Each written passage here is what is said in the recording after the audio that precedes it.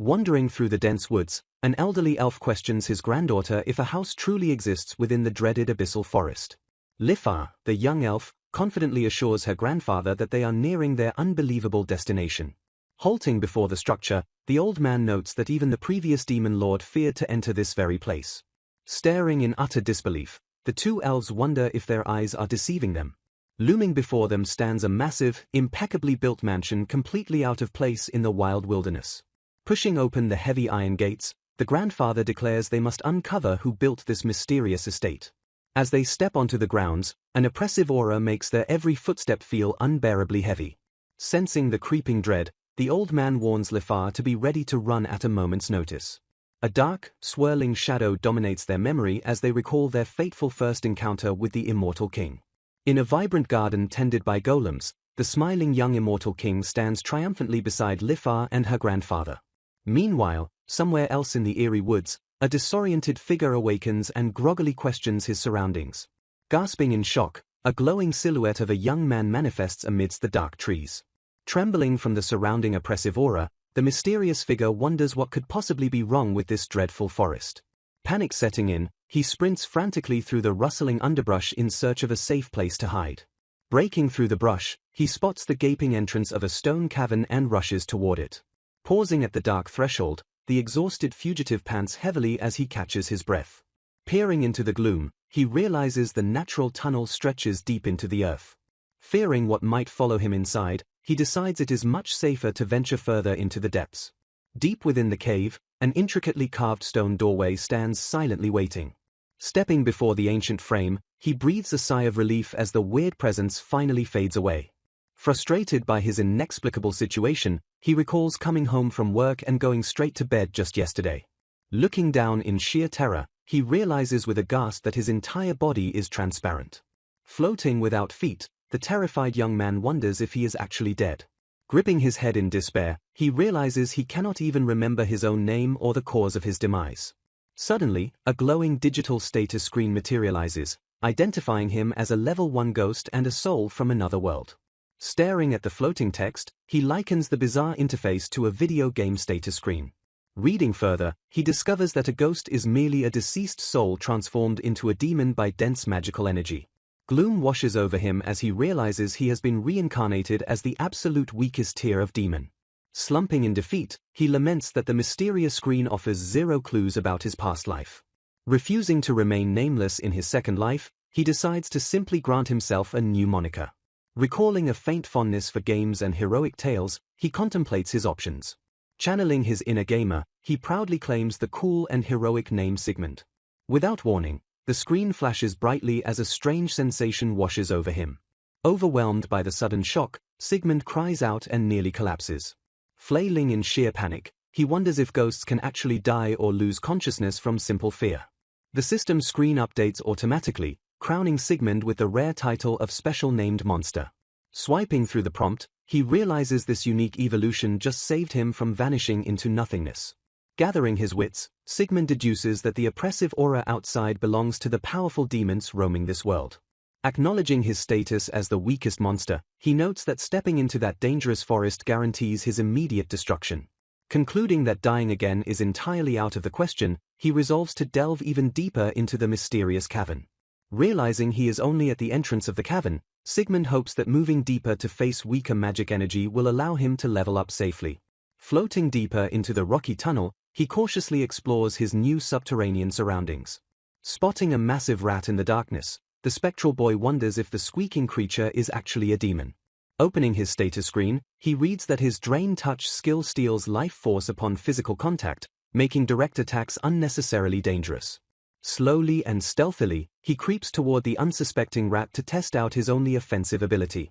With a sudden swoosh, he launches his transparent body directly at the giant rodent. Shouting his attack name, he slams his ethereal hands onto the terrified creature to initiate Drain Touch. The skill activates instantly, forcefully sucking the life energy out of the struggling beast. He exclaims in sheer surprise as a sudden, invigorating surge of power flows vigorously through his ghostly form. The rat lets out a final, weak squeak before collapsing lifelessly onto the cavern floor. With a sudden twitch and a soft puff, the rat's physical body vanishes completely into thin air. A small, glowing magic stone drops onto the ground and rolls to a stop where the monster just perished. Reaching out in amazement, Sigmund realizes that his ghostly fingers can successfully hold the physical orb. As he crushes the stone with a loud crack, a strange new energy immediately begins flowing into him. A system notification chimes to announce his level up to Ghost Level 2 and the acquisition of a brand new skill. He deduces that his unique Soul Drain ability allows him to constantly grow stronger by absorbing skills directly from defeated demons' magic stones. Knowing he is currently one of the absolute weakest demons, he resolves to steadily sneak around and defeat enemies to ensure his survival. The system screen confirms his successful acquisition of the useful resistance to sickness skill. Without warning, another giant rat aggressively lunges right at him with a furious squeal. Bracing himself for the painful impact, Sigmund screams as the beast chomps down. To his utter shock, the rat's massive jaws pass completely harmlessly through his transparent body. Blinking in confusion, he looks down at his perfectly uninjured arm while the confused beast squeaks behind him. Realizing with a triumphant grin that physical attacks are completely useless against ghosts, he confidently prepares his counterattack. He aggressively dives into the rat pack, mercilessly utilizing Drain Touch on multiple terrified creatures at once. Multiple magic stones fall to the stony ground with a soft tinkle as he systematically clears out the horde. Slithering among the glowing stones, he wonders if he has already maxed out the skills he can learn from simple rats. Looking up in absolute horror, he spots a colossal, terrifying centipede demon looming menacingly over him. Reassuring himself that physical blows cannot harm him, he nervously prepares to use Drain Touch as the massive bug wriggles violently. After successfully absorbing its stone, he gains the poison creation and resistance to poison skills. Observing a hissing creature nearby, he casually notes that deadly poison doesn't seem to affect his incorporeal state anyway. Swishing confidently past a massive beetle, he effortlessly rolls its magic stone away for consumption. Apologizing briefly to the non-threatening bug, he pops its magic stone to gain the Poor Diet skill in his relentless quest to level up. Wandering further into the depths, he notes that the cavern's confusing, labyrinth-like paths perfectly resemble an RPG dungeon. He theorizes that this complex dungeon likely contains multiple separated floors waiting to be explored. Peering into the gloom, he spots a dark set of carved stone stairs leading further down into the earth. Before descending into the dangerous lower level, he wisely decides to double-check his current status screen. The interface reveals he has reached level 10 and accumulated a diverse variety of new skills, making an evolution immediately available. He notes that evolving at a mere level 10 is quite fitting for the world's weakest creature as he carefully reviews his branching options. Weighing the choice between a martial arts-capable skeleton and a dark magic-wielding high ghost, Sigmund eagerly makes his final selection. Sigmund enthusiastically decides to proceed with the high ghost evolution. Glowing brightly with a sudden flash of light, he officially evolves into a high ghost and lets out a confused sound. Examining his updated status screen, he notes that while his appearance hasn't changed much, he has gained dark magic and a host of improved skills. Smiling brightly, he relishes the feeling of overflowing magical energy and realizes that magic truly is the essence of another world. Eager to test his new strength, he confidently decides to descend to the lower floor. Floating down the stone staircase, the small ghost illuminates the dark passage with his ethereal glow. Glancing around the new level, he notes that the subterranean scenery doesn't look much different from above. A sudden fluttering sound echoes from the darkness as an unseen creature approaches. Preparing himself for combat, he decides to quickly take the creature out using Drain Touch. Screeching aggressively, a monstrous bat swoops down toward him with terrifying speed. Caught completely off guard by the creature's sudden appearance, he gasps in shock.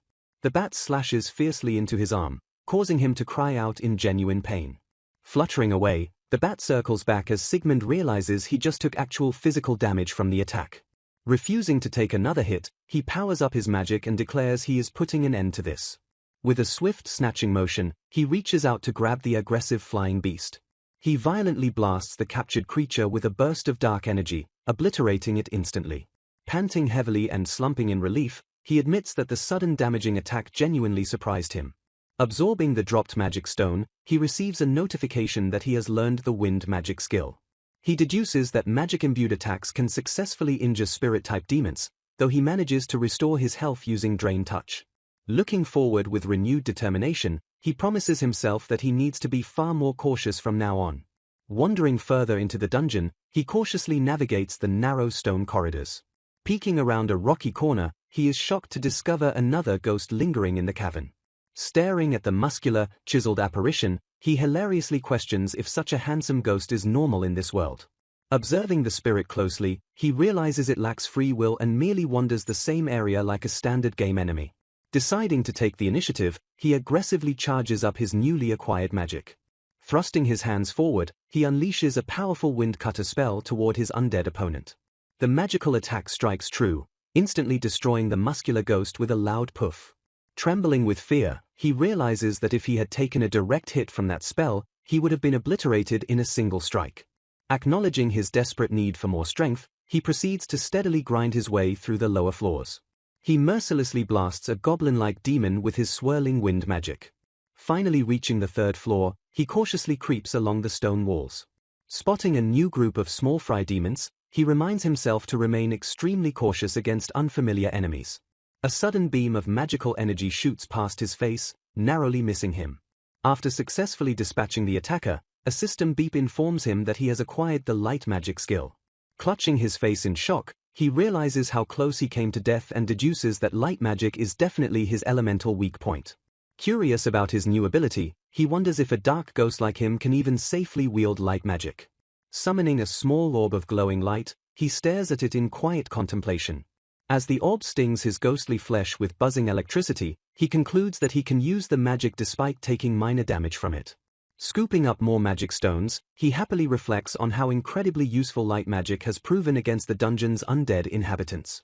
A bold status screen announces that he has reached the 9th floor and that another evolution is now available. Sitting triumphantly among defeated skeletons, Sigmund prepares to choose his next form. The system interface presents him with the Holy Race, Light Zombie, and Skeleton Monk evolution options. He theorizes that his newly acquired light magic resistance unlocked these new evolutionary paths. Clicking on the Skeleton Monk option, he gleefully initiates the transformation. His ethereal form solidifies into a bony skeleton, leaving him thrilled to finally have a physical body again. Clacking his new jaws, he rejoices at the sensation of actually standing on solid ground. Reviewing his updated status, he notes that his skeletal form allows him to level up martial arts skills obtained from defeated goblins. Bashing his way through the dungeon, he excitedly watches his stats grow until another evolution triggers. Scratching his head, he realizes he got so addicted to grinding levels that he accidentally descended to the 100th floor. Now evolved into an Ereboro's Lord, he proudly notes that his unique title has completely removed his level cap. Staring up at a massive, intimidating door, he knows the only thing left to do is face the dungeon boss. Steeling his nerves for the ultimate battle, he pushes forward into the unknown. A colossal black dragon looms menacingly within the chamber, waiting to challenge him. Drawing his sword with a sharp swish, he confidently orders the massive beast to bring it on. The giant monster shifts its immense weight to prepare a devastating strike. A fierce shockwave ripples through the air as the battle officially begins. The dragon unleashes a massive blast of dark energy, forcing Sigmund to brace himself against the overwhelming force. Gritting his teeth against the onslaught, he notes that a true dragon's attack easily pierces his resistances. Relying on his high-speed regeneration skill, he rapidly heals the damage taken. The fierce clash continues as metal sparks violently against dragon scales. Rattling from the heavy impacts, he curses the unbelievable hardness of the beast's armored hide. He charges forward fearlessly, swinging his massive sword directly at the monster. Glaring intensely at his monstrous foe, he acknowledges that holding back will guarantee his death. The dragon snaps its massive jaws, narrowly missing him as he dodges the lethal bite. The beast unleashes another terrifying, ground-shaking roar. Combining high-speed flight and gravity magic, Sigmund forcefully launches himself at the towering creature. Slashing fiercely with his blade, he successfully lands a deep cut as the dragon groans in pain. Touching down gracefully, he celebrates that his magical combination attack actually breached its defenses.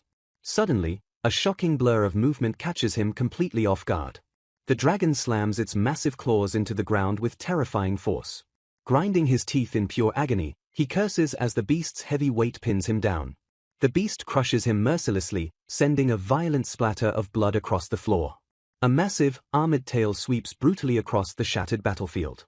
Screaming in pain, he gets violently swatted away by the sweeping blow.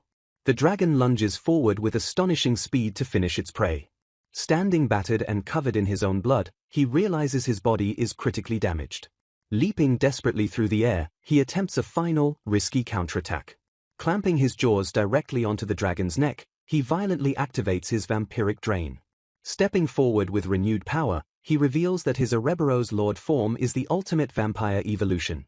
Proudly declaring his undead supremacy, he vows that he will not fall easily, even to a mighty dragon. With a sudden burst of speed, Sigmund leaps desperately away as the dragon's jaws snap shut on thin air. Debris scatters as the mighty beast's heavy attack violently shatters the surrounding stony ground. Having finally bested the black dragon, he perches triumphantly upon its massive, slain body while panting heavily. Slumping over with a tired sigh, he notes with a weak chuckle how ridiculously strong the dungeon boss truly was. Sitting atop the fallen dragon, he breathes deeply and realizes how many grueling hours it took to claim victory. A cheerful chime announces his successful acquisition of the Black Dragon boss's rare drop items. Straining with effort, the victorious vampire slowly pushes open the massive, ornate treasure chest that materialized before him. Pulling out his newly acquired loot, he is thrilled to discover a magnificent sword, a new coat, and an absolute mountain of glittering coins. Inspecting his spoils using appraisal glasses, he notes that these items are of incredibly high quality compared to his previous dungeon drops. Holding the newly acquired Dragon Slayer blade Ascalon, he chuckles weakly as he wishes he had found this weapon before fighting the actual dragon. Preparing to leave the dungeon, he utilizes his magic to swiftly soar up toward the surface. Landing smoothly back on solid ground, his long hair and coat billow behind him in the sudden rush of air. Emerging with a sudden swoosh, he arrives in a lush, green forest that feels strangely familiar. Glancing up at the leafy canopy as birds screech above, he realizes he has returned to the very forest where he first awoke. Taking in his surroundings, he realizes that the forest's magical energy feels incredibly weak compared to the dungeon's lowest floors. Surrounded by a sudden aura of gloom, he hilariously questions why he even started dungeon crawling in the first place. Standing in the vibrant forest, Sigmund wonders how many years he spent lurking in the dungeon and feels like he has been missing out on the world. A sudden rumbling sound from behind violently interrupts his peaceful thoughts. Tapping his chest, he smiles in relief that his long grind allowed him to finally gain a real physical body, but the rumbling quickly draws his attention. He watches as the dungeon entrance completely collapses into rubble, realizing it is because he successfully cleared the entire labyrinth. A sudden system chime alerts him that he has received a new title, prompting him to check his updated status screen. His extensive status screen reveals his staggering level 126 as an Ouroboros Lord, boasting a massive collection of maxed-out magic, combat skills, and newly acquired immunities. Reviewing his new titles, he realizes that the grueling dungeon he just conquered was known as the Labyrinth of the Abyss. Scratching his head, he wonders what his next course of action should be now that he is completely free. He takes a determined step forward, ready to embark on a new journey in the untamed wilderness. Remembering that the forest is filled with weaker monsters, he activates his covert skill to completely hide his presence as he swishes through the brush. Contemplating his next move, he decides against leaving the forest to avoid being persecuted by humans who might recognize him as a vampire. Having had his fill of life-and-death struggles in the dungeon, he decides to retreat somewhere deep into the forest to simply take it easy. He figures that since he originally popped up as a monster in this very forest, staying here will naturally provide a comforting sense of home. With a sudden burst of speed, he leaps high into the air to explore his vast new surroundings. Soaring high above the tree canopy, he takes in the breathtaking view of the wilderness below. Floating silently over the lush landscape, he surveys the sprawling mountains and a distant winding river. Staring in absolute awe, he marvels at the sheer beauty of the completely untouched natural scenery. Spotting a sparkling river in the distance, he decides to fly over and investigate since there is more than enough land to choose for his new base. Landing softly beside the riverbank, he crouches down to admire the incredibly clear, sparkling water. Scooping up a handful of the refreshing water, he splashes his face and shivers at the sudden coldness. Thirsty from his long journey, he eagerly gulps down the crystal-clear river water. Wiping his mouth with a satisfied smile, he exclaims that the water tastes absolutely delicious. Looking back on his dungeon days, he realizes that the only thing he ever tasted down there was the foul blood of monsters. He chuckles at his own poor diet, noting that a typical vampire would normally feast on the blood of a beautiful maiden instead of gross dungeon creatures. Catching his reflection in the water's surface, he pauses to inspect his newly acquired humanoid face. Staring wide-eyed at his own reflection, he hilariously questions the identity of the incredibly pretty guy looking back at him. Touching his smooth silver hair, he realizes that he looks completely different from his previous life before reincarnating.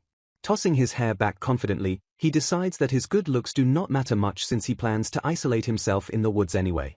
He notes that his light-resistant skill must be the reason he can safely walk in sunlight and see his reflection, unlike typical vampires. With a confident swoosh, he officially decides to build his new base right next to the refreshing river. Analyzing the area, he observes that the ambient magic weakens southward across the river, where clearings naturally form in the forest. Prioritizing disaster prevention and a quiet life, he deduces that a higher elevation on the southern side of the river would be the perfect spot to settle.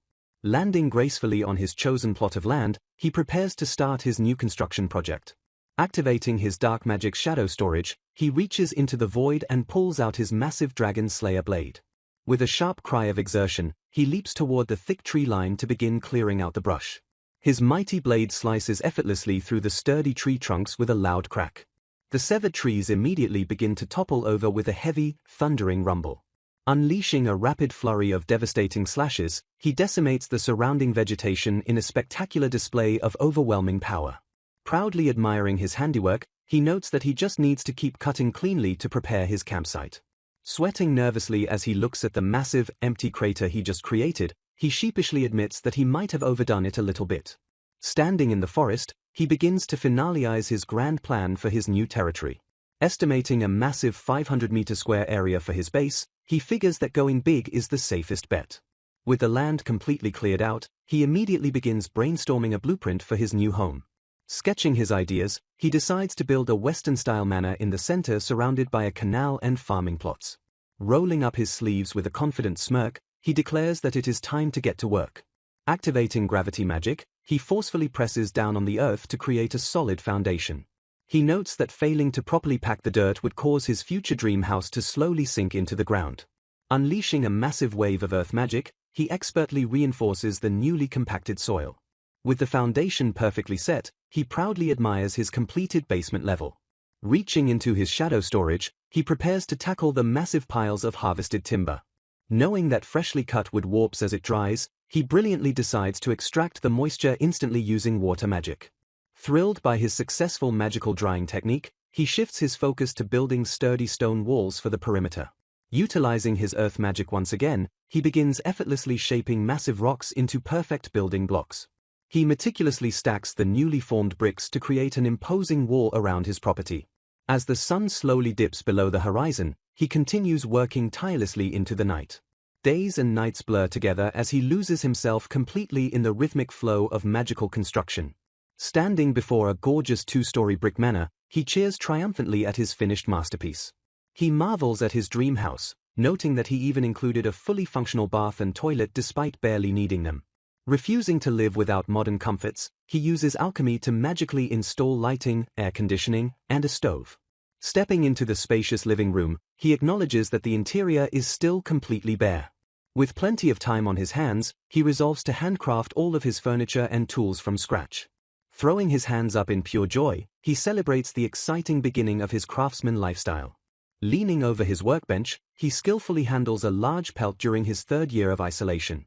Recalling his first year, he remembers carefully assembling wooden chairs for his empty home. Reaching his 10th year, he perfectly executes delicate wirework to further decorate his expanding estate. By his 20th year, he is furiously hammering away at a glowing anvil to master the art of blacksmithing. Admiring a perfectly forged knife, he praises himself for taking the time to build a dedicated smithing hut. Suddenly snapping back to reality, he questions why he has spent decades grinding crafting skills instead of enjoying a peaceful retirement. Slumping over in utter defeat, he hilariously admits that he simply cannot stop grinding once he gets absorbed in a task. Realizing he hasn't even plowed his fields yet, he finally decides to take a much-needed break from crafting. A few days later, while casually washing dishes, a sudden noise catches his attention. Peering out through the magical barrier, he detects two non-hostile human presences approaching his gate. Listening to their hesitant footsteps, he wonders if these strangers are the actual owners of the forest. Stepping outside, he nervously realizes he might need to apologize for illegally clearing the land while wondering how long it has been since he last spoke to anyone. Opening the door, he casually asks the two terrified elves if they are his guests. The elderly elf and his granddaughter tremble in absolute terror as the overwhelming pressure of his magical aura washes over them. The old man suddenly collapses from the sheer pressure, prompting Sigmund to rush forward in a panic. Realizing his mistake, he quickly suppresses his wildly leaking magic to prevent any further harm. Apologizing profusely, he notes that these visitors must be incredibly sensitive to magical energy. Gently lifting the unconscious guests, he decides to carry them inside to rest in his newly built guest room. Coughing up a dark substance, a mysterious residue spatters heavily onto the floor. Realizing he cannot simply wipe away the mess by hand, Sigmund decisively casts light magic purification. The shadowy stain instantly breaks apart and drifts away as glowing embers. Sparkling particles of light gently fade into the air, leaving the room completely spotless. A delicate teacup softly clacks against its ceramic saucer. Humming with satisfaction, Sigmund notes that the tea he brewed from foraged forest leaves turned out exceptionally well. A soft tapping sound echoes as the elderly demon stirs from his rest. Waking up, the old man deeply apologizes for the trouble they caused while Sigmund warmly asks if he is feeling better. Waving off the formal apology, Sigmund casually offers his recovering guest a fresh cup of tea. Taking a grateful sip, the elder praises the magnificent aroma and taste, declaring the leaves to be truly excellent. Acknowledging the compliment, the old man curiously asks if Sigmund is the sole resident of the house. Introducing himself as Sable, the guest explains that he lives on the northern outskirts of the abyssal forest. Revealing his own name, Sigmund cheerfully points out that they are actually neighbors. Suddenly breaking into a nervous sweat, Sigmund silently panics over the possibility that he cleared someone else's property to build his home.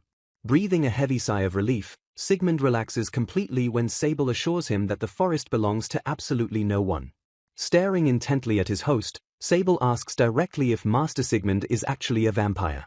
Sighing internally over impending racial prejudices, Sigmund carefully admits that he is at least a specific type of vampire.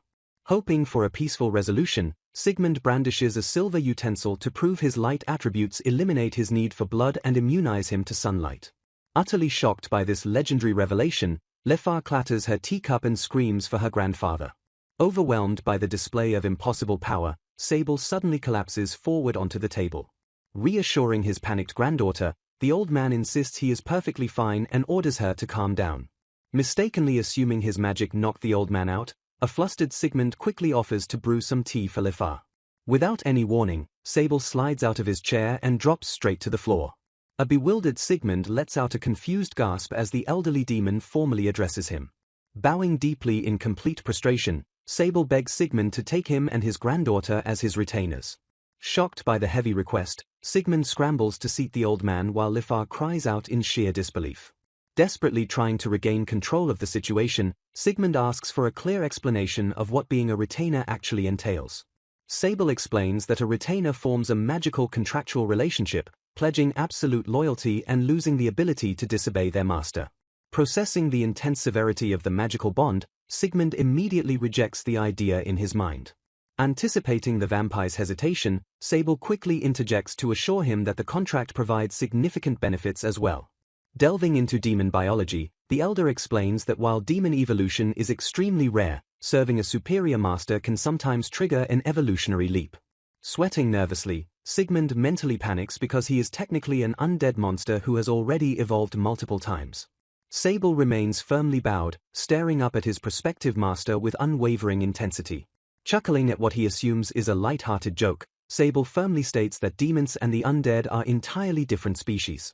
Completely unaware of Sigmund's true origins, the old man confidently declares that skeletons and zombies absolutely cannot evolve into ghouls or vampires. Assuming Sigmund was just trying to ease their tension, Sable apologizes while a frustrated Lefa yells at him to stop. Clearing his throat to change the subject, Sigmund asks why they would choose him when they could easily find other vampires. Gazing up with intense reverence, Sable passionately declares that Sigmund must be an immensely powerful Ouroboros vampire lord. Rambling about the legendary rarity of vampire lords, Sable explains that a demon's instinct to seek strength makes ignoring this opportunity deeply shameful. Realizing the demon kingdom is governed entirely by meatheads who worship strength, Sigmund quietly vows to keep his distance. Analyzing his guests, Sigmund notes they lack ill will and realizes he would be thankful for their knowledge of this world. Warning them of his mundane lifestyle filled with farming and hunting, Sigmund is relieved when Sable states he has no desire for power after 20 years of seclusion. Turning to Lifar to confirm her agreement, Sigmund accepts their proposal and asks the grandfather to teach him the contract process. Swirling magic begins to gather as Sable instructs him to proceed, and they finally begin the ritual. Carefully wrapping his magical energy around the older demon, Sigmund establishes the mystical connection. Trembling under the sheer weight of the spell, Sable groans as the raw power vastly exceeds his expectations. Completely unaware of the elder's internal struggle, Sigmund happily notes the smooth progress and casually asks if his panting guest is okay. Glowing with overflowing vitality and feeling years younger, Sable proudly declares himself a retainer while a mildly amused Sigmund politely nods. Stepping forward with firm determination, Lifar confidently announces she is ready to be next. Repeating the exact same process as before, Sigmund channels his swirling magic to envelop the young demon. Caught off guard by the intense surge of magical power, Lifar violently shudders under the overwhelming sensation. Blushing furiously as Lifar lets out suggestive moans, Sigmund desperately begs the beautiful lady to stop making such awkward noises. Breathing a sigh of relief as the contract safely completes, Sigmund watches Lifar marvel at her newly revitalized body. Clenching her fists with immense excitement, Lifar boasts to her grandfather that she feels strong enough to beat her own father. Validating his granddaughter's newfound strength, Sable explains that a future evolution would make her father completely obsolete, while Sigmund silently finds their family dynamic terrifying. Pitying the doomed father as Lifar vows to do her best, Sigmund refocuses his attention as the elder demon calls out to him once more. Kneeling with profound reverence, the Arashan demon Sable formally pledges to serve as Sigmund's loyal butler from this day forward. Swooping into a graceful curtsy beside her grandfather, Lifar flawlessly introduces herself as his newly appointed maid.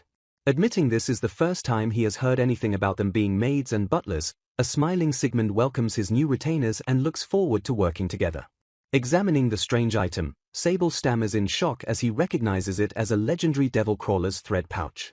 Casually confirming the creature hails from around the 30th floor, Sigmund explains he used alchemy to process its silken thread. Realizing the storage pouch itself is a rare magic bag, Sable stares in sheer disbelief that his master has mastered complex alchemy. Shrugging off the intense praise, Sigmund explains he simply imbued the bag with time-space magic for infinite space, though he still prefers his own dark magic shadow storage. Completely overwhelmed by this casual display of impossible power, Sable sighs that it would be vastly easier to list the feats his master cannot perform. Reflecting on their vastly different biologies, Sigmund casually notes that casting dark magic is generally restricted to spirit-type monsters. Shifting his focus, the vampire admits his alchemy failed to weave the threads into cloth and asks if they can be used for furniture instead. Clenching her fists with burning determination, a fired-up Lifar passionately begs him to leave the textile crafting to her. Boasting about her unique heritage, the spider demon proudly declares that absolutely nobody can rival an Arashan's cloth-spinning skills. Feeling deeply honored to handle materials considered a national treasure in the demon kingdom, Lifar eagerly accepts the massive responsibility. Testing the newly crafted furniture, Sigmund notes that the raw forest materials make for incredibly comfortable seating even without proper upholstery. Glowing with absolute delight, Lifar praises the amazingly relaxing restroom and cheerfully vows to live in this house forever. Appreciating her enthusiasm, Sigmund gently asks if a beautiful young woman like her wouldn't rather live independently or get married someday. Caught completely off guard by the suggestion, both demons freeze and stare at their master with blank, horrified expressions. Recovering from the sudden shock, Sable firmly reminds his master that they have already sworn a sacred oath to serve him for their entire lifetimes. Flashing a sly grin, the grandfather boldly offers Lifar as both a maid and a concubine, thoroughly flustering the poor girl. Glaring at the old man, Sigmund immediately shuts down the inappropriate joke and strictly warns him against harassing his own granddaughter. Blushing furiously, Lifar quietly curses under her breath as the sheer embarrassment of the situation washes over her. Pointing a firm finger, Sigmund warns that his strength and vigor skill makes those kinds of dangerous jokes strictly off the table. Refusing to back down entirely, Lifar clings to his arm and sincerely reaffirms her true desire to serve him for the rest of her life. Looking down with a melancholic gaze, the young maid confesses that her only remaining worry is her naturally short lifespan. Comparing her fragile mortal body to a flickering candle, Lifar laments the painful gap between herself and her immortal, ageless master. Processing this heavy truth, Sigmund solemnly realizes that no matter how close they become, death will eventually force them apart. Admitting how incredibly sad that fate would be, the vampire reveals he actually has a brilliant idea to solve their lifespan problem. Catching on instantly, Sable eagerly realizes that achieving a rare evolution might grant them the ageless skills necessary to serve an undead lord. Eyes shining with renewed hope, Lifar realizes that a successful evolution would allow her to stay by Sigmund's side forever. Overjoyed by the prospect of eternal companionship, the young demon blushes deeply and beams with absolute pure excitement. Grounding them back in reality, Sigmund scratches his head and reminds his retainers that they must desperately level up to trigger an evolution. Pointing toward the dangerous wilderness, the vampire cheerfully suggests that the high-level monsters in the nearby woods would be ideal hunting targets. Breaking into a cold sweat, Sable frantically reminds his reckless master that they are currently residing in the deadly abyssal forest. Trembling with fear, the old butler recounts how even the legendary former demon lord was immediately forced to retreat by the forest's overwhelming monsters. Bursting into hearty laughter, Sigmund assumes Sable is simply joking because every monster he fought below the 40th floor was terrifyingly strong.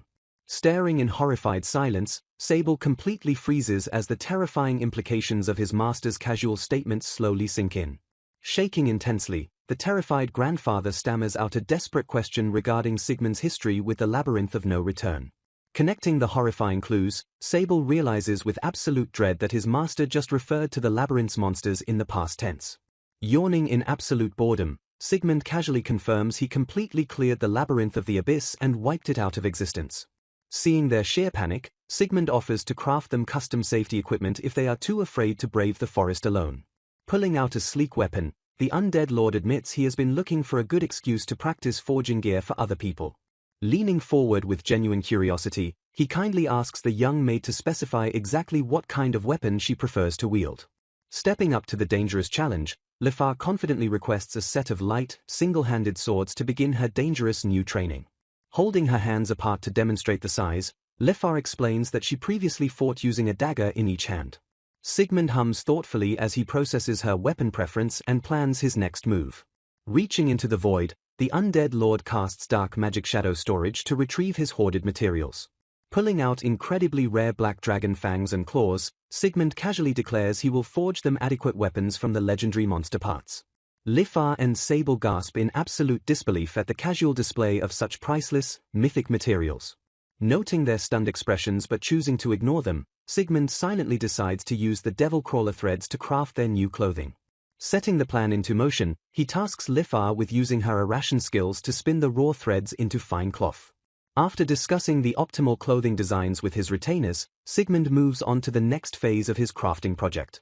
Channeling his arcane power, he prepares to forge the armor by flawlessly combining magic, alchemy, and imbuement.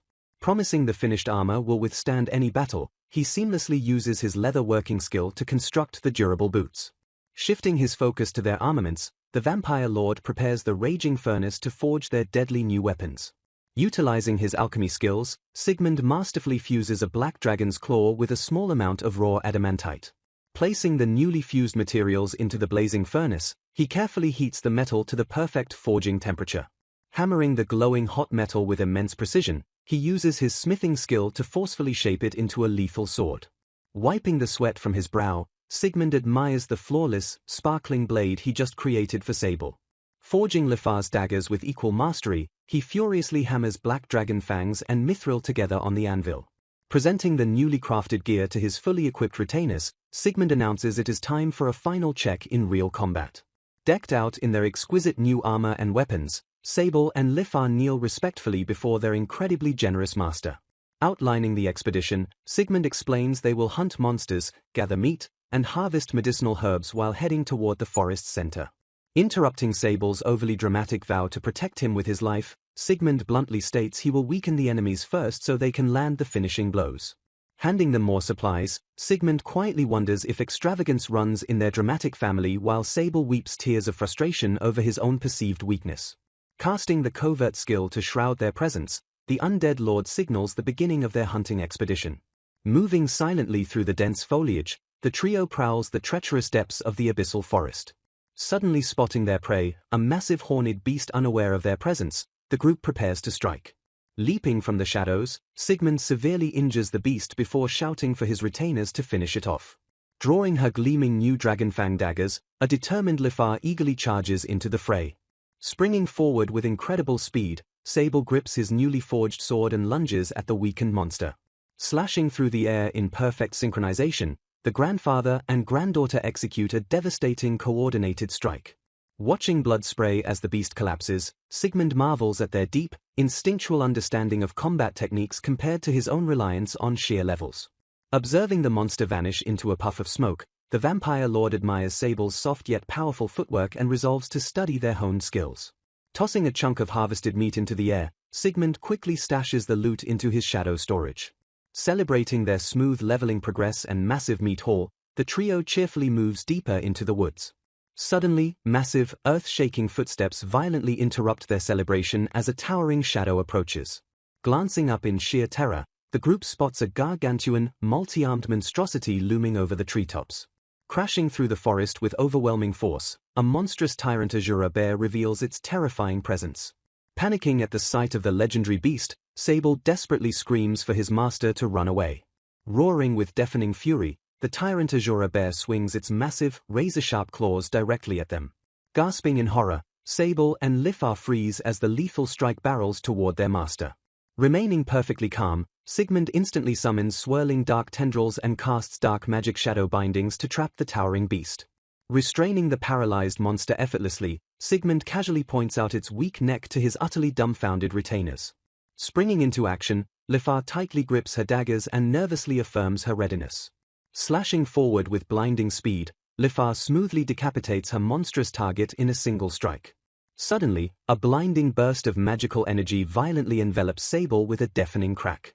Emerging from the fading light, the elderly demon stands tall in an elegant uniform as a newly evolved higher ration butler type.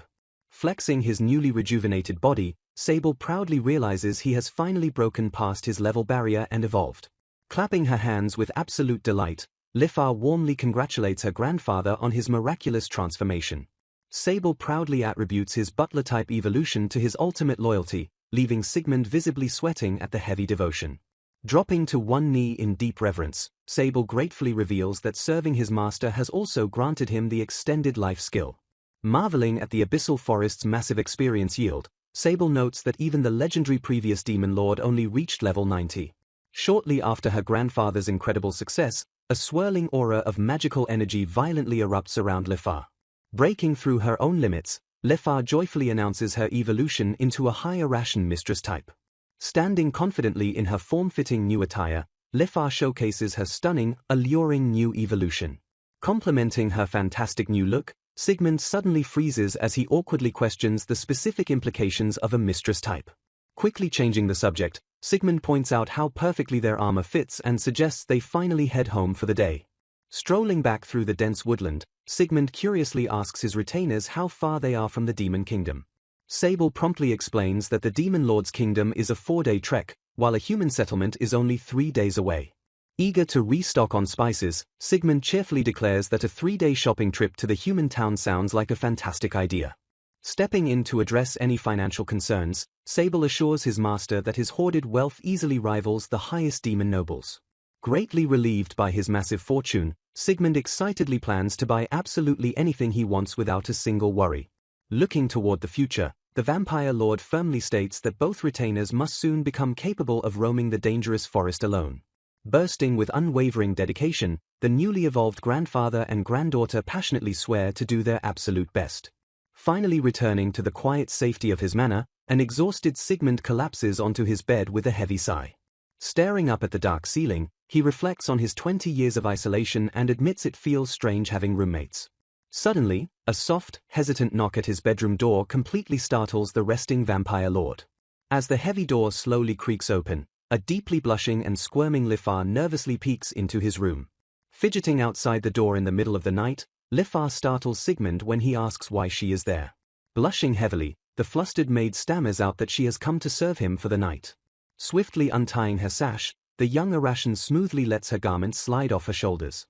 Dropping her robe entirely to the floor, an exposed Lifar nervously calls out her master's name.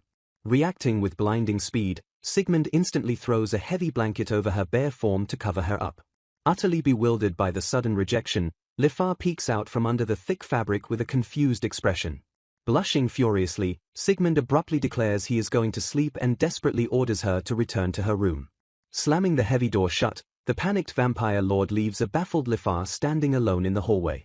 Meanwhile, the distant demon kingdom's ominous spires rest silently beneath the dark night sky.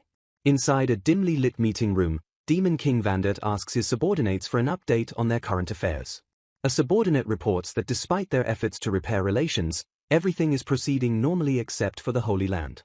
General Igris grimly explains that Jurad still considers magic folk evil and actively calls for their divine extermination. Sighing in deep frustration, Vandit laments that no other country will listen and wishes their enemies were more reasonable. Civil servant Abaddon suggests that recruiting the legendary Sir Sable would greatly benefit their diplomatic standing. Surprised by the mention of his father's former retainer, Vandit notes the veteran demon should be peacefully retired. Acknowledging Sable's prestigious character, the Demon King orders his subordinates to contact the retired warrior for an endorsement.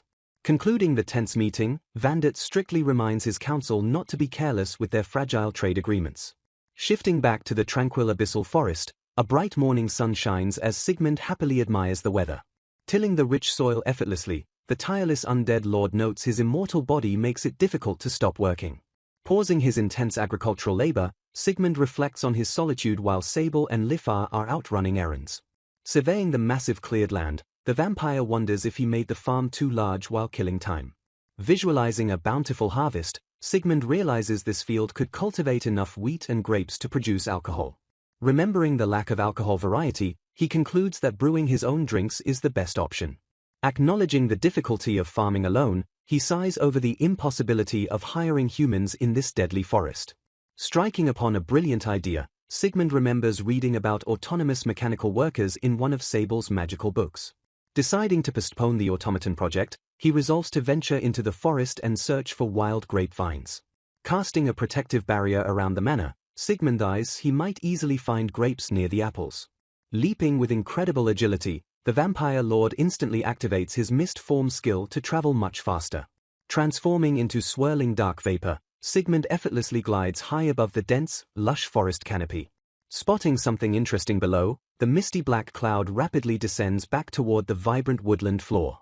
Reforming his physical body, Sigmund happily discovers a massive, sprawling cluster of wild grapes in the brush. Swiping a plump grape directly from the vine, he tosses the fresh fruit into his mouth to test it. Chewing the sweet fruit with satisfaction, he proudly praises the fantastic natural bounty of the abyssal forest. Eagerly harvesting the ripe clusters, the undead lord uses his shadow storage skill to instantly stash his haul. Returning to his quiet manor, Sigmund settles down to read about automata while patiently awaiting his retainer's arrival. Bursting through the front door a short while later, Sable and Lifar cheerfully announce their safe return home. Welcoming them back warmly, Sigmund immediately offers to brew his exhausted servants a fresh pot of tea. Pouring the steaming tea into delicate cups, the vampire lord listens as Sable officially requests to give his report. Gesturing toward the wooden table with a calm demeanor, Sigmund kindly instructs the wary demons to sit down. Settling into his chair, Sable formally reports that they successfully acquired the requested crop seeds and magical books. Reporting on their successful shopping trip, the retainers present Sigmund with freshly bought vegetable saplings, daily necessities, spices, and alcohol.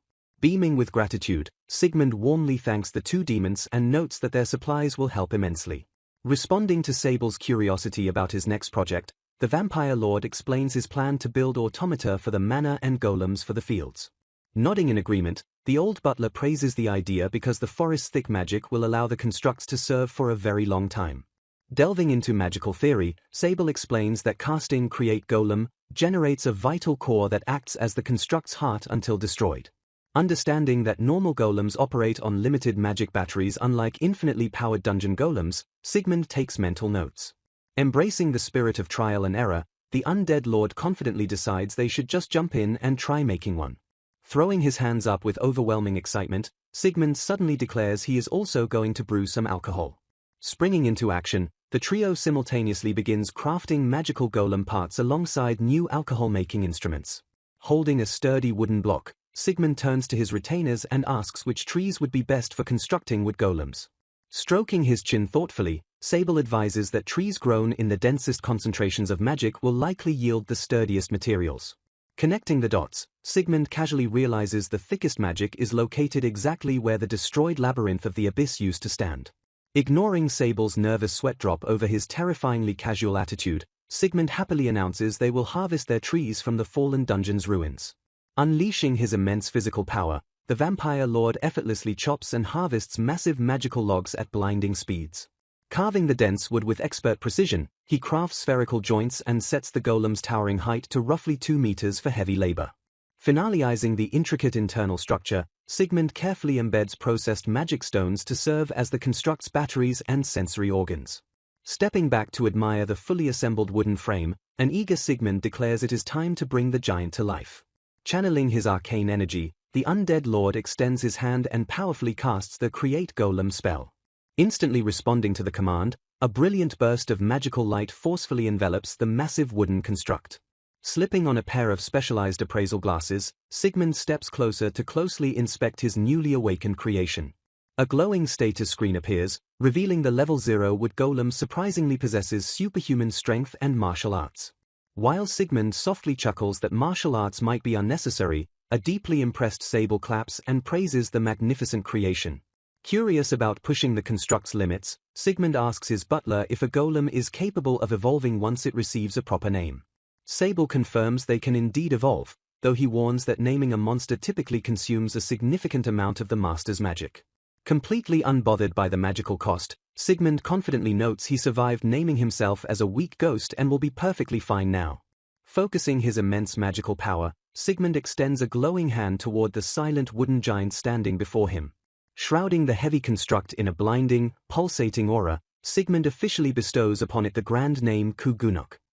A newly updated status screen materializes, revealing Kugunok has instantly leveled up and acquired the rare plant magic skill. Smiling brightly at his newly evolved servant, Sigmund warmly welcomes Kugunok to the household and eagerly tells the giant he'll be counting on him. Flexing its massive wooden body, the towering golem lets out a deep, resonant hum to faithfully acknowledge its master's command. Sigmund asks Sable and Lifar to take Kugunok into the nearby forest to level him up, and Sable bows while promising to train the golem to max level with great haste. Meanwhile, Sigmund decides to stay behind and begin working on crafting a new indoor automaton. Planning to create a maid automaton to handle chores inside the manor, he notes it must not feel out of place standing beside Lifar. Using demonic steel, he begins adjusting the skeleton to resemble a human frame that perfectly matches Lifar's proportions. Scrubbing the demon bones clean, he relies on his past experience as a skeleton to confidently construct the intricate bone structure. Pondering his next step, Sigmund wonders if he can use alchemy and demon tendons to successfully weave synthetic muscles. Staring at the incomplete skull, he realizes something is still lacking and decides to make the automaton's mouth movable as well. Meanwhile, in the distant demon kingdom, a shocked official reports that the retired veteran Sable has completely gone missing. The panicked subordinate explains that investigators visited Sable's retirement residence only to find it completely vacant. Pondering the mystery, an official mutters that searching the dangerous northern outskirts near the abyssal forest will be extremely difficult. A superior notes that Sable is uniquely rational for a strength-obsessed demon, having openly voiced his opinions even to the absolute power of the former demon king. Expressing deep personal concern, King Vandit asks if there is any way to confirm the safety of the man who practically raised him. Suddenly, an official bursts through the heavy meeting room doors, loudly apologizing for interrupting the tense discussion. Startled by the sudden intrusion, the attendees demand to know what the frantic Master Abaddon is trying to report. Catching his breath, Abaddon urgently reveals they just received reports that Sable has been sighted alive inside the city. Back at the manor, a pleased Sigmund notes that Kugunoka's leveling expedition with the retainers went incredibly smoothly. Eager to test the results, the undead lord instructs his towering wooden golem to try evolving right away. Responding to the command, the massive golem glows brightly as it begins its magical transformation. Noting that golems require their master's explicit command to evolve, Sigmund silently wonders if Kugunoka's slight charm stems from his own magical influence. Clapping her hands in absolute delight, Lifar cheers the giant construct on as it fully embraces its new form. Reviewing the updated status screen, Sigmund praises the Highwood Golem for acquiring impressive new skills like fire magic resistance. Thanking Sable and Lifar for their hard work, Sigmund smiles as the blushing demons insist it was only natural and helped them level up too. Admitting his automaton project has been rough, the vampire asks Lifar for her design opinions since she will be working directly alongside the new maid. Startled by the request, Lifar quickly blurts out that a cute girl design would be absolutely perfect. Realizing how embarrassing her sudden outburst sounded, the young Arashan blushes furiously and nervously looks away.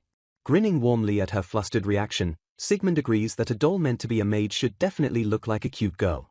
Relieved by his gentle teasing, Lefar eagerly agrees to help give him pointers on how to refine the automaton's design. Anticipating future evolutions, Sigmund decides to craft synthetic skin and hair, prompting Lefar to volunteer to spin the required threads. To create a natural texture, Sigmund suggests synthesizing a high-quality base material using actual monster skin. Caught slightly off guard, Sable suddenly proposes using sturdy tissue from the black dragon's wings to ensure the highest quality. Adding to the strategy, Lefar thoughtfully suggests that using reptile-type demon materials would be a perfect match for the dragon tissue. Deeply impressed by her knowledge, Sigmund praises Lefar for thoroughly studying material synthesis and blending. Blushing sweetly, the humble maid quietly admits she simply wanted to be of some help to her beloved master. Touched by her earnest dedication, Sigmund silently marvels at how incredibly cute his young retainer is acting. Pulling out rare assassin snake and shine lizard hides, Sigmund prepares to magically fuse them with the dragon tissue. Channeling his arcane energy, the undead lord activates his alchemy skill to violently boil and combine the rare materials. The glowing magical reaction successfully yields two distinct batches of synthetic skin fabric, one dark and one light. Inspecting the results, Sigmund notes the dark fabric grants covert skills while the light grants regeneration, leaving him unsure which to choose. Staring blankly at her pondering master, Lefar politely interrupts to offer a remarkably simple solution. Pointing out their abundance of materials and time, she brightly suggests simply making two automata instead of limiting themselves to just one. Confirming their master's logic, a retainer agrees that two automata are a perfectly reasonable number considering the sheer size of the sprawling mansion. Shifting the focus to their previous creation, Sigmund proudly notes that Kugunoka's level has steadily increased while the retainers were hard at work.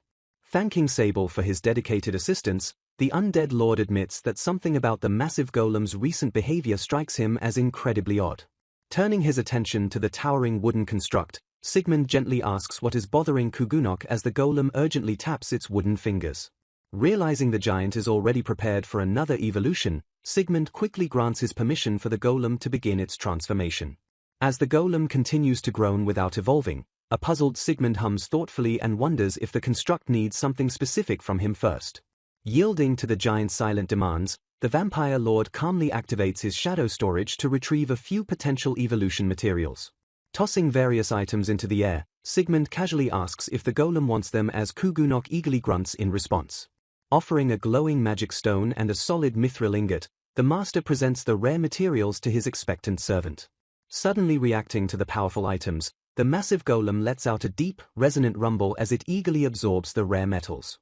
A digital prompt materializes instantly, proudly displaying Kugunoka's miraculous evolution into a level 1 supreme golem. Clapping in sheer awe, Sable deduces that the increasingly intelligent golem specifically chose this new form out of a deep desire to be vastly more useful to its master. Gazing proudly at his newly upgraded supreme golem, Sigmund confidently declares that Kugunok can now effortlessly manage the entire mansion grounds single-handedly. Fired up by the golem's impressive growth, an inspired Lefar firmly resolves to push her own limits and grow significantly stronger as well. Shifting his complete focus back to his personal projects, Sigmund isolates himself to passionately work on assembling the delicate automata. Working with absolute precision, the undead lord meticulously snaps perfectly crafted demonic bones and joints into place. Carefully slotting two brilliant red gems into the skull, he secures the sparkling stones to serve as the mechanical doll's lifeless pupils. Stepping back to admire his intricate handiwork, Sigmund successfully finishes constructing the terrifyingly realistic metallic skeletons. Meanwhile, a highly focused Lefar works her Arashan magic to flawlessly weave and sew a pair of elegant maid dresses. Returning to the workshop, Sigmund carefully drapes the magically synthesized skin over the cold mechanical frames. Slipping the freshly tailored maid dresses onto the inert bodies, the master swiftly fully clothes his newest creations. Wiping imaginary sweat from his brow, a deeply satisfied Sigmund triumphantly declares that the twin automata are finally complete. Standing perfectly still in the center of the room, the two stunningly beautiful mechanical maids wait silently for their master's command. Raising his glowing hand toward the lifeless dolls, the undead lord focuses a massive surge of pure magical energy. Channeling his overwhelming power into the empty vessels, Sigmund fiercely chants the Create Golem spell to breathe life into the machines. A blinding burst of arcane light violently erupts through the workshop as the spell successfully binds to the synthetic bodies. Humming to life with a soft mechanical whir, the twin maids slowly open their striking red eyes and gaze directly at their creator. Bestowing identities upon his new servants, Sigmund officially names the light-haired maid Bran and the dark-haired maid Nowl. Bowing gracefully in perfect synchronization, Bran and Nowl formally introduce themselves as living dolls entirely dedicated to fulfilling his every command. Staring in utter disbelief at the articulate constructs, a completely flabbergasted Lifar screams in shock that the dolls can actually speak. While Lifar continues to panic over their impossible sentience, a deeply impressed Sable simply chuckles and praises his master's unparalleled genius. Quickly recovering from her initial shock, a beaming Lifar excitedly welcomes the twin maids to the team and looks forward to working together. Deep within the abyssal forest, a legendary labyrinth of no return stands surrounded by ferocious, rampant magic creatures. Amidst the deadly, untamed wilderness, a single, elegant manor stands as a quiet sanctuary. Standing proudly before the massive estate, Sigmund cheerfully declares that this incredible manor is his personal home. Strolling through his sprawling property, the undead lord surveys the vast, peaceful grounds he has cultivated. Plunging his tools into the rich earth, he works the massive fields with effortless, untiring strength. Meanwhile, Lifar diligently trains the newly created automata, Bran and Nowl, helping them level up while teaching them essential housework. Inspecting the thriving orchard, Sigmund happily notes that the heavily laden fruit trees are growing beautifully. Cheering alongside the massive golem Kugunok, the vampire lord eagerly decides to expand their facilities even further to accommodate the booming harvest. Pointing out their recent progress, he admires the fully constructed woodworking shop and Lifar's dedicated sewing shed. With the smithing shed and storage already completed, Sigmund sets his sights on building a massive water wheel and an alcohol distillery. Realizing the immense scale of his ambitious projects, he enthusiastically declares that they must also expand the main waterway. Shaping the terrain with powerful earth magic, Sigmund lays a solid foundation before calling upon Kugunok to take the next step. Stepping heavily onto the fresh soil, the towering supreme golem forcefully activates its mystical plant magic. Thick, sturdy roots and massive wooden beams violently burst from the earth to instantly form the structure's framework. Praising the giant's flawless execution, Sigmund cheers and enthusiastically thanks Kugunok for the incredible assistance. Marveling at the golem's versatility, the master notes that Kugunok's unique plant magic is equally perfect for both rapid crop growth and heavy construction. Recognizing the incredible utility of the spell, Sigmund deduces that only a former wood golem could master such rapid, healthy botanical manipulation. Fueled entirely by Sigmund's boundless magical supply and the forest's dense energy, the tireless golem continuously produces rapid, mouth-watering harvests. Deeply impressed by Kugunok's unmatched efficiency, the undead lord decides to take his automation plans a step further. Introducing his newest creation, Sigmund reveals he built a second, smaller wood golem named Tom because he completely ran out of clever naming ideas. Utilizing a much smaller and more agile build, Tom flawlessly executes delicate woodworking tasks to perfectly complement Kugunok's heavy lifting.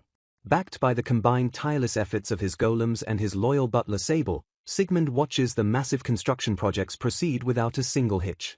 Working in perfect synchronization, the dedicated team rapidly assembles the heavy wooden beams and complex machinery. Echoing through the dense forest, the rhythmic, heavy pounding of mallets signals the steady completion of the new structures. Standing back to admire their handiwork, the crew successfully erects the sturdy wooden framework of the new facility. Suddenly pausing his work, Sigmund realizes his powerful resistance skills have made him completely oblivious to the region's actual climate. Turning to his knowledgeable butler for answers, Sigmund asks about the weather and learns that it is currently the middle of autumn. Warning his master of the harsh impending winter, Sable explains that the temperature will soon plummet and heavy snow will inevitably blanket the area. Processing the chilling forecast, Sigmund hums thoughtfully as he immediately begins to strategize a winter survival plan. Knowing the enchanted manor will remain perfectly warm, the undead lord resolves to quickly stockpile proper winter necessities to protect his mortal retainers. Dismissing Sable's polite concerns about being a burden, Sigmund cheerfully points out that his golems handle all the heavy fieldwork, leaving him plenty of free time. Suddenly interrupting the conversation, a highly energetic Lifar sprints toward them and loudly calls out for her master. Bursting with excitement, the young maid proudly announces that the newly grown orchard fruits are finally perfectly ripe and ready to eat. Eagerly biting into the fresh harvest, the group happily munches on the crisp, incredibly delicious fruits. Noting Lifar's absolute delight, Sigmund deduces the unmatched flavor comes from the forest's dense magical soil and Kugunoka's specialized cultivation. Blushing deeply as she devours a juicy peach, Lifar passionately declares she has never tasted anything with such an exquisite, perfect sweetness. Gazing up at her master with hopeful eyes, the young Arashan shyly begs him to plant even more of the incredible peach trees. Amused by her sheer gluttony, Sigmund warmly smiles and easily agrees to her sweet request. Confident that his vast shadow storage will perfectly preserve the endless bounty of meat and produce, Sigmund happily decides it is always better to have a massive surplus. Flashing forward a full month after breaking ground, Sigmund proudly stands before his fully operational, beautifully crafted alcohol distillery. Sigmund dramatically declares that from today onwards, everyone will be making wine. The entire household, including the massive golems and automata, cheers enthusiastically at the grand announcement. Armed with empty woven baskets, the eager group happily charges forward to begin their massive harvest. Pointing toward the sprawling vineyard, Sigmund rallies his loyal retainers to go out and pick some fresh grapes. Working with incredible magical efficiency, the towering golem Kugunok effortlessly strips entire vines of their plump fruit. Assisting the gentle giant, the smaller golem Tom and the twin automata quickly gather the falling grapes into large wooden baskets. Carrying a towering stack of overflowing baskets, Sable proves his demonic strength while Lifar eagerly matches his rapid pace. Back at the manor, Sigmund instructs the group that they will use exactly half of their massive harvest completely whole. Peeling a single grape as an example, he explains the other half will undergo the arduous process of having their skins and seeds removed. Noting his retainers' intense motivation, Sigmund playfully asks if they rarely had the chance to drink alcohol in the past. Sable solemnly admits that as an advisor to the former Demon King, he only drank the rare delicacy once a year at special events. Teasing the old man for always looking so serious, Sigmund eagerly declares it is time to start distilling the best wine they possibly can.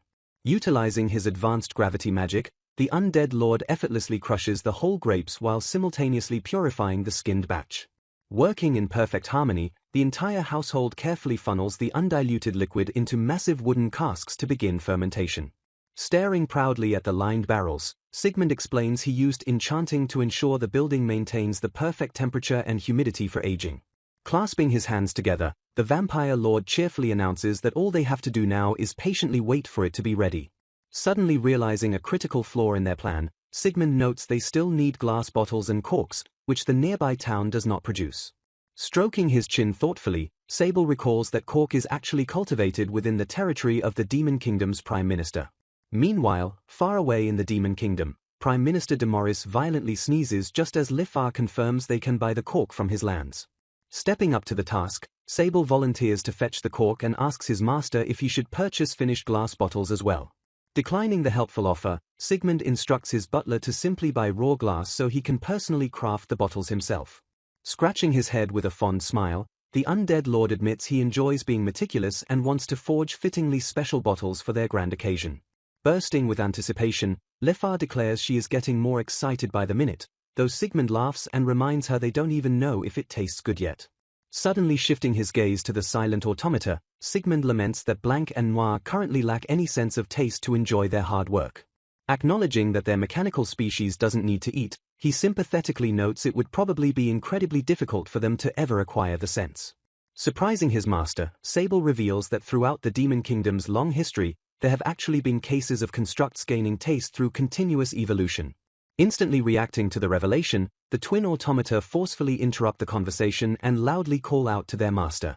Staring with absolute, unblinking determination, Blanc and Noir declare they are immediately going out to raise their levels. Watching the highly motivated mechanical maid storm off, a slightly bewildered Sigmund realizes they must have been incredibly envious of the upcoming feast. A harsh, freezing winter officially falls upon the treacherous depths of the abyssal forest. The sprawling grounds surrounding Sigmund's elegant manor are completely buried beneath a thick blanket of heavy snow.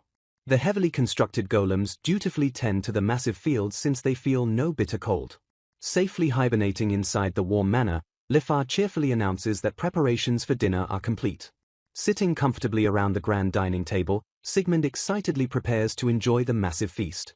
Proudly introducing the meal, Lifar happily announces that Blanc and Noir prepared today's feast entirely alone. Chuckling at the heartwarming scene, Sigmund playfully notes Lifar seems prouder than her mechanical students.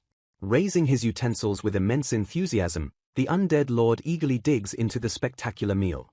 Tossing a perfectly cooked chunk of meat into his mouth, he happily munches on the delicious food. Swallowing the savory bite with a satisfied gulp, Sigmund takes a moment to process the flavors. Slamming his hands on the table with delight, the vampire lord loudly praises the spectacular taste. Relieved by his enthusiastic approval, a beaming Lifar giggles softly while the quiet automata watch. Raising a thumb, Sigmund congratulates the twin maids and praises their newfound mastery of complex spices. Acknowledging the high praise, the living dolls gracefully curtsy together in perfect harmony. Smiling warmly at the beautiful scene, Sigmund silently appreciates the comforting warmth filling his manor. Gathering the dirty dishes with flawless efficiency, Blanc and Noir silently clear the table. Suddenly remembering a lingering thought, Sigmund turns his attention toward his knowledgeable butler Sable. Offering his grinning retainers a taste, Sigmund asks Sable for more information regarding the forest's outskirts. Charting the geography, Sable explains the northwestern mountains lead to the Demon Kingdom while heading west reaches humans. Nodding as he visualizes the northwestern regions, Sigmund curiously asks what lies beyond the southwestern borders. Admitting his limited knowledge, Sable confesses he has only read historical books about the mysterious eastern lands. Tracing imaginary lines, Sable describes southern grassy plains giving way to massive eastern deserts and an ocean. Sigmund asks about claims to the land, and Sable notes human nations avoid expanding eastward due to nearby threats. Leaning forward with a serious expression, Sable warns his master of a dangerous outlier called the Holy Nation of Jarad. Delving into their ideology, the veteran demon explains Jarad believes all magic folk are evil and seeks to purge them. Highlighting extreme tension, Sable notes Jarad remains determined to violently invade despite human ceasefires with the Demon King. Analyzing the situation, the former advisor warns Jarad's aggressive actions could force the Demon Kingdom back into war. Processing the heavy political briefing, Sigmund hums thoughtfully as he weighs potential threats to his sanctuary. Summarizing the dire situation, the undead lord bluntly concludes the Holy Nation is a very bothersome problem. Shifting focus, Sigmund asks what the fanatical nation intends to do with the peaceful eastern nomads. Grimly predicting their dark fate, Sable states the nomads will be enslaved as a mere labor force. Shocked by the cruelty, Sigmund notes the nomads are human, but Sable explains Jarad persecutes those married to beastkin. Staring at his butler in sheer disbelief, Sigmund quietly repeats the word persecution as the reality sinks in. Deeply unsettled by the horrific human rights violations, the undead lord admits the tragic topic disgusts him. Misinterpreting his master's frustration, Sable smoothly asks if Sigmund would like him to violently overthrow the Holy Nation. Completely caught off guard by the casual offer of total annihilation, Sigmund freezes in absolute astonishment. Frantically waving his hands, a panicked Sigmund desperately clarifies that starting a massive war is not his goal. Sighing deeply, the vampire lord admits having the peaceful plains next door violently invaded sounds equally awful. Firmly prioritizing a peaceful life, Sigmund notes his retainer's terrifying warlike nature explains human fear of magic folk. Thinking furiously to protect his quiet life, the undead lord resolves to devise a completely non-violent countermeasure. A dark, quiet scene establishes the freezing winter setting of the secluded manor. Dropping onto his soft bed, Sigmund reflects on his ghostly origins and concludes that remaining in the forest was his best choice. Sinking into the mattress, the undead lord exhales a deep, exhausted sigh. Gratefully embracing his comfortable new life, he remembers his miserable early days of endlessly crawling through a damp dungeon. Counting his current blessings, he praises his beautiful maid just as Lifar suddenly calls his name. Jolting up in sheer panic, a deeply startled Sigmund frantically asks when she sneaked into his room. Standing calmly in the doorway, Lifar explains she just walked in while he was entirely lost in his thoughts. Glaring softly at her nervous master, the Irashan demands to know why he continually runs away when she visits his room at night. Blushing heavily, Sigmund stammers about his past life's morals and insists such intimacy belongs only to a very special partner. Gazing up with incredibly vulnerable eyes, Lifar softly asks if she cannot be that special someone to him. A tense, heavy silence completely fills the quiet, dimly lit bedroom. Mentally cursing his own hesitation, Sigmund realizes Lifar is offering herself with absolute sincerity and deep thought. As Lifar gently calls his name again, the vampire lord remembers her vow to serve him with everything she possesses. Questioning his own worthiness, Sigmund admits he finds her overwhelmingly adorable and fears he could never be good enough for her. Remembering her unwavering support, he acknowledges she is the only woman in his life and his greatest teacher in this strange world. Surrendering entirely to his genuine feelings, the undead lord softly admits that she is already plenty special to him. Reaching out gently, he calls Lifa's name with a newfound, profound tenderness. Blushing furiously, Sigmund nervously begs the young maid not to laugh since this is his very first time. Giggling warmly, Lifa flashes a bright, affectionate smile and promises she will not laugh at him. Grumbling in playful embarrassment, Sigmund quickly points out that she is already laughing. Morning birds chirp brightly outside the frost-covered manor windows. A peaceful morning light bathes the quiet, snow-dusted estate. Moving with renewed energy, Sigmund quickly pulls a fresh shirt over his head to dress for the new day. Stepping outside into the freezing weather, the undead lord happily notes that his winter olives are growing beautifully. Praising his tireless golem crew, Sigmund confirms he can safely leave the difficult farming work entirely in Kugunoka's massive hands. Utilizing his newly freed schedule, the vampire lord decides to dedicate his time to pressing olive oil and crafting extra tableware. Admiring the thriving winter vegetables, Sigmund celebrates his limitless supply of clear river water and abundant forest meat. Aiming for complete self-sufficiency, he firmly resolves never to return to his desperate days of sucking demon blood for survival. Gathering raw clay from the mountains, he violently burns demon bones to create a specialized crafting mixture. Channeling his earth magic, he expertly kneads the thick, magical clay into perfect, delicate shapes. Carefully baking the molds with highly controlled fire magic, Sigmund proudly finishes a flawless set of bone china. Expanding his vast collection, he crafts wooden tableware alongside elegant silver pieces forged from freshly unearthed mine minerals. Striking a rich vein with his pickaxe, he realizes the magic-dense forest yields rare video game-like drops such as mithril and adamantite. Stepping into the workshop, Lifa politely announces that a fresh lunch is finally ready to be eaten. Following his maid inside, Sigmund quietly thanks Lifa and Sable for coming to live with him and transforming his quiet life. Glancing out the window, he watches Kugunok and Tom working tirelessly to effortlessly maintain the massive estate. Hearing that Blanc and Noir prepared sautéed monster meat, Sigmund smiles at how completely his robotic maids have integrated into the household. Marveling at his vibrant, lively manner, the undead lord happily reflects on how much he has built from absolute nothingness. Staring out over the snow-covered grounds, he considers the highly dangerous reputation of the dreaded abyssal forest. Smiling softly, Sigmund firmly declares that this terrifying wilderness has become a personal paradise he will protect at any cost. A quiet, scenic view of the sprawling town establishes the bustling environment. A cloaked demon holding a portrait asks a local shopkeeper for any information regarding the missing veteran. Confirming the sighting, the merchant nods and mentions that the old man indeed stopped by on a shopping errand. Apologizing for his lack of details, the shopkeeper admits he has no idea which direction the old man went afterward, prompting the investigator to politely thank him. Walking away from the store, the investigator sighs in deep frustration over how incredibly difficult finding Sable is proving to be. Suddenly, an eager subordinate sprints down the crowded street and loudly calls out to Master Abaddon. Turning to his panting subordinate, Abaddon quickly demands a report, but the soldier hesitantly admits their leads remain cold despite gathering many eyewitnesses. The perplexed soldier explains that the targets bought strange items like plant seeds and soil before vanishing entirely without a trace. Shocked by the bizarre purchases, Abaddon wonders why an exemplary magic folk would buy supplies that make it seem like he is simply opening a farm. Brushing off the confusing revelation, Abaddon refocuses his attention as a dark bird suddenly flutters past him. Devising a new strategy, the master orders his men to search friendly human cities while he personally commands his familiar to scout the distant outskirts. Meanwhile, back at the peaceful manor, Sable feels a sudden chill and quickly brushes it off when his master asks if something is wrong. Accepting the butler's reassurances, Sigmund casually turns his attention back to the strange mechanical device he is actively assembling. Intricate magical runes glow brightly on the surface of the carefully constructed alarm system.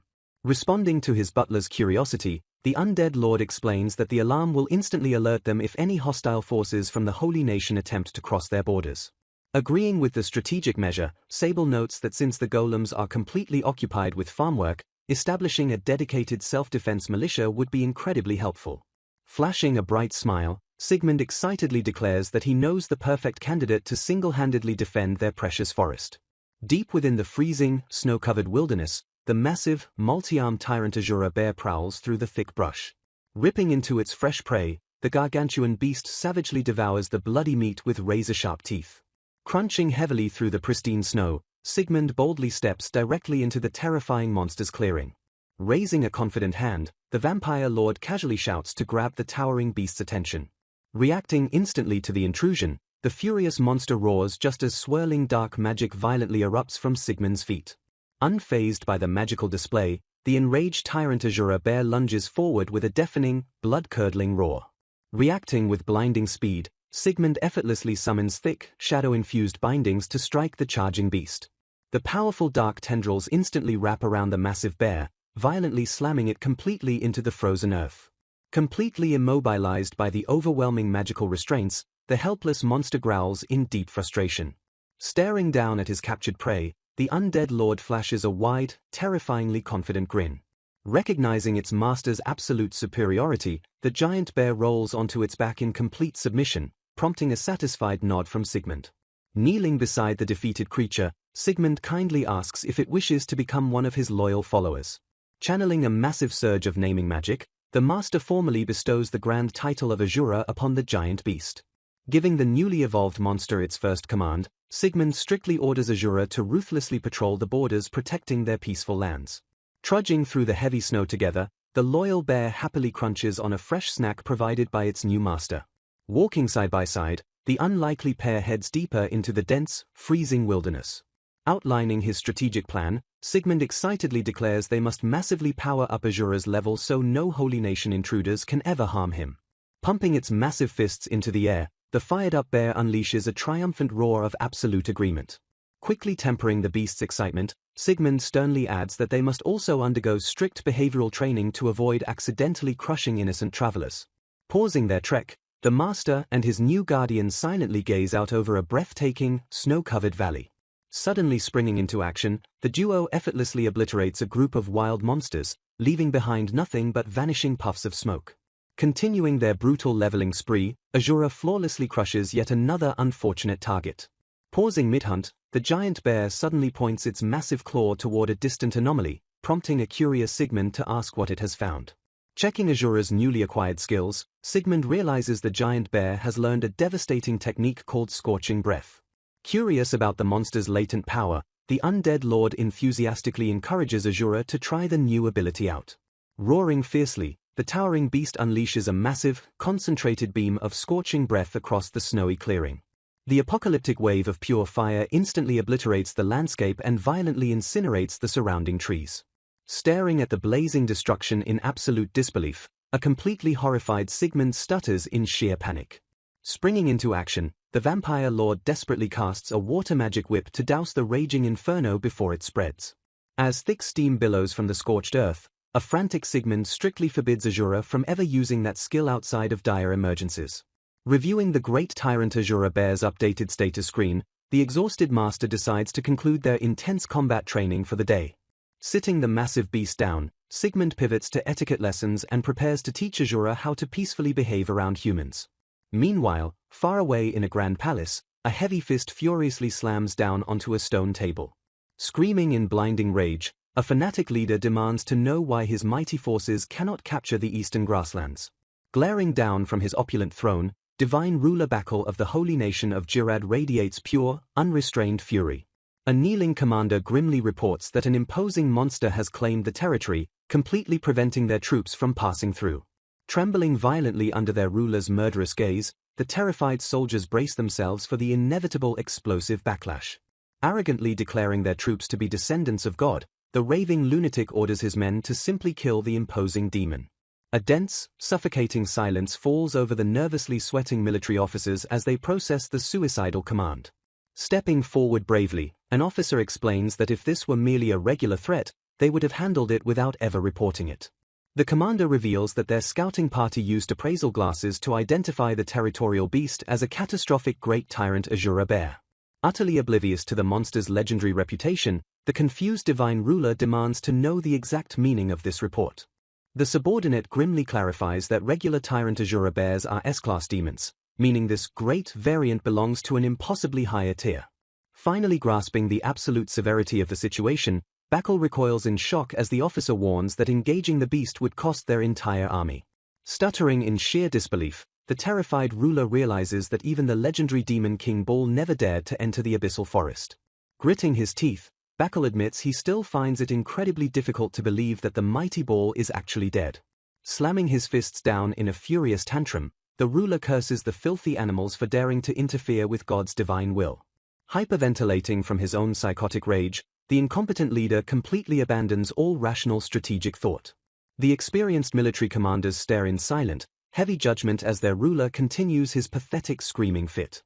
Walking through the palace corridors after the disastrous meeting, an exhausted officer lets out a heavy, defeated sigh. Asked about their next strategic move, the tired commander bluntly admits they have absolutely no idea what to do.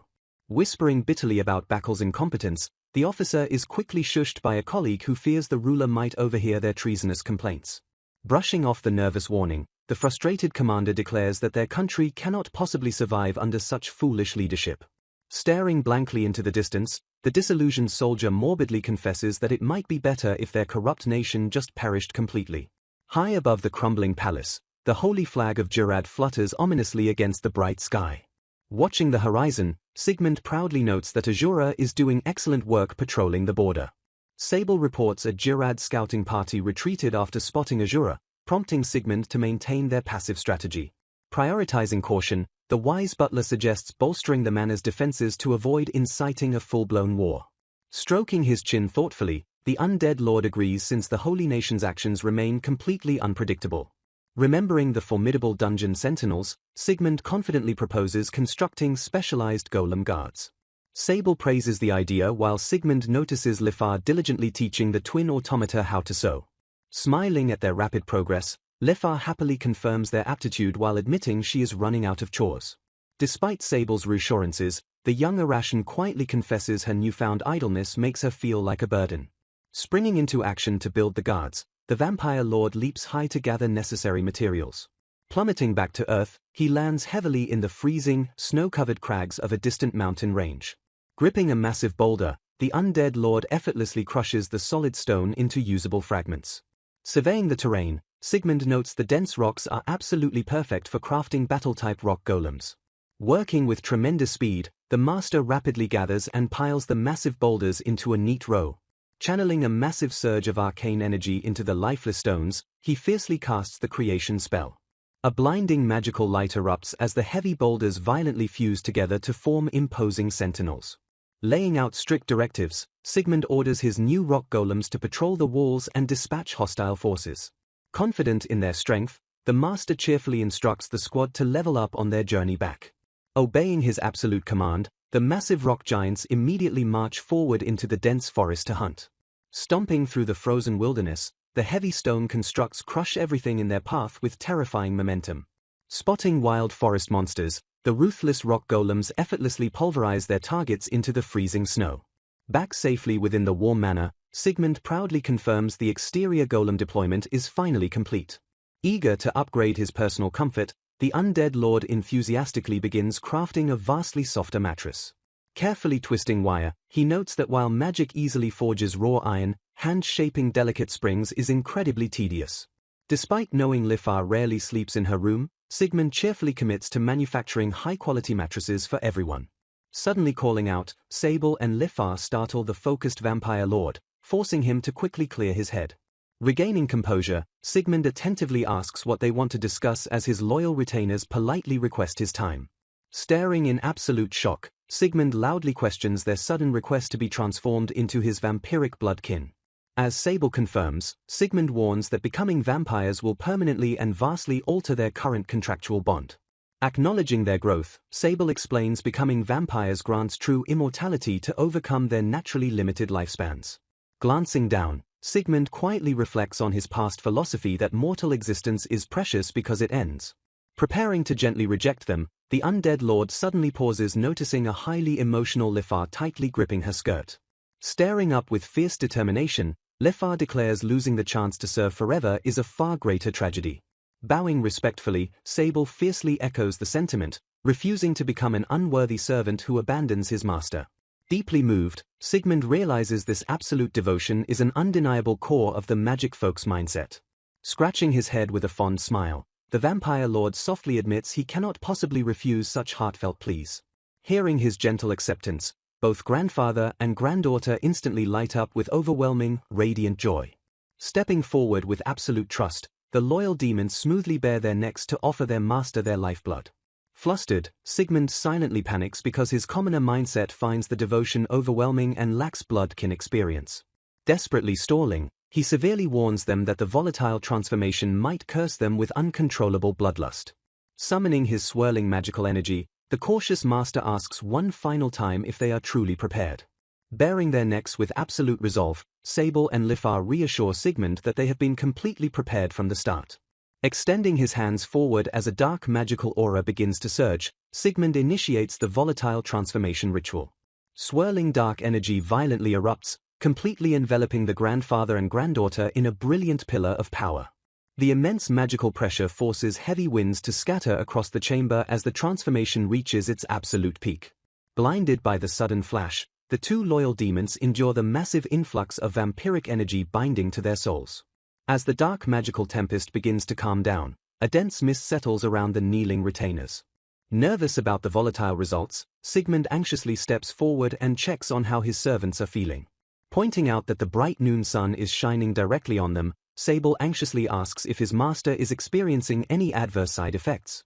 Wiping away their worries with a wave of his hand, Sigmund cheerfully reveals that everything seems perfectly fine. Reviewing their updated stats, Sigmund notes their total resistance to sunlight and silver despite their regenerative abilities falling short of his own. Relieved by the absence of uncontrollable bloodlust, Sable declares the miraculous ritual an absolute success. Fearing they simply got lucky this time, Sigmund privately resolves never to risk creating any additional bloodkin in the future. Meanwhile, heavy rustling sounds echo violently through a freezing, snow-covered clearing deep within the wild forest. Panting heavily in absolute terror, a desperate family of refugees frantically flees from an unseen threat. Heavy, deafening stomps shake the frozen earth as a monstrous predator relentlessly barrels through the thick brush. Crashing through the snow-dusted foliage, a terrifying arachnid beast reveals its massive, multi-legged form. Unleashing a blood-curdling shriek, the savage monster lunges forward to claim its cornered prey. Trapped against the dense thicket, the panicked father desperately prepares to protect his crying children. Terrified by the sudden appearance of another giant spider, the desperate mother screams for her family to run. Cornered from all sides, the helpless refugees brace themselves for an inevitable, bloody end. Dropping from the canopy with terrifying momentum, a massive rock sentinel violently crashes directly into the clearing. Roaring in agony as a boulder-like fist crushes its carapace, the wild monster is heavily pinned to the earth. Stepping silently into the chaotic fray, Nowl watches dispassionately as the heavy stone guard neutralizes the threat. Executing a devastating, perfectly synchronized slash, the twin mechanical maids instantly cleave the raging beast apart. Disintegrating into a harmless puff of gray smoke, the defeated monster vanishes entirely from the frozen battlefield. Staring at the empty snow in absolute shock, the trembling father stammers in sheer disbelief over their sudden rescue. Emerging from the winter shadows, a heavily armed Lifar strictly warns the travelers that this forest is immensely dangerous. Bowing with flawless poise, Sable explains their master warmly invites wanderers and formally requests to escort them to the manor. Recognizing the distinct aura of magic folk, the hyperventilating father realizes they are dealing with immensely powerful entities. Presenting a simple choice, Sable smoothly offers to either guide them directly to the manor or lead them safely out of the woods. Tensely whispering amongst themselves, the exhausted parents desperately weigh their rapidly depleting options. Realizing their children are completely out of energy, the father steps forward and formally accepts the generous invitation. Admitting they have absolutely no hope of braving the wilderness alone, the mother begs the elegant demons to lead the way. Swallowing his lingering anxiety, the young boy tightly grips his mother's hand as they follow the mysterious maids. Welcoming his retainers back to the safety of the estate, Sigmund stands ready to receive the weary travelers. Stepping into the brilliantly lit hall, Sable proudly announces that they have successfully brought their master's new guests. Introducing himself casually, Sigmund instructs the exhausted refugees to cast aside all formality and sit down to rest. Introducing his family as Lunora, Milura, and Lalana, the wary father introduces himself as Vokes. Bowing her head with profound gratitude, Lunora tearfully asks if the young vampire lord was the one who personally saved them. Shrugging off the heavy praise with a warm smile, Sigmund explains he simply happened to pick up on their fading auric signatures by pure coincidence. Addressing his exhausted guests, Sigmund calmly asks if they are nomads. Leaning forward with genuine curiosity, The undead lord gently asks why they would willingly enter such a notoriously dangerous forest. Keeping his head lowered, a grim Vokes quietly reveals that their family was violently assailed. The wary father explains they originally fled the relentless Western wars to seek a peaceful migration in the eastern grasslands. Recalling their simple but quiet life raising livestock, Vokes' story helps Sigmund piece together the timeline of the Demon King's reign. The father's expression darkens as he recounts how a ruthless group of rogue nomads violently attacked their peaceful settlement. Processing the harsh reality of the Eastern Plains, Sigmund realizes displaced war refugees often devolve into desperate bandit factions.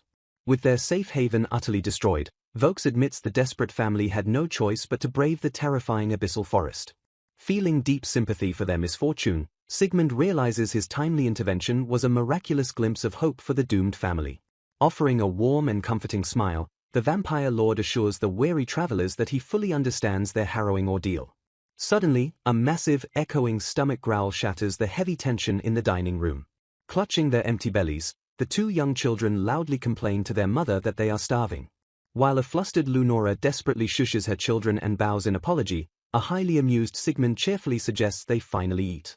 Presented with a massive, mouth-watering feast, the starving family eagerly digs into the spectacular meal. Stuffing their faces with the incredible food, the joyous children loudly declare the meal to be absolutely delicious. Waving off the parents' frantic attempts to enforce table manners, Sigmund warmly notes that it is important for children to be brutally honest. Standing quietly in the background, the twin mechanical maids practically glow with pride over the children's innocent culinary praise. Pouring fresh juice for the kids, the generous host insists the family stay and recover since the manor produces endless food. Granting them temporary sanctuary, Sigmund calmly suggests they take their time recovering before deciding on their next move. Offering to safely escort them back west or to the Demon Kingdom, the undead lord earns a deeply emotional bow of gratitude from the wary father. Stepping forward with flawless butler etiquette, Sable politely offers to escort Mr. Vokes and Mrs. Lunora to their luxurious guest rooms. Watching the exhausted family leave the dining hall, Sigmund silently wonders what difficult path they will eventually choose. Excusing himself with a gentle smile, Sable heads toward the kitchen to happily prepare some extra sweets for the adorable children.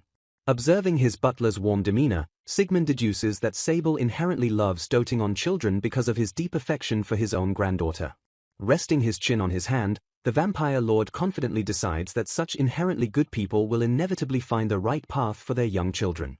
A quiet, moonlit night envelops the peaceful manor while its new guests rest inside. Deep in the guest room, the exhausted children sleep soundly beside their parents. Sitting awake in the dark, an anxious Vokes urgently whispers that they must leave this place immediately. He warns Lunora that living in such a luxurious house deep within the abyssal forest is entirely abnormal. Lunora quietly agrees with her husband's suspicion that their mysterious saviors must be magic folk. Gripping his head in frustration, Vokes stresses the terrifying danger they are currently in. Lunora gently reminds him that without their help, they would be digesting inside a monster's stomach right now. Stroking her sleeping child, she points out that their saviors generously provided warm meals and soft beds. Vokes bitterly asks if he should be happy, prompting Lunora to beg him not to act rude to their hosts. Paranoid and stressed, the father insists this luxurious treatment could simply be a trap to lower their guard. Letting out a heavy, defeated sigh, Lunora listens to her husband's relentless suspicions. Refusing to yield, Vokes stubbornly reiterates that they absolutely cannot trust the magic folk. Turning her back on him, a deeply disappointed Lunora expresses her disbelief at his ungrateful attitude. She angrily questions what good could possibly come from disrespecting the very people who saved their lives. Reminding him of their destitution, she challenges him to consider what their wealthy hosts could possibly want from them. Deflating under her logic, Vokes quietly admits he is simply terrified and worried about her safety. Clenching his fist, the helpless father struggles with his crushing inability to protect his family. Staring into the dark, Vokes firmly declares that he is absolutely certain they are not dealing with regular magic folk.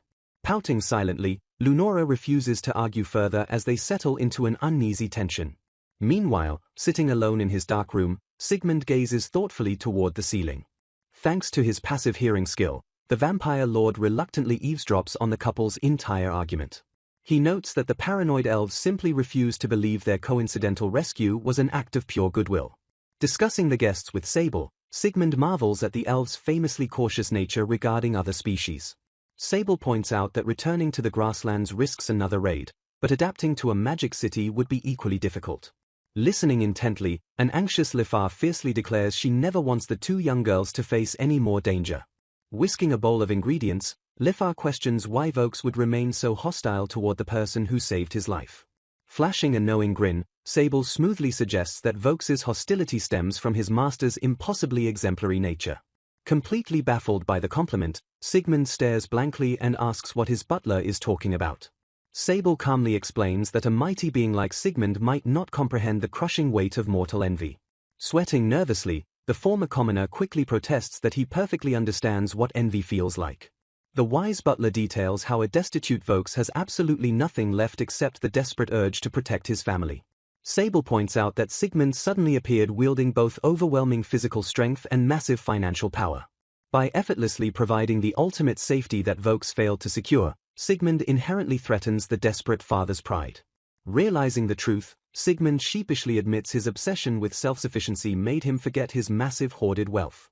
Suggesting a direct talk with the father, Sigmund is quickly interrupted by Sable, who firmly disagrees with that approach. Exchanging a secretive nod with Lifar, the veteran demon cryptically suggests they secretly back Vokes up instead. Sigmund stares in utter confusion as his retainers silently formulate a complex social strategy without him. Shaking off the confusion, Sigmund confirms he would happily welcome their extra hands for farming if they choose to stay. The next morning, the heavy wooden door to the dining hall clicks open. Greeting his guests with a bright, warm smile, Sigmund cheerfully asks if they slept well.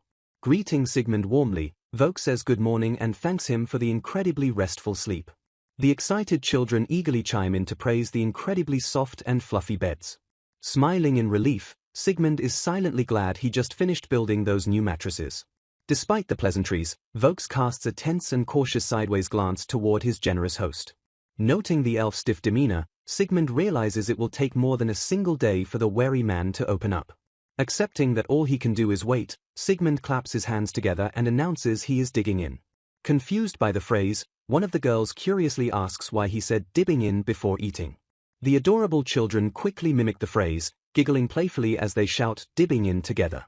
Watching their innocent joy, Sigmund wonders if he was naturally good with children in his forgotten past life. Later that day, the energetic kids rush outside to play in the winter snow. Standing on the porch, Lunora strictly warns her daughters not to wander past the manor gates. The girls cheerfully acknowledge their mother's rule before sprinting off into the yard. As the kids build a snowman, the massive golem Kugunok gently pats down the snow with its heavy wooden hands. The girls stare in absolute awe as the giant construct peacefully tends to a nearby fruit tree. Identifying the fruit, the golem presents the ripe apples to the completely mesmerized children. With surprising gentleness, Kugunok plucks a fresh apple directly from the snowy branch. Extending its giant wooden hand, the golem kindly offers the sweet fruit to the eager girls. One of the girls takes a massive, joyful bite out of the crisp apple. Her eyes sparkle with delight as she loudly praises the fruit's incredible sweetness. Lunora quickly steps in to remind her daughter she can only have one so she won't ruin her appetite for lunch. The happy child obediently agrees while continuing to happily munch on her delicious snack. Standing nearby, Sigmund watches the heartwarming scene unfold with a fond smile. Turning to Lunora, he notes that a child's endless curiosity is truly a wonderful thing to behold. He gently asks the mother if watching the energetic girls play has tired her out. Flashing a bright grin, Lunora admits that watching them actually makes her feel much more energetic. Sigmund warmly agrees, sharing the uplifting sentiment as they enjoy the peaceful afternoon together. Later on, the quiet corridors of the manor are interrupted by approaching footsteps. A soft, hesitant knock echoes against Sigmund's heavy wooden door.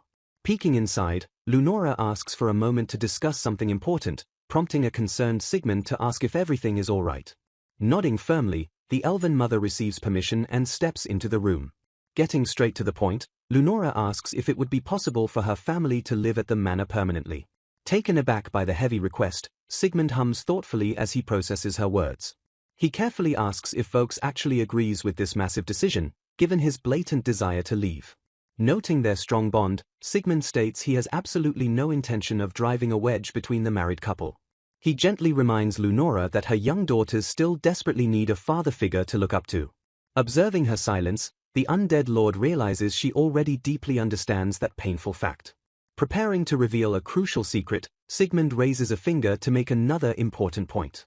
Flashing his sharp fangs, he bluntly confesses to the elven mother that he is actually a vampire. Surprised, Lunora points out he was just working in the sun, prompting Sigmund to explain he is a special Ereberos lord immune to sunlight. Regardless of his immunities, he warns her that staying with a vampire might inevitably drag her family into serious trouble down the line. Sigmund advises Lunora to heavily consider his warning and discuss the matter with Vokes once more. Clenching her skirt nervously, Lunora asks if she can pose one final question before leaving, prompting him to allow it. Staring intently, the anxious mother asks if he intends to suck their blood like the vicious vampires from ancient legends.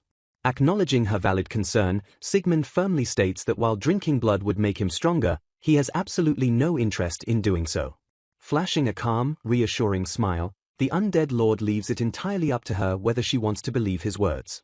Raising another serious point, Sigmund warns the elven mother that there is one final, crucial disadvantage to staying at the manor. A tense silence hangs in the air as Lunora braces herself for the ultimate condition. Leaning forward, Sigmund bluntly reminds her that there are absolutely no other children living in the isolated forest for Melura and Lalana to interact with. By choosing this secluded life, he explains that she will be forcing her daughters to completely give up any hope of making normal friends to play with. Staring blankly at the unexpectedly grounded point, Lunora processes the heavy weight of her children's future socialization. Breaking into a soft chuckle, Lunora agrees with his surprising wisdom and promises to take that specific concern deeply to heart. Smiling warmly, Sigmund assures her that if they still wish to stay despite the drawbacks, the manor will happily welcome their family. Bowing respectfully, Lunora promises to discuss everything with her husband before the heavy wooden door clicks shut behind her. Fidgeting nervously in the quiet aftermath, Lifar asks what happens next, prompting Sable to calmly offer his master another cup of tea. Accepting the fresh brew with a grateful smile, Sigmund praises his butler by admitting that Sable's tea always perfectly calms his nerves. Working diligently in the fields, the workers rapidly pluck the ripe crops from the soil. Gripping the stubborn roots, someone forcefully rips the vegetation out of the earth. Rustling sounds echo through the peaceful farmland as the steady harvest continues. Wiping the heavy sweat from his brow, a tired worker exhales a deep breath of relief. Calling out across the sunlit fields, a cheerful voice announces that hot tea is finally ready for everyone. Taking a well-deserved break, Lunora happily accepts the invitation to relax with the others. Spotting her energetic children smearing themselves with dirt, the elven mother calls out to Melura and Lalana. Hearing the call for tea time, the excited girls eagerly shout their acknowledgement. Sprinting across the fields, their muddy boots plap heavily against the soft ground. Staring at her daughters in mild shock, Lunora sighs at the absolute mess they have made of themselves. Examining their heavily soiled clothes, she points out just how muddy they have gotten during their playtime. Waving off her concerns, Sigmund instructs the girls to stand still and instantly casts light magic cleansing. A brilliant wave of purifying magic completely washes over the two children. Inspecting their freshly spotless clothes, the girls rejoice over being completely clean once again.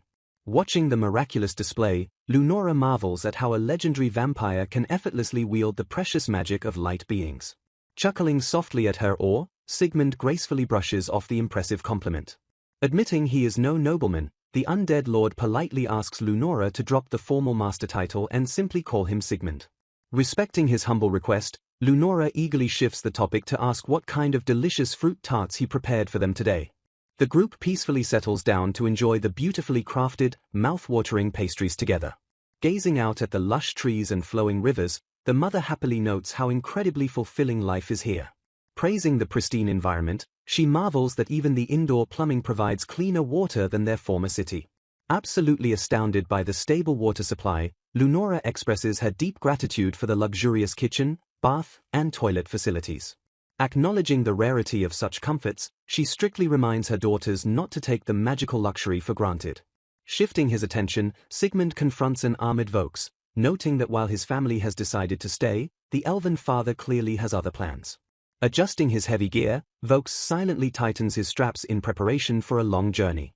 Admitting he finally understands Sigmund's genuine kindness, Vokes firmly states that his elven pride prevents him from relying entirely on another species.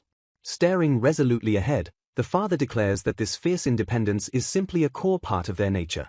Recognizing his current inability to provide, Vokes asks the vampire to protect his family while he leaves to secure a true home for them. Despite lacking a way to fully ease the father's mind, Sigmund confidently swears to keep Lunora and the children perfectly safe. Meeting his gaze, Vokes admits he places his absolute trust in his wife's exceptional ability to judge a person's true character. Overwhelmed by Sigmund's generosity, the elf lists the splendorous, overpowered gear the vampire forged for him, including Asura bear leather and a mithril shortsword. Fully equipped in legendary armor, Vokes stands ready to brave the dangerous world outside the forest. Locking eyes with his generous savior, the proud elf solemnly calls out Sigmund's name. Bowing his head with profound, unwavering gratitude, Vokes deeply thanks the undead lord for everything. Accepting the heartfelt thanks, Sigmund watches the determined father prepare for his emotional departure. Gathering around him, his sad family asks if he truly has to leave so soon, but Vokes gently assures them it will be fine. Embracing his beloved wife and daughters, the father shares one last, touching moment of warmth. Promising to definitely return to them, Vokes bids his family a final, tearful farewell. Stepping out into the freezing wilderness, the determined elf prepares to cross the deadly abyssal forest alone. Interrupting his solemn walk, Sigmund reveals that the giant, terrifying Asura bear will be his personal escort, leaving a sweating Vokes to question how he is supposed to ride it. Looking up with innocent concern, a young child anxiously asks if their father is truly leaving. Lunora gently confirms that Vokes must travel far away for work and tenderly asks her daughters to behave until he returns. Processing the heavy news, the little girls stare silently with a mix of sad understanding and reluctance. Waving their small hands enthusiastically, the daughters eagerly shout for their father to come back soon. The massive Asura bear begins its trek through the snowy forest, carrying the fully armored Vokes away on his journey.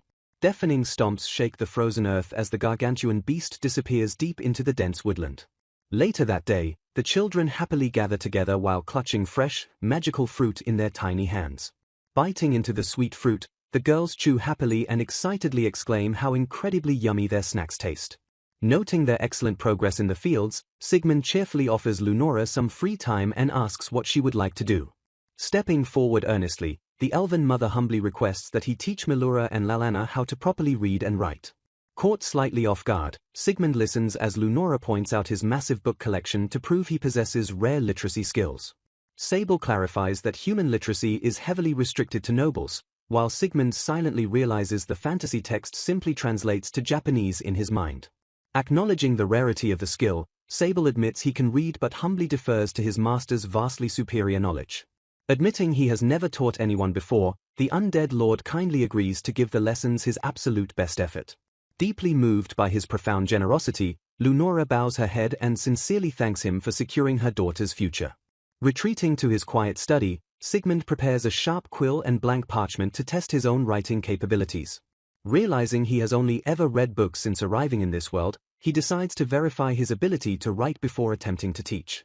The sharp quill scratches steadily against the rough paper as Sigmund carefully forms the unfamiliar characters. Relying on muscle memory from his past life, he writes a simple phrase and notes that the magical script perfectly resembles Japanese. Handing the fresh parchment to his maid, Sigmund is relieved when Lifar flawlessly reads his newly written phrase aloud. Observing Lifar's seamless comprehension, Sigmund happily notes that she can read his writing without any problems at all. Wondering if some kind of automatic translation magic is at play, the undead lord concludes that the mysterious phenomenon at least makes things remarkably simple. Confident in the magical translation, Sigmund proudly announces that he can successfully teach the children how to write. Meanwhile in the Demon Kingdom, Abaddon grimly reports that they searched their entire territory from border to border but completely failed to locate Sable. Staring intensely, the military official admits the treacherous abyssal forest is the only remaining place they haven't thoroughly searched. Brushing off the dangerous idea, Demoris laughs and admits he simply cannot imagine the veteran demon surviving inside the dreaded abyssal forest. Nodding solemnly, Abaddon acknowledges his colleague's valid concerns regarding the legendary, lethal wilderness. A sweeping view of the imposing abyssal forest border highlights the terrifyingly dense and silent tree line. Standing before the ominous tree line, an official grimly notes that absolutely nothing lies beyond this border except certain death. Glancing back at the dark woods, the determined scouting team completely understands the fatal implications of their terrifying mission. Refusing to abandon his duty, Abaddon firmly declares they must desperately search the forest for the sake of their new demon king. Channeling his arcane energy, a massive burst of dark magic violently erupts around the determined official. Combining his immense magic with a subordinate's avian familiar, Abaddon prepares to safely scout the deepest reaches of the wilderness. Acknowledging that the small bird cannot fight, the official notes this clever strategy allows them to scout the deadly terrain with perfect safety. Flapping its wings gracefully, the dark avian familiar swiftly flutters high into the freezing winter canopy. Soaring through the frigid air, the magical scout effortlessly navigates the dense, snow-covered branches of the abyssal forest. Gliding high above the treacherous terrain, the familiar surveys the seemingly endless expanse of quiet, frozen woods. Pushing deeper into the legendary labyrinth of trees, the tiny scout continues its relentless aerial patrol. Suddenly catching sight of a massive anomaly, a deeply confused Abaddon gasps in sheer bewilderment. Flapping desperately to adjust its trajectory, the tiny familiar slows down to inspect a towering, completely unnatural structure hidden among the trees. Staring through the bird's eyes in absolute shock, the official questions why a massive, fortified wall would ever exist in the middle of a deadly wilderness. Perching silently atop the imposing stone barrier, the dark familiar peers down into the incredibly vast, cultivated courtyard within. Utterly stunned by the impossible sight of a thriving estate in the abyssal forest, the scouting official stares completely speechless at the unbelievable discovery. Staring through the familiar's eyes, a deeply bewildered Abaddon questions what he is looking at. Spotting a massive wooden construct tending the land, the official asks if it is a golem as his familiar flutters closer. The official marvels at the exquisite craftsmanship of the giant sentinel. Soft footsteps echo nearby as someone approaches the garden. Utterly shocked to see young elves giggling playfully, Abaddon wonders why elven children would ever be in such a deadly place. Breaking his partner's concentration, Demoris urgently points out another figure in the distance. The two officials gasp in shock as they finally spot their missing veteran, Sable. Sensing the intrusion, Sable snaps his head toward the spy and delivers a terrifying, piercing glare. Overwhelmed by the intense killing intent, the tiny familiar squeaks in sheer terror. Panicking completely, the dark bird violently flaps its wings and retreats into the sky. Disconnecting from the spell, Demoris notes the familiar fled and suggests they immediately report their findings to the Demon King. Meanwhile at the manor, Lifar turns her head as the strange magical presence vanishes. Breaking the silence, Sigmund firmly calls out his butler's name. The undead lord notes he just sensed a small, harmless, and completely unnatural demon that he had never encountered before. Sable calmly identifies the presence as a familiar, deducing that someone must have used it to safely scout the area. Processing the tactical implication, Sigmund hums thoughtfully. Adjusting his posture, the old butler suspects the spy might have belonged to an old acquaintance of his. Caught off guard by the revelation, a curious Sigmund asks for clarification regarding this acquaintance. Sable explains that he could clearly feel the distinct magical energy of two specific beings radiating from the tiny familiar. He formally identifies the magical signatures as belonging to two of his former colleagues from the Demon Kingdom. Piecing the puzzle together, Sable realizes his old comrades must have noticed his absence and launched a desperate search mission. Sweating nervously, Sigmund realizes what a big deal the scouting mission was and expresses relief that he didn't shoot the bird down. The vampire lord casually points out that the sudden disappearance of the former Demon King's closest advisor would naturally cause massive panic. Bowing his head in shame, Sable admits it was his own failing for not contacting his peers before leaving the kingdom. Stroking his chin in deep thought, the veteran demon formulates a plan to fix his political blunder. Turning to his master, Sable formally requests a short holiday so he can return and explain his new situation to them. Happily granting the request, Sigmund assures him the manor will be fine and encourages him to catch up with his old friends. Beaming with pride, Lifar happily notes that her grandfather is deeply admired even by the highest chancellors. Bowing respectfully to his generous master, Sable promises to return as soon as possible. Flashing a warm smile, the old butler jokes that he cannot stay away too long because they cannot deprive the elven children of their sweets. A grand, imposing view transitions the narrative back to the towering spires of the Demon Kingdom. Sitting heavily upon his dark throne, the current Demon King listens to his scouting party's official report. Leaning forward with intense focus, the ruler demands to know if his officials were truly able to find Sable. Kneeling respectfully, Abaddon firmly confirms they located the retired advisor deep within the abyssal forest. Glancing sharply at his subordinates, the concerned king immediately asks if his beloved mentor is safe. Clarifying they only caught sight of him through a familiar, Abaddon assures the king that Sable appears to be in excellent health. Hesitating for a brief moment, the official admits that they also witnessed something completely bizarre during their reconnaissance. Bracing himself for the king's reaction, Abaddon formally reports that an unknown entity has somehow successfully settled inside the deadly abyssal forest. The official details a massive, fortified manor with open fields where elves and other species are living peacefully together. Utterly furious at the impossible claim, a rival official aggressively accuses Abaddon of either outright lying or suffering from failing eyesight. A beast growls as a tense official angrily questions if Igris thinks he would ever lie to His Excellence. Sweating and fretting, Igris frantically waves his hands and insists the news is simply very surprising. Flicking his hand casually, the Demon King calmly validates Igris's shock since they are discussing the notoriously lethal abyssal forest. Processing the revelation, a subordinate trails off as the massive implications of the discovery finally set in. A stunned official questions the impossible reality of a safe haven existing deep inside the perilous abyssal forest. Stroking his chin in thought, another official wonders if Sable's residence there makes the forest official Demon Kingdom territory. Suddenly struck by a brilliant idea, a chancellor enthusiastically brings up the topic of medicinal herbs. He excitedly explains that the forest's incredibly dense magic energy would massively amplify the potency of any herbs grown there. Realizing the strategic value, the official declares that harvesting those herbs would allow the Demon Kingdom to produce unparalleled, overpowering potions. Devising a diplomatic strategy, the Chancellor suggests offering Sable a handsome reward in exchange for claiming that highly valuable piece of land. A deep, chilling voice suddenly echoes through the chamber, firmly declaring that stealing the land would be a massive problem. A tense silence falls over the shocked royal court as they desperately search for the source of the mysterious voice. Glaring at the sudden intruder, an official frantically demands to know how long Sable has been hiding in the room. Emerging from the shadows, the veteran demon calmly orders them to settle down while an official scolds him for disrespecting the king. Swishing his elegant cape, Sable offers a flawless, respectful bow while the Demon King cheerfully welcomes his old advisor back. Cutting straight to the chase, Sable acknowledges that a highly important matter has suddenly come up regarding his new home. Confirming the topic, the Demon King confidently proposes taking the land in exchange for a suitable reward.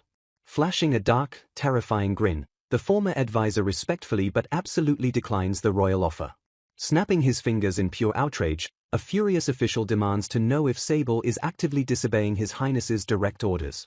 Staring coldly at the royal court, Sable firmly declares that he is no longer a citizen of the Demon Kingdom. Closing his eyes with absolute devotion, the veteran demon proudly announces he has found someone truly worthy of dedicating his life to. Slamming his fist onto the table, a furious guard screams at the sheer disrespect.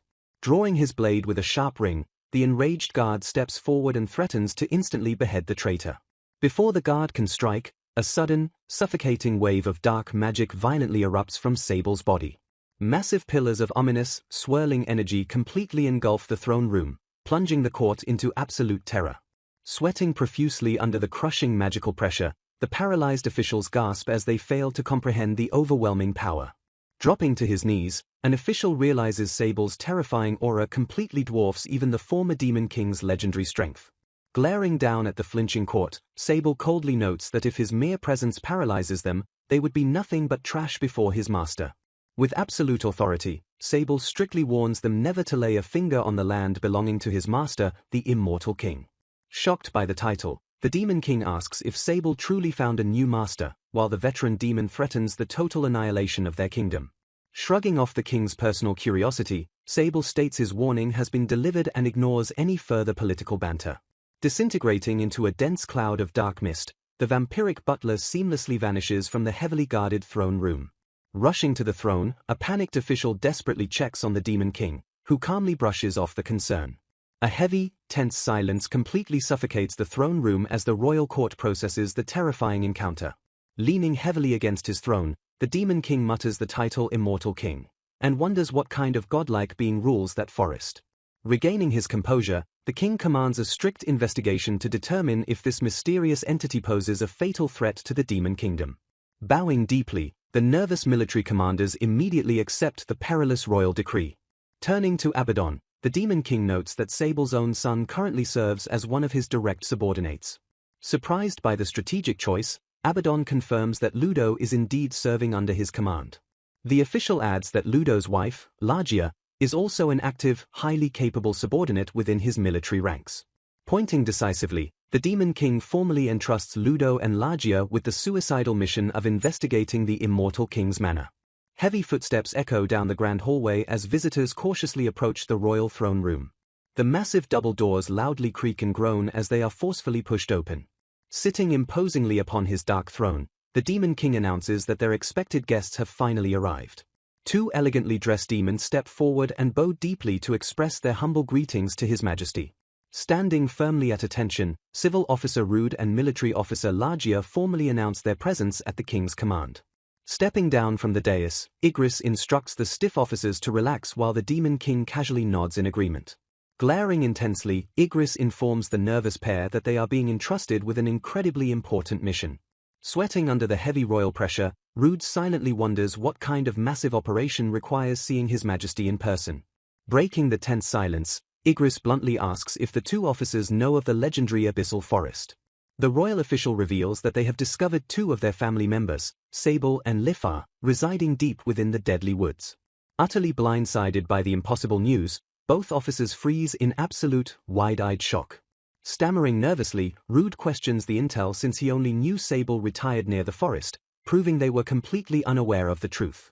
Stepping forward smoothly, Abaddon firmly confirms the sighting by stating he and Lord Demoris witnessed it directly through a familiar. Acknowledging the unbelievable nature of the report, Abaddon explains that Mr. Sable has somehow managed to physically evolve. Hearing the impossible claim, the married couple gasps in sheer disbelief at the terrifying word evolve. The Demon King watches the family's dramatic reaction with cold, calculating silence. Recovering his composure, Rude recalls ancient texts stating that reaching a maximum level limit allows a being to ascend into a higher-ranking species. Sweating profusely, an embarrassed Igris quickly agrees with the civil officer, exposing that he actually had absolutely no idea how the evolution worked. Returning to the main objective, Igris officially commands the pair to enter the forest and check on Mr. Sable's well-being. Suddenly breaking protocol, a frantic Largia gasps and begs the officials to hold on for a moment. Shrugging off her husband's attempts to calm her, the terrified mother demands to know if her daughter Lifar is okay. Analyzing the magical signatures from the familiar, Abaddon confidently deduces that Lifar is perfectly safe and still with her grandfather. Largia nods in profound relief while Abaddon casually insults Igris by claiming her sharp composure is wasted serving under him. Channeling his immense dark energy, the Demon King suddenly summons a massive, glowing magical map into the air. Pointing to a glowing red blip, the king reveals exactly where the missing family members are located. Rude panics upon realizing the coordinates are dead center in the forest, while Largia cries out for her adorable daughter. Staring coldly at the map, the Demon King prepares to reveal the most disturbing piece of intelligence yet. The imposing ruler deduces that Sable and Lifar only managed to evolve because they swore absolute loyalty to a powerful new master. He formally commands the officers to find this so-called Immortal King, and determine if he poses a threat to the Demon Kingdom. Rude repeats the terrifying title as the king nods, confirming that is exactly what Sable called his mysterious lord. Warning them that survival is not guaranteed, the king graciously offers them the chance to refuse the suicidal mission without blame. Pushing past their paralyzing fear, both Rude and Largia eagerly accept the deadly assignment to rescue their family. Meanwhile, far away in the peaceful abyssal forest, the sun shines brightly over Sigmund's luxurious manor. Returning exactly as planned, Sable confirms to his master that the Dark Familiar was indeed sent by the Demon Kingdom. Welcomed back by Lifar, the veteran demon confidently assures Sigmund that his stern warning will deter any more strange royal activity. Several peaceful days pass, leaving Sigmund to deeply reflect on his butler's supposedly reassuring promise. Suddenly jolting upright, the undead lord gasps as an unfamiliar sensation washes over him. Staring intensely toward the dense tree line, Sigmund senses a sudden, deliberate disturbance crossing into their territory. Turning urgently to his retainers, he asks if Lifar and Sable can also feel the distinct magical energy of two people approaching. Sweating with sudden realization, Lifar confirms the presence and identifies the magical signatures as her parents, Rude and Largia. Sable calmly notes that the forest is incredibly dangerous for his son Rude and Largia due to their remarkably low magic levels.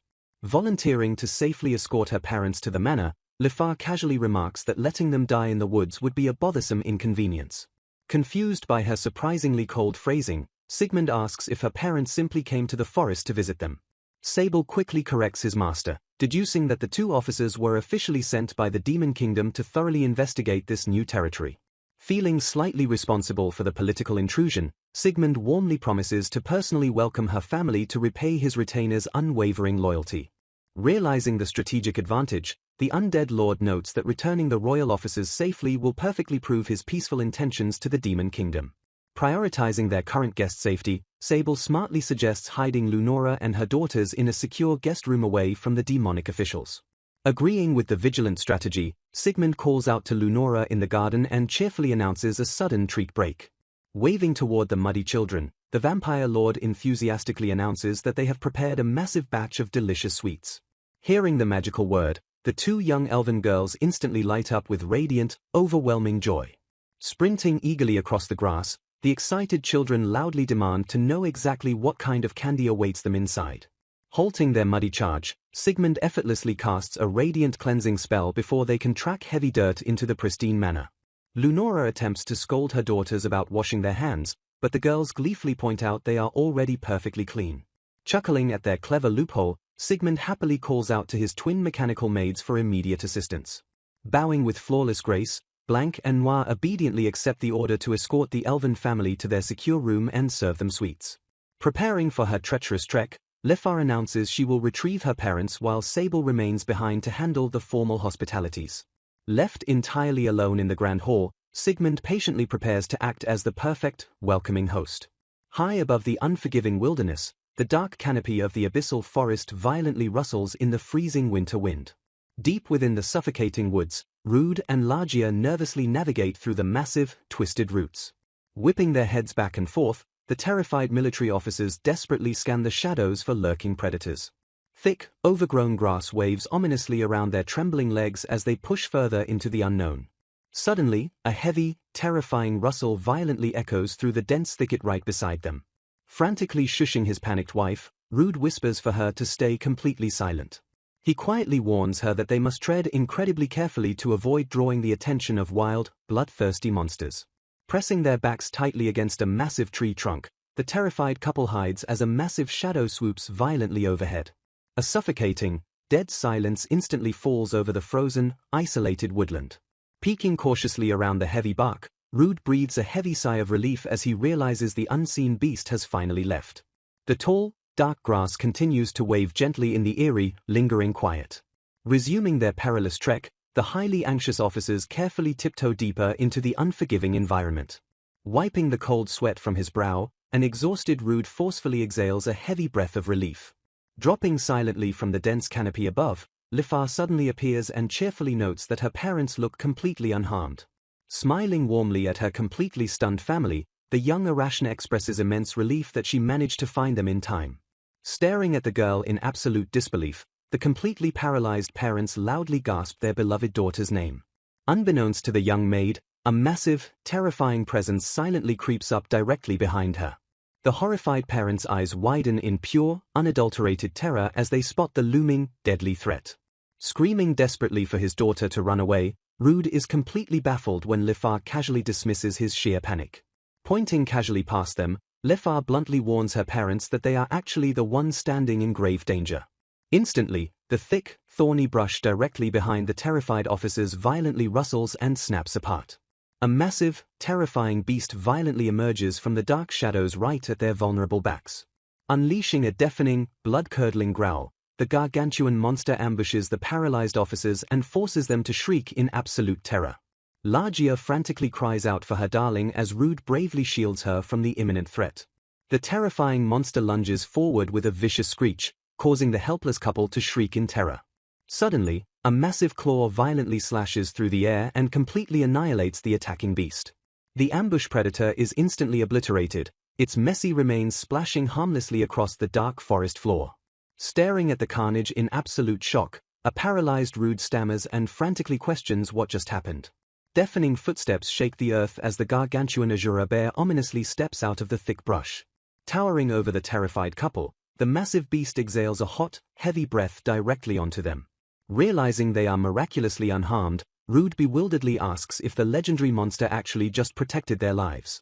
Stepping confidently from the shadows, Lefar proudly explains that Asura is also a loyal follower of her master.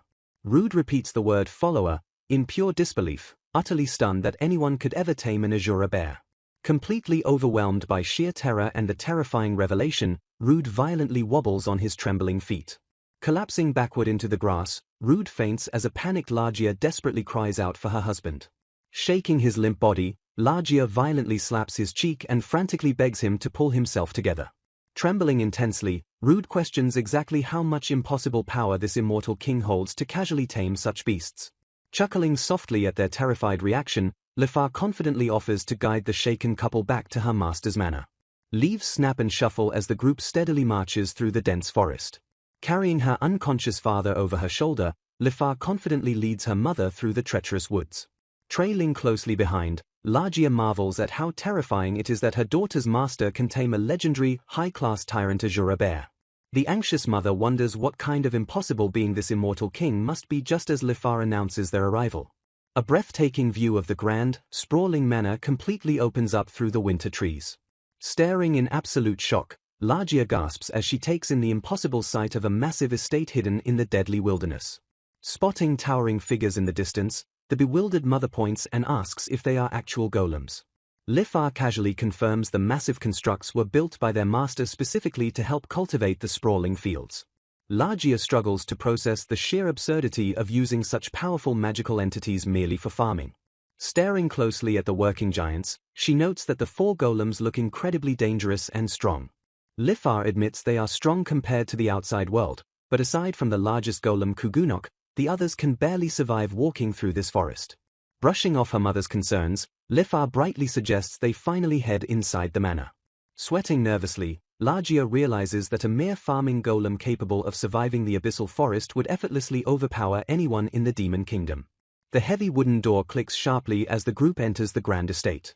Stepping confidently into the immaculate hall, Lifar cheerfully announces that she has brought their unexpected guests home.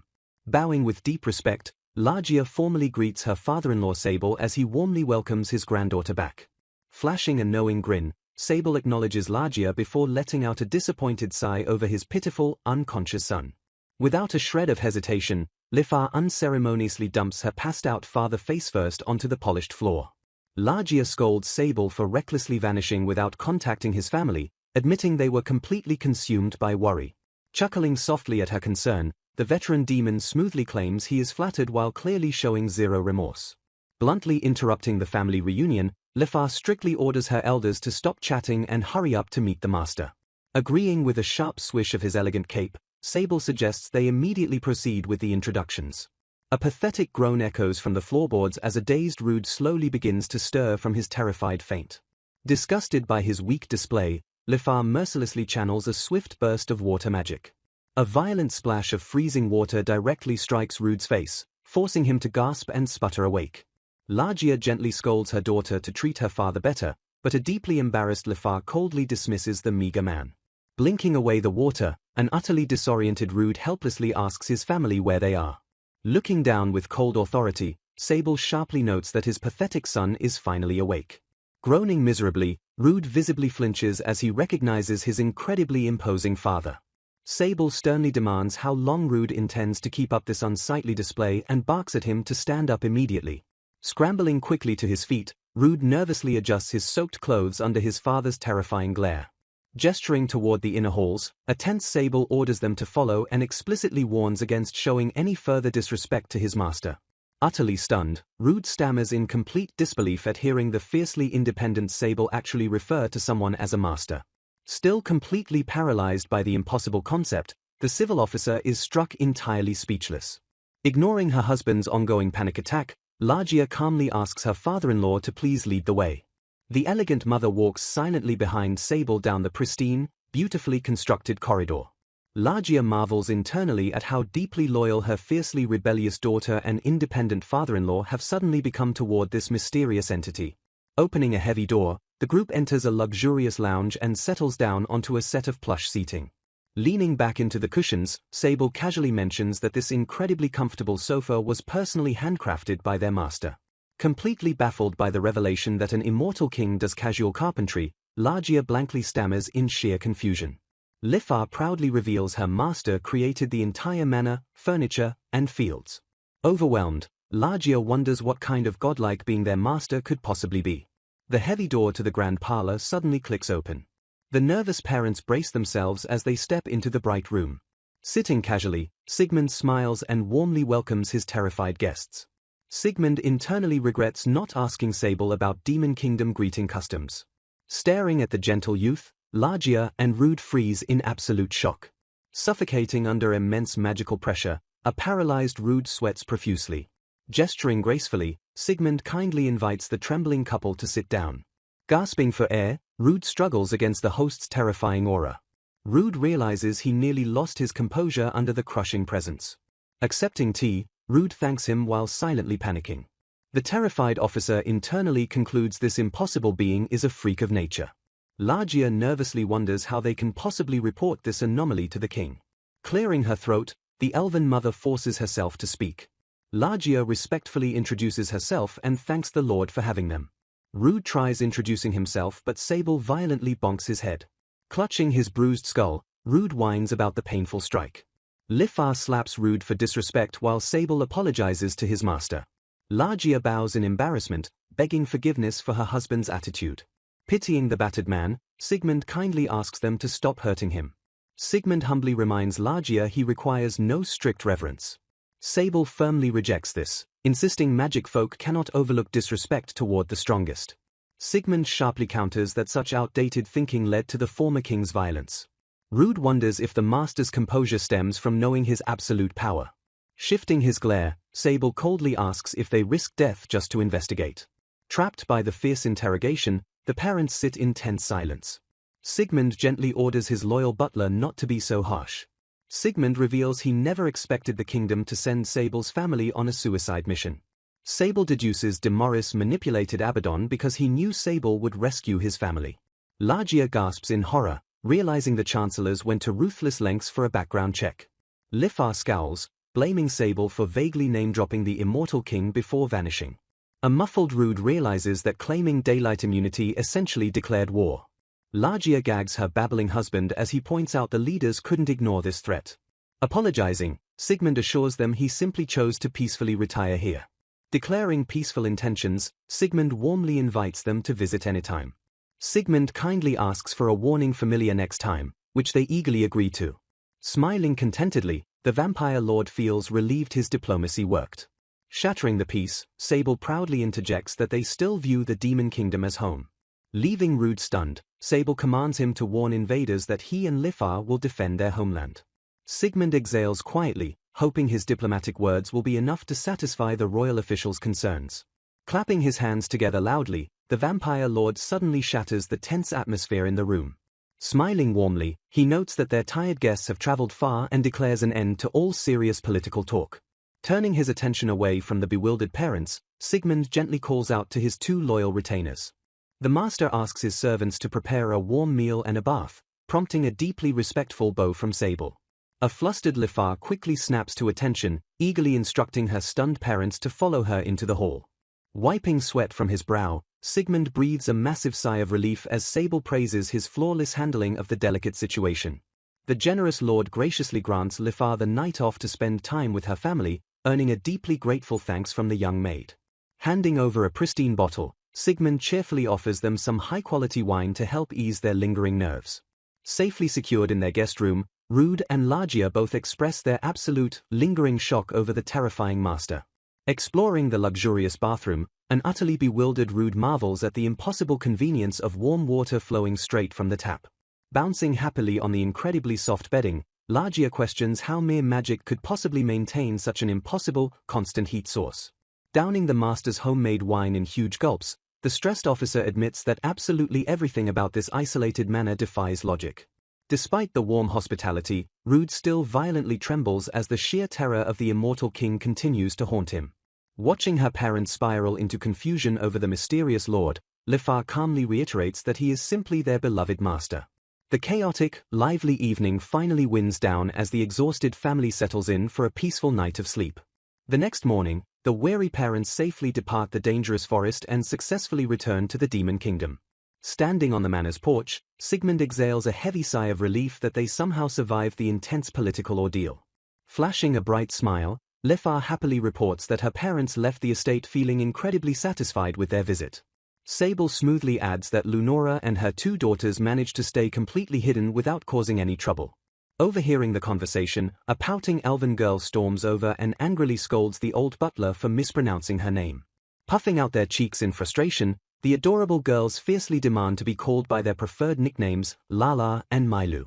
Flustered by their innocent ferocity, Sable quickly apologizes and correctly addresses Lala and Mailu, instantly earning their happy giggles. Watching the girls play happily, Lifa suddenly adopts a serious expression as a new concern enters her mind. Approaching her master with a look of deep concentration, the young maid requests a moment to discuss something important. She urgently points out that they need a reliable way to protect the children in case unpredictable guests or intruders sneak up on them again. Lowering her head, Lunora admits her own frustrating lack of combat skills makes her completely unable to protect her daughters. Sigmund quickly reassures the worried mother, stressing that forcing her to fight and putting herself in danger is absolutely not an option. Stroking his chin thoughtfully, Sable steps forward and cleverly suggests assigning a magical familiar to guard the children. Processing the brilliant idea, Sigmund realizes a familiar could act as the perfect, ever-present bodyguard for the young girls. The veteran butler explains that a cute, pet-like familiar would effortlessly protect them without causing the children any unnecessary fear. Hearing the magical word, Lala and Mailu gasp in absolute delight as their eyes sparkle with overwhelming excitement for a new pet. A search begins deep within a city of the Demon Kingdom. Someone carefully ponders their available options. They observe a mundane bat hanging nearby. Next, their attention shifts to a passing lizard. Questioning the strange creatures, they spot what appears to be a bug. Considering Milu and Lala, they realize the girls would prefer a cuter familiar over these otherwise suitable beasts. Acknowledging that magic folk usually prioritize convenience, the shopkeeper contemplates the request for something cuter. Politely declining a highly recommended creature, the customers review another option. Deciding to check other stores, they bid farewell as the shopkeeper warmly invites them back.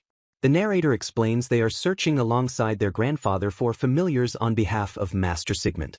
Finding the demonic options lacking, they wonder if a human city might hold something similar but better.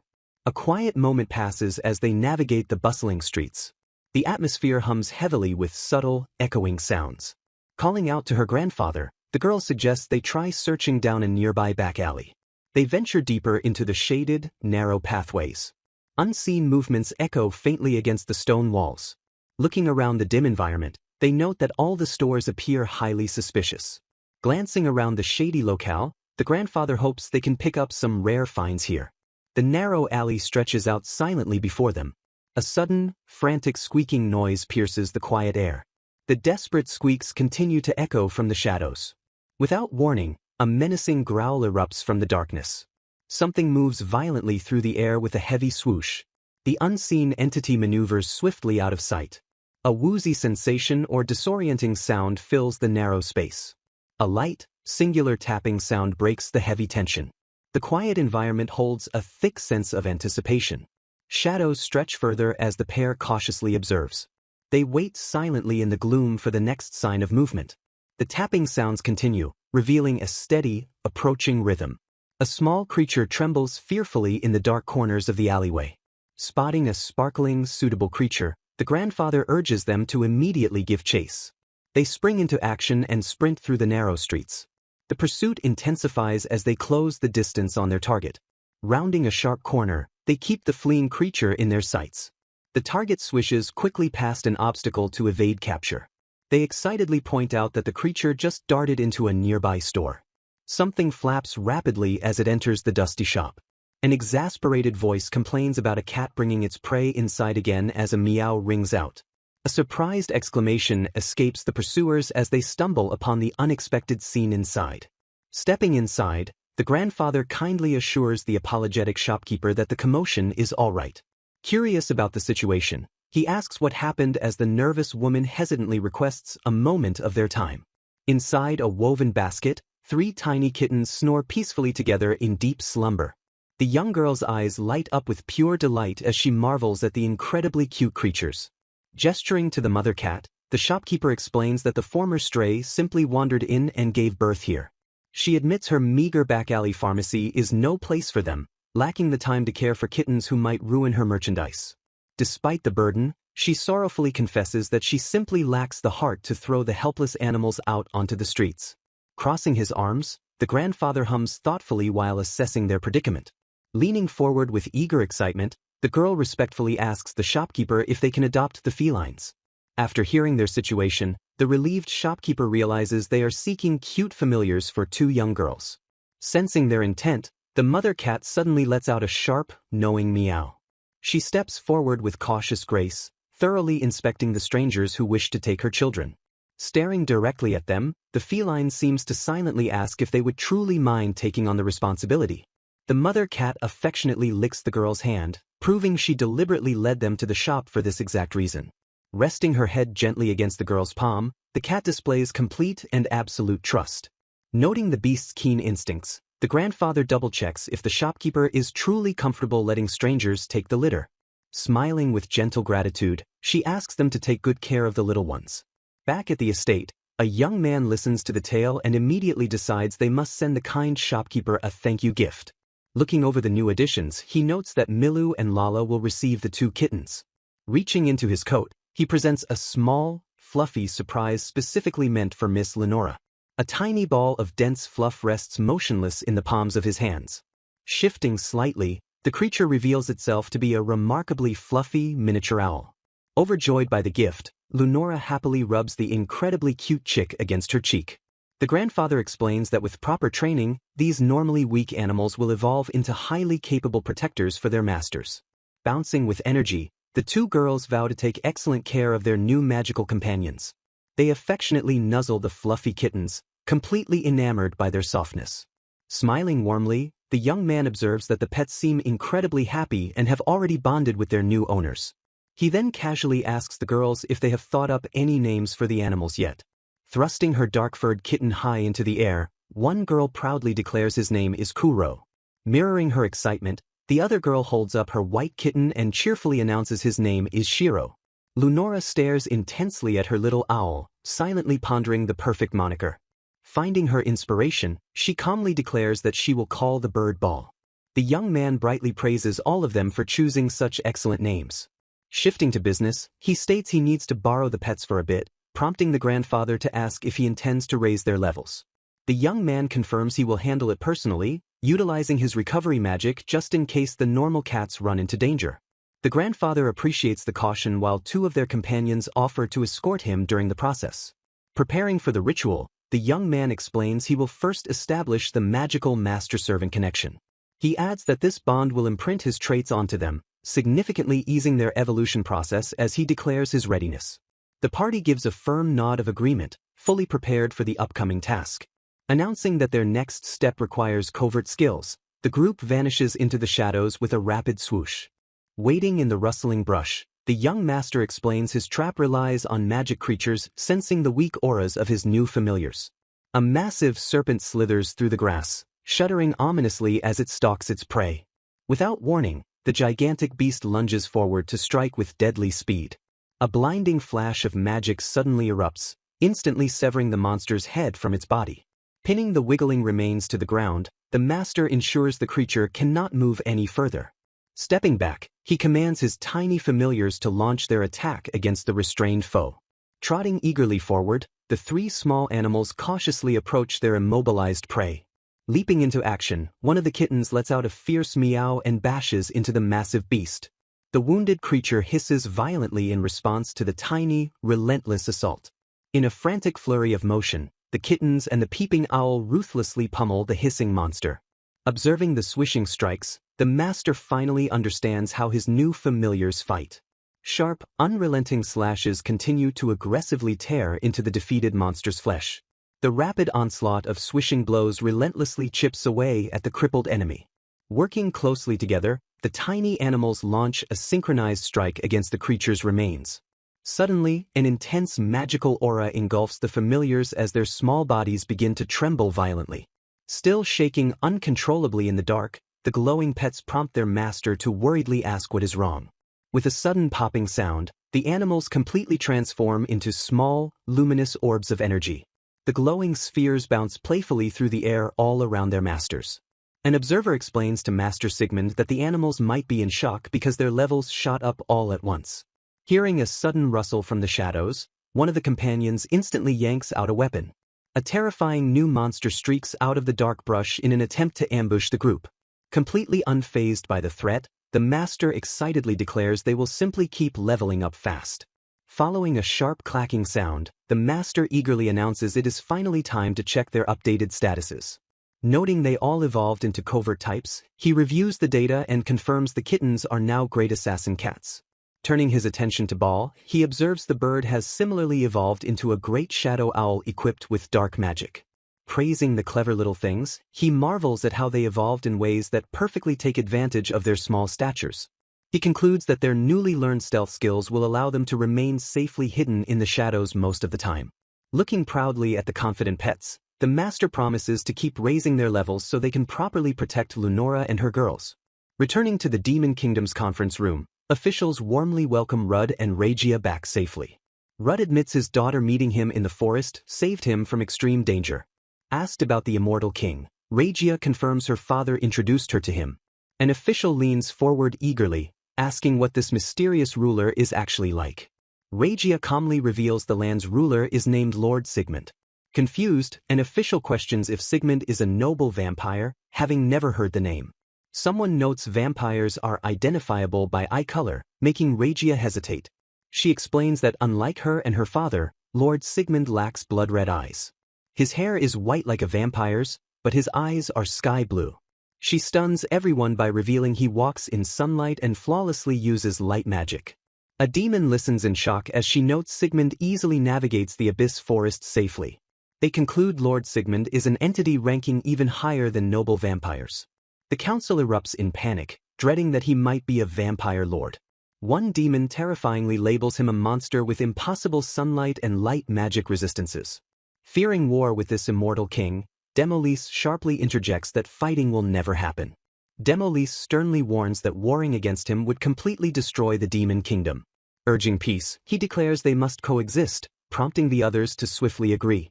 Demolise asks Rudd to confirm the immortal king has no intention of fighting them. Rudd reassures them, sharing Sigmund's promise to help if the demon kingdom faces crisis.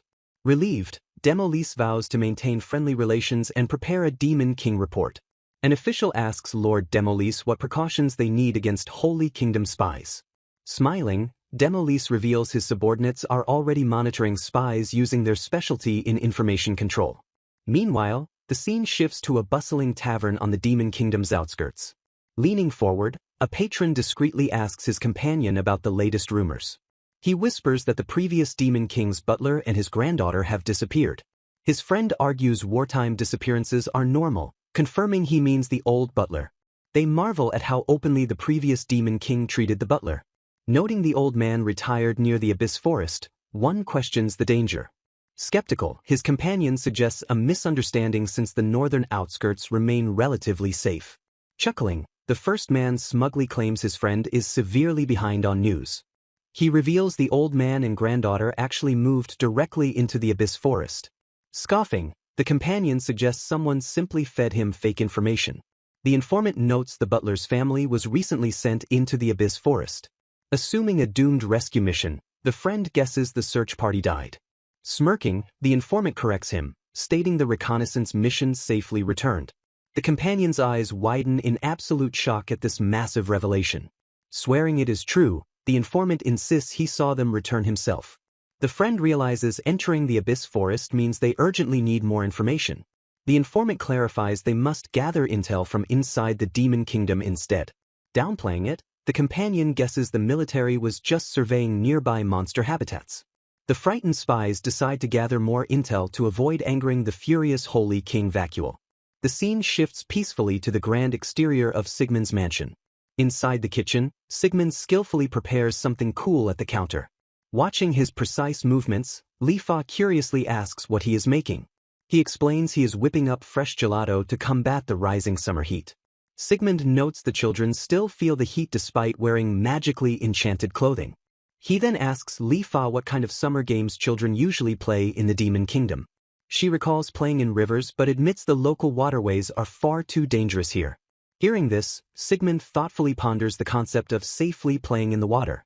Struck by sudden inspiration, he excitedly declares they should build a pool. Lifa tilts her head in absolute confusion at the completely unfamiliar word. Sigmund explains it is an artificial swimming pond, which she likens to a cold open-air bath. With their new project decided, he turns to Lifa with a highly specific task. He dramatically builds tension while describing an absolute must-have item for water play. Pointing enthusiastically, he excitedly tasks her with crafting swimsuits. Lifa confidently accepts the mission without a second thought. Pausing awkwardly, she then asks what a swimsuit actually is so he can properly explain. They grab the freshly made gelato from an alchemically crafted refrigerator. Lifa happily enjoys the sweet, frozen treat. Sigmund quickly sketches out a detailed clothing design on a piece of parchment. He slides the completed blueprints over for Lifa to closely inspect. He explains the garments absolutely require a stretchy and water-resistant fabric. Lifa marvels at his mysterious knowledge, though he humbly blames his strange hometown. When asked if she can handle the complex design, she confidently promises she can. Since it is her first time, she modestly requests Blanc and Noir's assistance. Sigmund happily approves her request for extra help. The dedicated maids immediately begin gathering the necessary materials for the project. Sigmund announces he will start building the pool outside in the meantime. Stepping into the yard, he unleashes a powerful wave of earth magic. The ground violently shifts and separates under his absolute command. The children play nearby, completely oblivious to the massive construction project. A massive rectangular pit is quickly carved perfectly into the earth. He carefully lines the pit with smooth white stones to prevent leaks and sharp edges. He purposefully scales the depth for the kids and textures the edges to prevent slipping. To keep the water fresh, he constructs a magical device that continuously circulates canal water. The confused familiars watch from afar, wondering what their master is doing. A heavy stream of clean water violently erupts from the magical device. Standing proudly before his flooded basin, Sigmund announces the pool is completely finished. The ecstatic children immediately rush forward to dive into the cool water. Sigmund intercepts the disappointed kids, reminding them they cannot play until their swimsuits arrive. Pondering his ongoing pool construction, Sigmund considers building a sun lounger while he is at it. Shifting focus indoors, Lifa excitedly addresses Miss Renora. She enthusiastically announces that it is time to decide on their custom swimsuit designs. When Renora hesitantly points out that Lord Sigmund already provided references, Lifa quickly agrees. However, Lifa insists their master believes swimsuits must be perfectly tailored to each person's unique body type and preferences. Taking charge of the crafting process, Lifa gently asks Renora if she wouldn't prefer something cute to wear. Renora happily agrees to the idea, adding that she also wants adorable outfits crafted for both Mill and Lala. The group immediately dives into their work, carefully cutting and measuring the water-resistant fabric. Needles flash rapidly as the girls diligently sew the customized garments together. Focusing intently on their task, they skillfully apply the final stitching to the swimwear. They proudly hold up the beautifully crafted swimsuits to inspect their excellent handiwork. Letting out a satisfied breath, Lifa proudly declares that the tailoring is completely finished. Applauding the beautiful results, someone notes that Lord Sigmund has also just finished constructing the pool outside. Excited by their success, they agree to show Sigmund so they can all play in the water tomorrow. Blushing with anticipation, Renora nervously realizes the pool day is actually happening. Bright sunlight and fluffy white clouds fill the brilliant blue sky. A sweeping view of the grand mansion reveals a beautiful summer day in full swing. Standing excitedly by the water, the group loudly declares it the perfect day for the pool. The children gleefully jump into the sparkling water, sending a massive splash into the air. Splashing playfully, they happily exclaim that the freezing water feels absolutely amazing. Nearby, Sigmund lounges comfortably on a shaded chair, soaking in the peaceful atmosphere. Stepping forward with graceful poise, Noir respectfully hands her lord a refreshing summer drink. Taking a sip, Sigmund hums in deep satisfaction and realizes this is what a laid-back life truly feels like. Spotting their mother nearby, the children happily call out to her. Renora steps into view wearing a stunning, newly crafted swimsuit that immediately catches everyone's attention. As the kids beg her to play, Sigmund quietly wonders if the swimsuit he taught Lifa about was actually supposed to look like that. He silently deduces that elves might simply look naturally better when wearing lighter clothing. Looking away to avoid staring, he admits he finally understands why Mr. Volks was so incredibly worried about her. Lifa finally arrives at the pool and bashfully apologizes for keeping them waiting so long while she changed. Telling her not to worry, Sigmund suddenly pauses as his eyes widen in complete surprise. Under his stunned gaze, Lifa blushes deeply and shifts nervously in her custom-made swimwear. Noting his utter shock, she proudly explains that she and Renora came up with the unique design together. Smiling warmly at his maid, Sigmund compliments the outfit and assures her that it suits her perfectly. Her face erupts in a bright red flush as she shyly mutters a quiet thank you. Breaking the tension, one of the girls grabs her hand and eagerly drags her toward the cool water. Beaming with newfound excitement, Lifa turns back and calls out for her master to join them.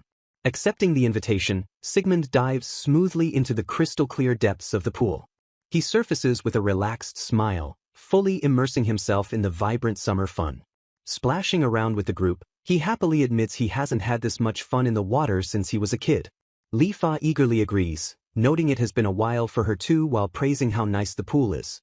Floating peacefully, Sigmund concludes that spending a relaxing summer afternoon by the pool is the true definition of a relaxed life. Sometime later, the scene shifts as Sigmund works quietly in his lush, sunlit vegetable garden. Reaching into the vibrant green vines, he carefully plucks a freshly grown vegetable. Taking a crisp bite, he immediately recognizes the refreshing flavor of a ripe cucumber. Inspired by the bountiful harvest, he decides to prepare a fresh tomato and cucumber salad for the day's meal. Remembering the bleakness of the undead dungeon, he cherishes the simple joy of enjoying a good meal once again. Though he barely remembers his old world's food, he confidently declares that the forest's ingredients and Lifa's cooking are undeniably delicious. Suddenly, a cheerful voice calls out to him from across the sprawling garden. The children run up to him and curiously ask what he is doing among the tall plants. When he explains he is harvesting vegetables, Mil and Lala excitedly volunteer to help with the chores. Smiling at their boundless enthusiasm, he happily assigns them the task of gathering the tomatoes. The girls confidently tell him to leave it to them as they eagerly start plucking the ripe red fruits. Watching them work so quickly and efficiently, Sigmund praises their highly impressive skills. Beaming with pride, the girls explain that they always used to help their mama and papa with this exact chore. They cheerfully continue plucking the vegetables together, enjoying a deeply peaceful and productive afternoon in the garden. Surveying his massive haul, Sigmund notes he has plenty of freshly harvested vegetables to preserve. Mil excitedly shows off her huge vegetable while Lala proudly displays her large catch as well. Praising their great work, Sigmund asks if they want to make a salad with their harvest today, and the girls enthusiastically agree. Returning to the mansion, the group is warmly welcomed back by the attentive staff. Rushing eagerly inside, Mil and Lala cheerfully announce their return home. When Renora asks if Lord Sigmund played with them, the girls quickly correct her and proudly declare they were helping. Sigmund praises their hard work and announces the meal will feature their hand-picked vegetables, prompting Lifa to immediately start cooking. Cheering with excitement, the group decides to wait eagerly in the dining hall until the feast is fully prepared. Gathering around the beautifully set table, everyone gives their sincere thanks for the delicious food. The group happily digs into the fresh, colorful salad and enjoys the fruits of their afternoon labor. Savoring the vibrant meal, they share warm smiles and quiet satisfaction over the homegrown ingredients. Chewing happily, the girls find the fresh vegetables to be an incredibly delicious dining experience. Noting the massive tomato harvest, Sigmund plans to have Tom and the maids prepare a sauce, which Lifa gratefully acknowledges. Resting after the satisfying meal, Lifa asks Sigmund what he wants to do next. Sigmund reveals his desire to meticulously plan an expansion outside the estate walls to alleviate the cramped feeling of the surrounding forest. Understanding his grand vision, Lifa notes that he is actively planning to expand the entire estate. Remembering a recent request, Sigmund mentions that Tom specifically wanted to expand the vineyard. Hearing the word vineyard, Lifa's eyes instantly light up with a sparkling, joyful intensity. She leans forward with overwhelming anticipation, utterly captivated by the prospect of expanding the wine production. Realizing Sibur and Lifa both desperately want more wine, Sigmund sweats slightly under their intense, starry-eyed expectations. Giving in to their silent pressure, Sigmund agrees to the expansion and immediately receives high praise from his eager staff. Laughing warmly at the situation, Sigmund accepts that things will definitely get incredibly busy again starting tomorrow. A sweeping view reveals the sprawling grasslands located just south of the dense abyss forest. Deep within this territory, the heavily fortified encampment of the Zelad Holy Kingdom stands ready for action. A frantic soldier sprints into the command tent and loudly announces an urgent report. He reveals that scouts have found no trace of the roaming Asura bear for several days, suggesting it has completely abandoned its territory. The Holy Kingdom Army Invasion Unit commander smirks wickedly as he declares this absence is their perfect chance to strike. Ordering his men to continue the investigation, the commander plans to inform His Majesty so they can invade before new monsters settle. He rubs his chin greedily, wondering what kind of lavish reward the king will grant his unit for claiming the plains. Elsewhere in the bustling camp, a timid young beastman slave carefully carries a fresh stack of towels. She nervously approaches the massive command tent with her head bowed low. The commander spots her and aggressively shouts, demanding to know what she is doing near his quarters. Trembling in sheer terror, the young slave stammers that she was only trying to replace the dirty towels. Shielding the crying girl from the commander's wrath, a subordinate quickly steps in and asks if there is a problem. Furious, the commander orders his subordinate to keep the filthy, eyesore slaves far away from his personal tent. The subordinate bows deeply in sincere apology while the disgusted commander simply scoffs and walks away. Turning back to the weeping beastman, the subordinate gently comforts her and assures her that none of this is her fault. He kindly instructs her to find work somewhere else while promising to handle the commander's tent personally. Watching her leave, he sighs heavily over the commander's escalating racial hatred and their nation's globally condemned slavery system. He bitterly reminds himself that he is in no position to criticize since he still accepts a paycheck from this very country. Glancing upward in the quiet aftermath, something dark perched on a wooden beam catches his eye. He stares in mild confusion, finding it highly unusual for a common crow to be resting this far out in the wilderness. Several months later, a soldier proudly reports that the Asura bear remains missing and no new monsters have claimed the area. Grinning with sinister anticipation, the commander eagerly asks if their disposable meat shields are ready for the impending invasion. A visibly uncomfortable soldier hesitates, boldly suggesting that calling the slaves meat shields is a bit too harsh. The commander furiously dismisses the concern, declaring he has absolutely no need to show consideration to a lowly slave unit. He rants that dwarves, elves, beastmen, and demons are all abominable creatures compared to humans who carry the divine blood of the gods. Writing off the human slaves as nothing more than criminals, he boasts that he is simply putting useless trash to good work. Stepping closer, the commander glares menacingly into the dissenting soldier's terrified eyes. He snarls a dark threat, asking if the subordinate wishes to become a criminal slave himself for violating strict military regulations. The panicked soldier frantically denies any insubordination, satisfying the commander who warns him to stop spouting nonsense. Clearing his throat, the arrogant commander strides outside to formally address his gathered forces. Raising his hand high into the air, he commands the entire army to form up and officially begin preparations for the invasion. Thousands of heavily armored Holy Kingdom soldiers stand in rigid, disciplined formation as they prepare for absolute war. Far above the hostile encampment, the mysterious dark bird finally takes flight. Gliding smoothly through the open sky, the raven leaves the grasslands behind. It flies swiftly and silently over the towering canopy of the ominous abyss forest. Approaching a grand mansion hidden in the woods, the bird descends toward an open, sunlit balcony. A pale, calm hand reaches out smoothly to intercept the incoming avian messenger. The majestic bird lands perfectly onto Lord Sigmund's waiting index finger. Praising the bloodstorm raven named Yada for its hard work, Sigmund casually asks how the long reconnaissance mission went. Smirking with dark amusement at the bird's report, Sigmund notes that those Holy Kingdom guys are starting to get quite rowdy. The master's trap successfully tricked Asura, priming the Holy Kingdom for an inevitable invasion.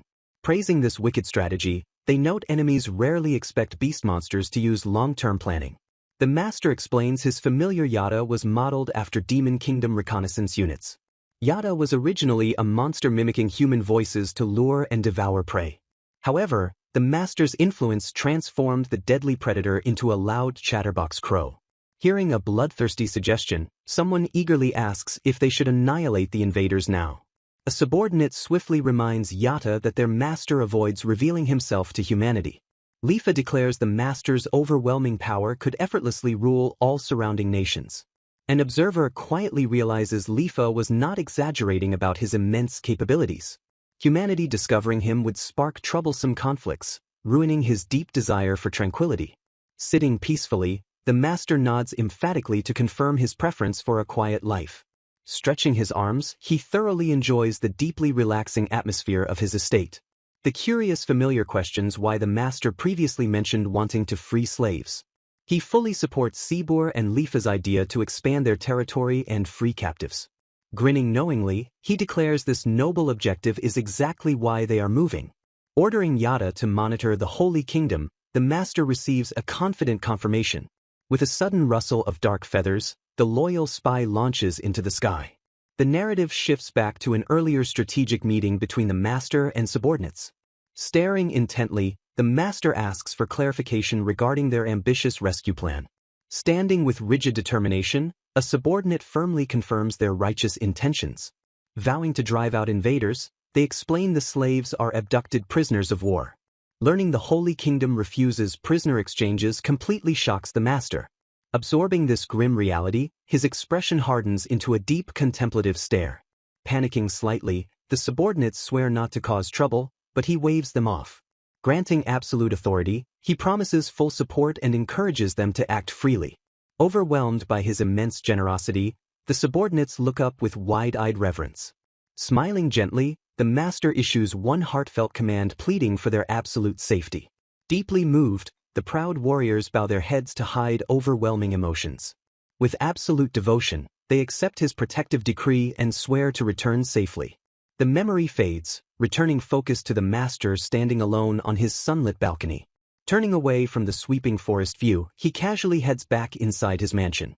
Embracing his laid-back lifestyle, he happily decides to make wine before the vanguard returns. Arriving late at night, a cloaked figure apologizes for his untimely intrusion. Lord Demoris warmly welcomes Sibor while acknowledging the recent scouting report. Sibor dismisses the apologies, calling the perilous mission a valuable learning experience.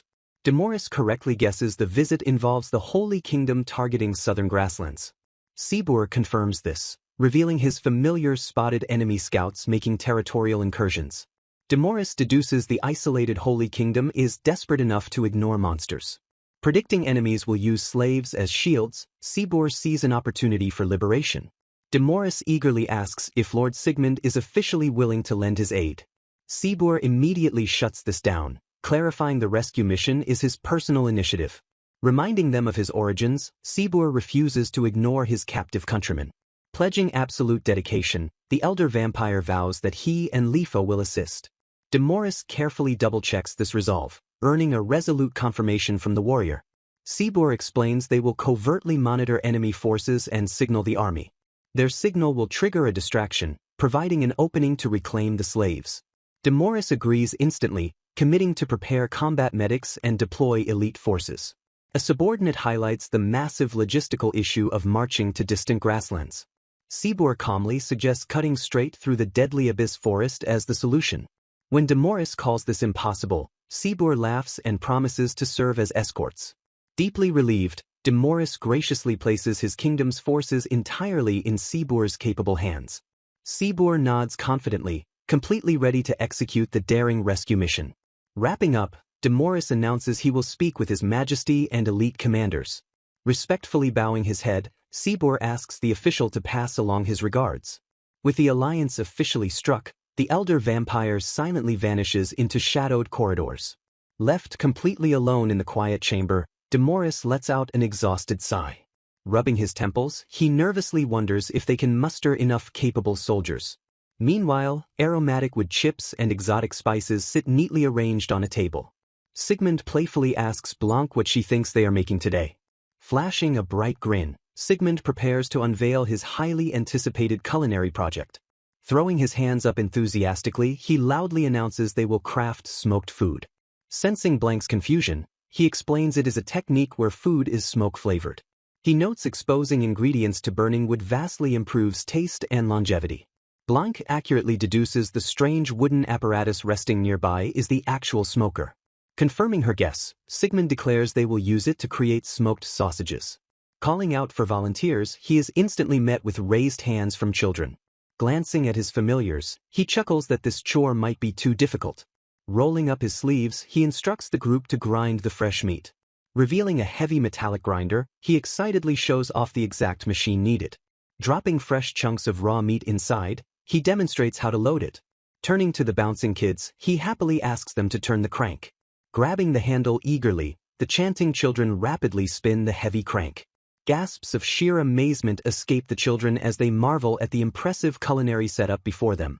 Watching the handle spin rapidly, Mill eagerly begs for her turn to operate the heavy grinder. She grabs the crank tightly and enthusiastically spins it to grind the fresh chunks of meat. Praising her great work, Sigmund cheerfully suggests they switch turns to keep the process moving. He explains that their next crucial step involves thoroughly mixing the ground meat with salt and herbs. The group dives into the messy task, vigorously kneading the seasoned meat mixture together with their bare hands. Sigmund instructs that once the meat is perfectly mixed, they will carefully stuff it into the casings. Working with focused precision, they meticulously force the seasoned meat into the long, empty casings. They deftly pinch and twist the filled casings to form perfectly portioned individual sausages. The kids continue twisting the long meat links with surprising skill and intense concentration. Tying off the final links, they proudly admire their massive string of beautifully handmade sausages. Throwing their hands up in triumph, the children happily declare that the exhausting stuffing process is entirely done. Praising their excellent work, Sigmund explains they just need to boil and smoke the sausages before waiting. Thick, aromatic smoke billows heavily out of the wooden smoker as the meat slowly cures inside. Exhausted from their hard work, the group settles down on the floor for a well-deserved rest. The young girls lay comfortably beside each other, drifting quickly into a deep and peaceful slumber. A gentle afternoon breeze washes over the sleeping children as they completely relax in the quiet room. They snore softly in the warm sunlight, thoroughly drained from their exciting culinary adventure. Sigmund sits quietly nearby, watching over his resting familiars with a gentle and affectionate smile. A familiar voice suddenly calls out his name from the shadows, smoothly breaking the quiet afternoon peace. Stepping into view, Sibur formally announces his return and receives a warm, immediate welcome from his master. Sigmund asks if the crucial negotiations with the Demon Kingdom went well, to which Sibur confirms they concluded without a single hitch. Sibur reports that Lifa is currently securing the escort route to the grasslands and should return safely by nightfall. Acknowledging the update, Sigmund reveals they made fresh sausages today and suggests they feast together once Lifa finally returns. Calling the plan splendid, Sibur eagerly adds that they should open some fine wine to celebrate the occasion. Sigmund proudly notes that Mill and Lala helped prepare the food, making Sibur look forward to the delicious meal even more. Scanning the peaceful estate, a sweeping view reveals the lush, thriving fields under a clear sky. Looking out over the tall crops, Sigmund happily notes that it looks like another great harvest this fall. Holding a fresh cluster of grapes, he reflects on expanding the fields for their second year of making wine. Sweating nervously, he realizes harvesting and processing will be an issue even with Kuganochi speeding up the crops using plant magic. He laments that he will not have enough time to make all the wine bottles since the current wood golems lack enough hands. Frowning slightly, he realizes he cannot exactly invite human glassblowers into the dangerous abyss forest. Stretching his arms lazily, he decides to simply figure it out later since he has plenty of free time. Shifting to a conversation, Lifa tilts her head and repeats the word barbecue in complete surprise. Sigmund explains the post-harvest feast is a perfect reward for their hard work, earning Lifa's enthusiastic agreement. Stepping forward gracefully, Noir bows and volunteers to begin prepping the meat and vegetables. Clenching her fist with determination, Blanc proudly declares she will get the fire ready. Moving with expert precision, Noir swiftly slices the fresh meat harvested from forest monsters and begins seasoning it. Without missing a beat, she rapidly chops the freshly picked vegetables into perfect bite-sized pieces. Arranging the raw cuts flawlessly on a platter, she notes that should do it for the meat preparations. Clapping her hands together, Lifa excitedly suggests they grill some mushrooms as well.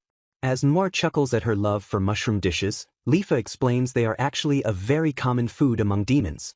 She details that plants and animals become far more delicious when they absorb heavy magical energy from the rich soil. Holding up a massive mushroom cap, Lifa proudly declares that the ones grown in the Abyss Forest are especially exceptional. Outside in the yard, Blanc finishes meticulously stacking a large pile of wooden logs for the campfire. Noir announces the ingredients are fully prepped, prompting Sigmund to thank the trio and call everyone over. Staring at the massive platter of raw food, Mil and Lala cheer wildly in pure anticipation. With a casual snap of her fingers, Blanc ignites the stacked firewood with a sudden burst of magical flames. Sigmund carefully places the thick, seasoned slices of meat onto the searing hot grill. When Mil begs to know if it is ready, Sigmund warns her to wait so she avoids getting a stomachache from undercooked food. Flipping the perfectly seared cuts, he tells the cheering Mil to hold out her waiting plate. Handing the hot food over, he is immediately met with Lala eagerly demanding a portion for herself. Lala happily receives her generous serving of freshly grilled meat with a massive, beaming smile. Sigmund announces the vegetables are also done, prompting the other children to excitedly rush forward. Picking up a steaming skewer, Sigmund generously offers a freshly grilled vegetable to Lifa. Blushing slightly, Lifa accepts the delicious food with a polite and highly grateful bow. Taking a gentle bite, she closes her eyes to savor the hot, grilled vegetable skewer. Her eyes widen in pure shock as the incredible, magical flavor instantly hits her taste buds. Smiling warmly at her host, she happily tells Sigmund that the meal is absolutely delicious. Sigmund smiles back softly, clearly pleased that his culinary efforts are being so well received. Enjoying her own portion nearby, Renora notes that eating outside like this is quite a fun experience. Holding up her completely empty plate, Mil excitedly begs the chef for another serving. Down on the grass, the tiny familiars happily chew on their own generous portions of the grand feast. Celebrating the successful harvest, Lifa and Noir happily clink their wooden mugs together in a cheerful toast. The entire group enjoys the lively, joyous outdoor barbecue under the bright, warm afternoon sun. Watching the bustling gathering, Sigmund smiles warmly and notes how glad he is to see everyone having such a good time. Relaxing under the stunning autumn leaves, the two companions agree it is a perfectly fine day. Noting the forest's mysterious nature, Sigmund observes that even the evergreen spots are surprisingly changing color this year. Sibor explains the trees absorb massive amounts of magical energy from the land, likely transforming them into entities similar to Trey-ant monsters. Sigmund realizes this magical absorption is exactly why the vibrant scenery completely changes every single year. Taking a quiet moment to relax, a fresh drink is poured smoothly into a waiting wooden cup. Praising his master's brewing skills, Sibor admits the exceptional ale completely changed his mind about cheap liquor. Sigmund casually reveals he enhanced the brew using a rare plant similar to hops. Laughing warmly, Sigmund happily accepts the high praise coming from a respected wine connoisseur like Sibor. Staring thoughtfully, Sibor wishes for the day when they can enjoy a peaceful midday drink like this back in the Demon Kingdom. Reflecting on the kingdom's rocky past when the war had just begun, they agree that people's lives are finally starting to improve. Acknowledging the ongoing monster sightings, Sibor laments that true widespread peace is still a long way off. Hoping for a peaceful future, Sibor firmly trusts that the current Demon King will successfully lead their people. Praising the remarkable ruler for standing up for his citizens, Sigmund notes how deeply Sibor trusts the Demon King. Bowing respectfully, Sibor quickly clarifies that his absolute loyalty belongs entirely to his master. Smiling brightly at the touching sentiment, Sigmund admits life would be incredibly lonely without Sibor around. Shifting the topic toward the future, Sigmund suddenly realizes Lord Volume 10 might actually be in serious trouble. He notes that the Abyss Forest's meat and vegetables are high-end delicacies rarely tasted even by top-ranking demons. Looking over at the children, he worries about what will happen if Mil and Lala get too accustomed to eating such luxurious meals. Panicking that he might be ruining the family's future, Sigmund resolves to help Mr. Volume 10 find a good place to live while keeping the kids healthy. Breaking his stressful train of thought, a cheerful voice suddenly calls out for her big brother. Mil excitedly runs over to him, happily announcing she grilled his portion so they can eat together. Touched by her sweet gesture, Sigmund smiles gently and thanks the young girl for the food. Accepting defeat, he realizes changing their ingredients now is impossible, making the girls' transformation into little gourmets completely inevitable. Gliding swiftly through the sky, the avian familiar reaches out to its master. Landing gracefully, Yada reports that the Holy Kingdom has finally made its move. Praising the bird for its good work, Sigmund orders it to keep a close eye on the enemy's movements. Confirming the order, Sigmund immediately contacts Sibor to warn him that the invasion of the grasslands has begun. Receiving the urgent telepathic message, Sibor pauses to listen carefully to his master. Recognizing that breaking the enemy's magical slave contracts requires immense energy, Sigmund offers to personally lend a hand until the captives are freed. Overjoyed by this incredibly reassuring offer, Sibor declares that with Sigmund's overwhelming strength they can break every single contract. Bowing respectfully, the loyal vampire announces his immediate departure to inform the Demon Kingdom of their updated strategy. Launching into the air, Sibor streaks across the sky toward the distant kingdom. He cuts swiftly through the clouds, navigating the rugged terrain at breakneck speed. Looming on the horizon, the grand architecture of the Demon Kingdom comes into full view. Dropping silently from the night sky, Sibor lands perfectly on a castle balcony. Inside the quiet chamber, Lord Demoris suddenly glances toward the window as he senses a presence. Startled by the sudden intrusion, a nearby guard instantly draws his weapon and demands the intruder identify himself. Recognizing the cloaked figure instantly, Demoris calls off the guard in sheer surprise. As Sibor apologizes for the urgent intrusion, an exasperated Demoris begs the elder vampire to just visit normally for once. Shifting immediately to business, Demoris accurately guesses that the Holy Kingdom has finally made its move. Requesting an immediate audience with His Majesty, Demoris asks Sibor to accompany him to the throne room. Sitting confidently upon his throne, the Demon King Vanguard notes the Zelad Holy Kingdom's hostile mobilization. Agreeing it is the ideal opportunity to reclaim their enslaved brethren, the commanders promise to prepare a rescue squad immediately. Entrusting the military operation to his subordinate, the Demon King orders Iglis to assemble their elite forces. When asked about the unbreakable magic contracts, Sibor proudly reveals that his master has graciously agreed to intervene. Gasps of awe ripple through the throne room as the demons marvel that the immortal king himself will assist them. Sibor swiftly manages expectations, clarifying that his master's assistance is strictly limited to breaking the contracts from afar. Understanding the need for secrecy, the Demon King admits the Immortal King's mere involvement is more than they could have ever hoped for. Praising the Demon King's mature adaptability, Sibor excuses himself to begin preparations while the commanders finalize the operational details.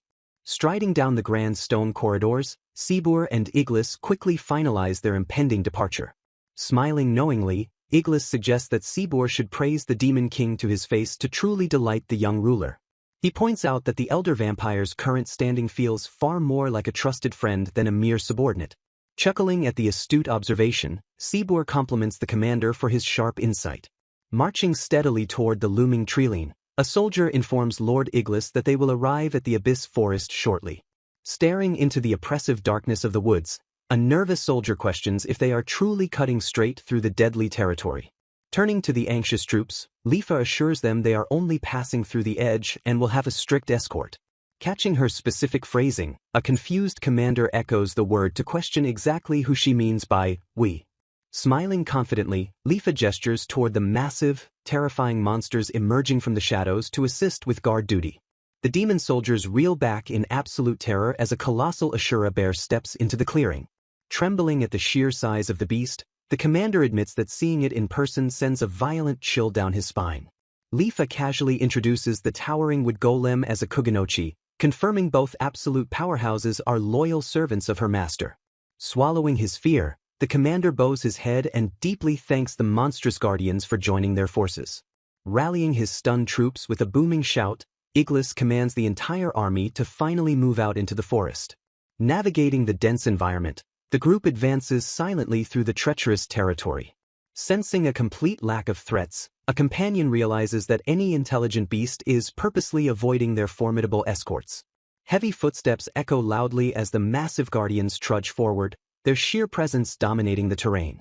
The towering figures continue their relentless march, effortlessly clearing a secure path through the wilderness. Marveling at how easily mindless monsters are repelled, the commander warns his troops to stay close and maintain high alert. The vanguard forces press onward, moving with calculated precision toward their final destination. Observing from a hidden vantage point, an ally informs Lord Sigmund that the Demon King's army will arrive shortly. Taking in the tactical layout, Sigmund confidently notes that the enemy is setting up camp exactly as he calculated. The view shifts aggressively to the sprawling plains, revealing the heavily fortified human encampment. Armed soldiers patrol the bustling camp, completely oblivious to the hidden eyes watching their every move. Noting the enemy's total ignorance, the group praises Sigmund's top-notch stealth skills for perfectly masking their presence. With their preparations complete, An ally requests that a signal be sent to her grandfather to initiate the strike. A magical communication flares to life, silently bridging the gap between the coordinated strike teams. Emerging from the dense tree-line, the advancing troops marvel at how quickly they reach the grassland's outskirts. Receiving the anticipated signal from his master, the elder vampire turns and asks if his allies are fully prepared. A confident smirk graces the subordinate's face as she assures him they are naturally ready for action. Trusting his vanguard, the elder vampire delegates the remaining tasks exactly as they had originally planned. Stepping aside, he issues a direct, commanding order to the colossal beast known as Asura. The giant monster acknowledges the command, its massive frames suddenly brimming with terrifying, explosive power. Surging forward with devastating momentum, the mighty beast launches itself aggressively toward the enemy lines. The heavy earth trembles violently under the crushing, thunderous weight of the rapidly charging titan. Completely unaware of their impending doom, a human commander loudly orders his men to begin constructing the fort. Pausing mid-task, the commander nervously admits that something feels entirely off, immediately alarming his subordinate. Scanning the eerie plains, he highlights the highly suspicious absence of even a single monster or small animal. Sensing an imminent threat, the commander frantically barks urgent orders to tighten the perimeter and stay on high alert. Before the soldiers can brace themselves, a panicked scout sprints forward to scream about a massive problem. Utter terror grips the Holy Kingdom encampment as they realize a gigantic Asura bear is charging directly at them. Spotting the colossal beast, a soldier screams in sheer terror as a massive Asura bear suddenly appears.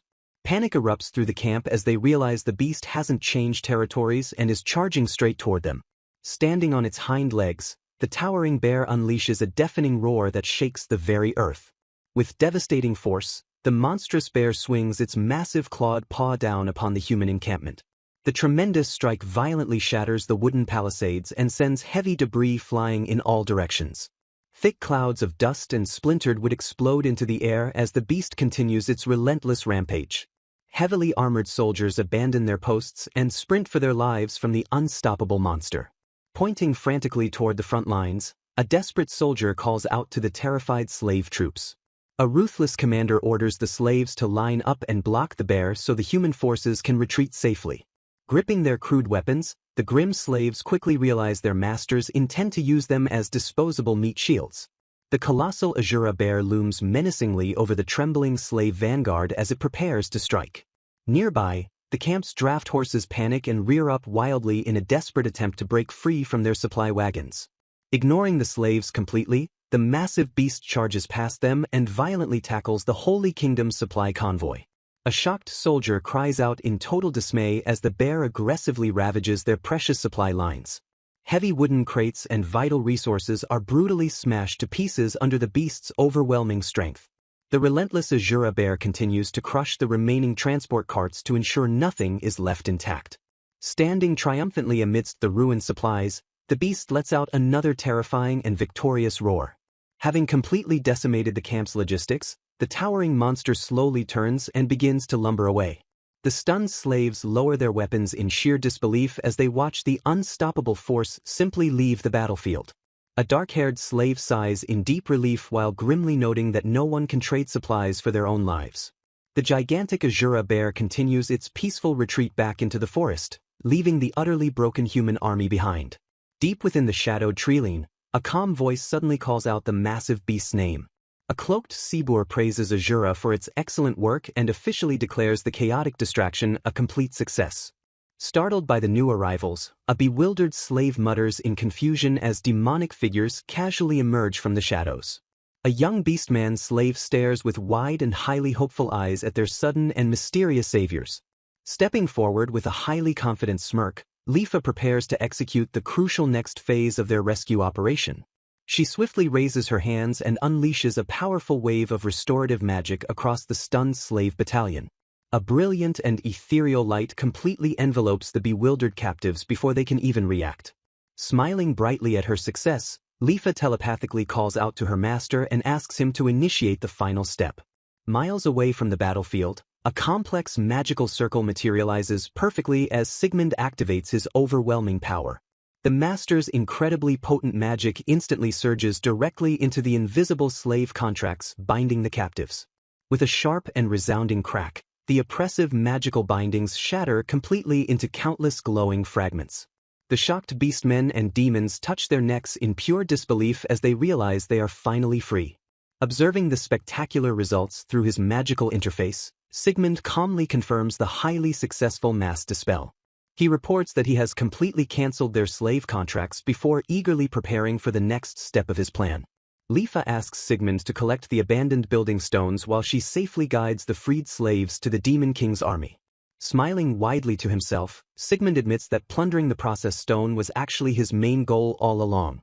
Delighted by the massive haul, he notes how much time and effort the invaders saved him by bringing so much processed stone. Back on the ruined battlefield, the liberated slaves stare in absolute awe at Lifa as she prepares to lead them to true safety. Turning her attention completely away from the burning ruins, Lifa calls out to her grandfather to begin their immediate extraction. Commanders order troops to gather human slaves, verifying identities with magic eyes and detaining criminals. Soldiers carefully transport non-human races by cart while healing all injured captives with potions. The vast army and liberated captives begin their peaceful march across the sprawling plains. Leaving the ruined encampment behind, the massive convoy heads steadily toward the distant tree line. Setting up camp at the forest edge, the commander plans their return to the Demon Kingdom. Watching the organized camp from afar, hidden observers sigh in relief that everything is all right. Meanwhile in Zealand, a furious monarch screams in utter disbelief over losing every single slave. Trembling in fear, the disgraced commander explains an Asura bear forced them to abandon their supplies. Groaning with frustration, the monarch laments the expedition's enormous cost and their inability to send troops. Gritting his teeth, the ruler bitterly mourns their ruined grand plan to cultivate the southern grasslands. He stresses that a successful operation would have drastically reduced their heavy reliance on imported food. Clenching his fists, he reveals his sinister ambition to deal a devastating blow to rival agriculture. Boiling with absolute fury, the screaming king ruthlessly strips the incompetent commander of his military rank. Falling to his knees in despair, the disgraced commander desperately begs His Holiness for mercy. Ignoring the pathetic pleas, an unseen observer shuts the heavy door and walks down the corridor. Strolling away, the hidden figure silently concludes this humiliating failure might actually be for the best. Grinning in the aftermath of victory, Sigmund admires the vast supplies seized from the Holy Kingdom. Thrilled by their massive haul from the repelled invasion, Sigmund eagerly contemplates his next creative project. Relishing the creative process, he admits that brainstorming new ideas is just as thrilling as crafting. Struck by sudden inspiration, he enthusiastically decides to completely renovate his workshop for future crafting. Diving immediately into the task, Sigmund brandishes his heavy tools to begin the massive renovation. Sparks fly as he skillfully shapes the sturdy materials to construct a vastly improved workspace. He works tirelessly, perfectly aligning heavy wooden beams to expand the cramped workshop's layout. The rhythmic thud of a heavy hammer echoes as the curious cat Shiro investigates the noise. Startled by a sudden loud clatter, the tiny feline hastily retreats from the bustling construction zone. Scooping up the frightened kitten, a concerned Renora gently asks what startled the small familiar. Petting the soft fur, she sympathetically asks if her busy brother is ignoring the playful cat. She warmly cradles the kitten and gently warns it to stay out of the busy craftsman's way. The continuous metallic clanking draws the excited attention of the two young girls playing nearby. Peeking curiously around the wooden doorframe, Mill and Lala spy on the intense renovation work. Bursting excitedly into the dusty workshop, the energetic girls happily call out to their big brother. Bouncing on her heels, a curious Mill eagerly asks if he is crafting something new today. Wiping the hard-earned sweat from his brow, Sigmund happily confirms he is remodeling the entire workshop. Tugging playfully at his clothes, a pouting Lala desperately demands that he stop working and play. Rushing in to intervene, Renora strictly scolds her daughter for bothering the busy lord. Throwing a dramatic tantrum, Lala whines loudly about being incredibly bored at the quiet estate. Pausing his heavy labor, Sigmund hums thoughtfully as he considers the restless toddler's plight. Raising a finger with a bright smile, he asks the girls to wait just one more day. He enthusiastically promises to craft a brand new, amazing toy specifically for them to enjoy. Acknowledging their deep boredom, he gently seeks Renora's permission to build the children something fun. Deeply touched by his incredible kindness, a grateful Renora happily accepts his highly generous offer. Kneeling down, Sigmund cheerfully instructs the bouncing girls to behave well and wait very patiently. Cheering with pure delight, the excited children sprint away to let him finish his hard work. Stepping outside into the bright sunlight, Sigmund thoughtfully surveys the sprawling, empty estate grounds. Gathering his magical energy, he visualizes the perfect outdoor entertainment for the energetic youngsters. He firmly decides to construct durable playground equipment rather than just a simple indoor toy. Knowing a slide is a guaranteed hit, he plans to carve it from sturdy, solid stone. He carefully plans to perfectly smooth the edges and place it in clear view of the mansion. Slamming his hands down, he unleashes a massive surge of earth magic to shape the terrain. A massive block of solid stone aggressively erupts from the ground under his absolute magical command. He meticulously carves the rough boulder, transforming it into a perfectly smooth and curving slide. The heavy stone slide settles into the grass with a resounding thud, perfectly completed and safe. Dusting off his hands with extreme satisfaction, Sigmund proudly admires his flawlessly executed stonework. Deciding a lone slide is too boring, he immediately resolves to build a fun swing set too. Using sturdy ropes and thick wooden planks, he skillfully begins assembling the hanging swing structure. The beautifully crafted wooden swing hangs securely from a massive tree, completing the ultimate playground. Sigmund diligently reviews his construction materials, ready to build something new. Pondering his options, he wonders whether chains or rope would work better for hanging the swing. He swiftly carves sturdy wooden beams to construct the solid framework. Snapping the wooden joints perfectly into place, he proudly admires his steady progress. Knowing monster materials offer superior strength, he decisively chooses thick ropes for the swing. He expertly loops and ties the durable rope around the heavy wooden frame. Securing the heavy knots, he pulls the durable rigging incredibly tight. The sturdy wooden seat hangs perfectly balanced from the thick monster hide ropes. Giving it a firm tug, he confirms the swing is completely safe and secure. Satisfied with the swing, he immediately unleashes a surge of powerful earth magic. The dense soil rapidly shifts and molds itself under his absolute magical command. Massive earthen blocks rise from the ground, quickly forming brand new playground structures. He rapidly frames a deep sandbox with wood, filling it with soft gravel and play sand. Wiping his brow, he proudly admires the incredibly well-built playground he just finished. The sun rises brightly over the estate as the next morning finally arrives. Stepping outside, Renora gasps in pure astonishment at the massive backyard transformation. Cheering wildly, Mill and Lala sprint toward the exciting new playground equipment. Renora deeply thanks him for the amazing gift while Sigmund admits he had fun building it. Lala gleefully slides down the smooth stone chute while Mill happily climbs up. The energetic girls take turns soaring high into the air on the sturdy new swing. Smiling warmly at their joyful laughter, Sigmund notes how much they clearly love it. The peaceful morning sun bathes the entire estate as the children play happily outside. The calm atmosphere is suddenly broken by the heavy front doors swinging open. Striding confidently into the mansion, Sibur and Lifa formally announce their successful return. Sigmund warmly welcomes them back, instantly checking to ensure his loyal servants are unhurt. Sibur confirms the Demon Kingdom forces are completely safe thanks to Asura and Kuganochi's protection. He explains Asura's massive distraction completely prevented any enslaved people from suffering serious injuries. Sibur proudly reports rescuing over 500 people, mostly demons alongside abducted human foreigners. He adds the freed slaves are now safely sheltered in the Demon Kingdom. A grim shadow crosses Sibur's face as he mourns the demons who died in captivity. A heavy, somber silence fills the room as they reflect on the enemy's horrific cruelty. Breaking the tension, Sigmund grimly acknowledges that many demons are still held captive there. Sigmund officially entrusts the ongoing slave rescue operations entirely to Sibur and Lifa. Bowing with absolute reverence, the grateful vampires deeply thank their generous lord. Sigmund smiles softly, noting that the rescued captives have loving families waiting for them. Staring out the window at Mill and Lala, he firmly declares that families must stay together. Lifa smiles warmly, completely agreeing with her master's heartfelt and protective sentiment. A sweeping view introduces the vast and untamed territories of the Western nations. The scene shifts to the bustling and peaceful streets of Badak town. Sunlight bathes the busy pathways as townsfolk go about their daily routines. A lone adventurer confidently pushes through the wooden doors of the local guild. The guild receptionist warmly greets Volume 10 while asking for his latest quest report.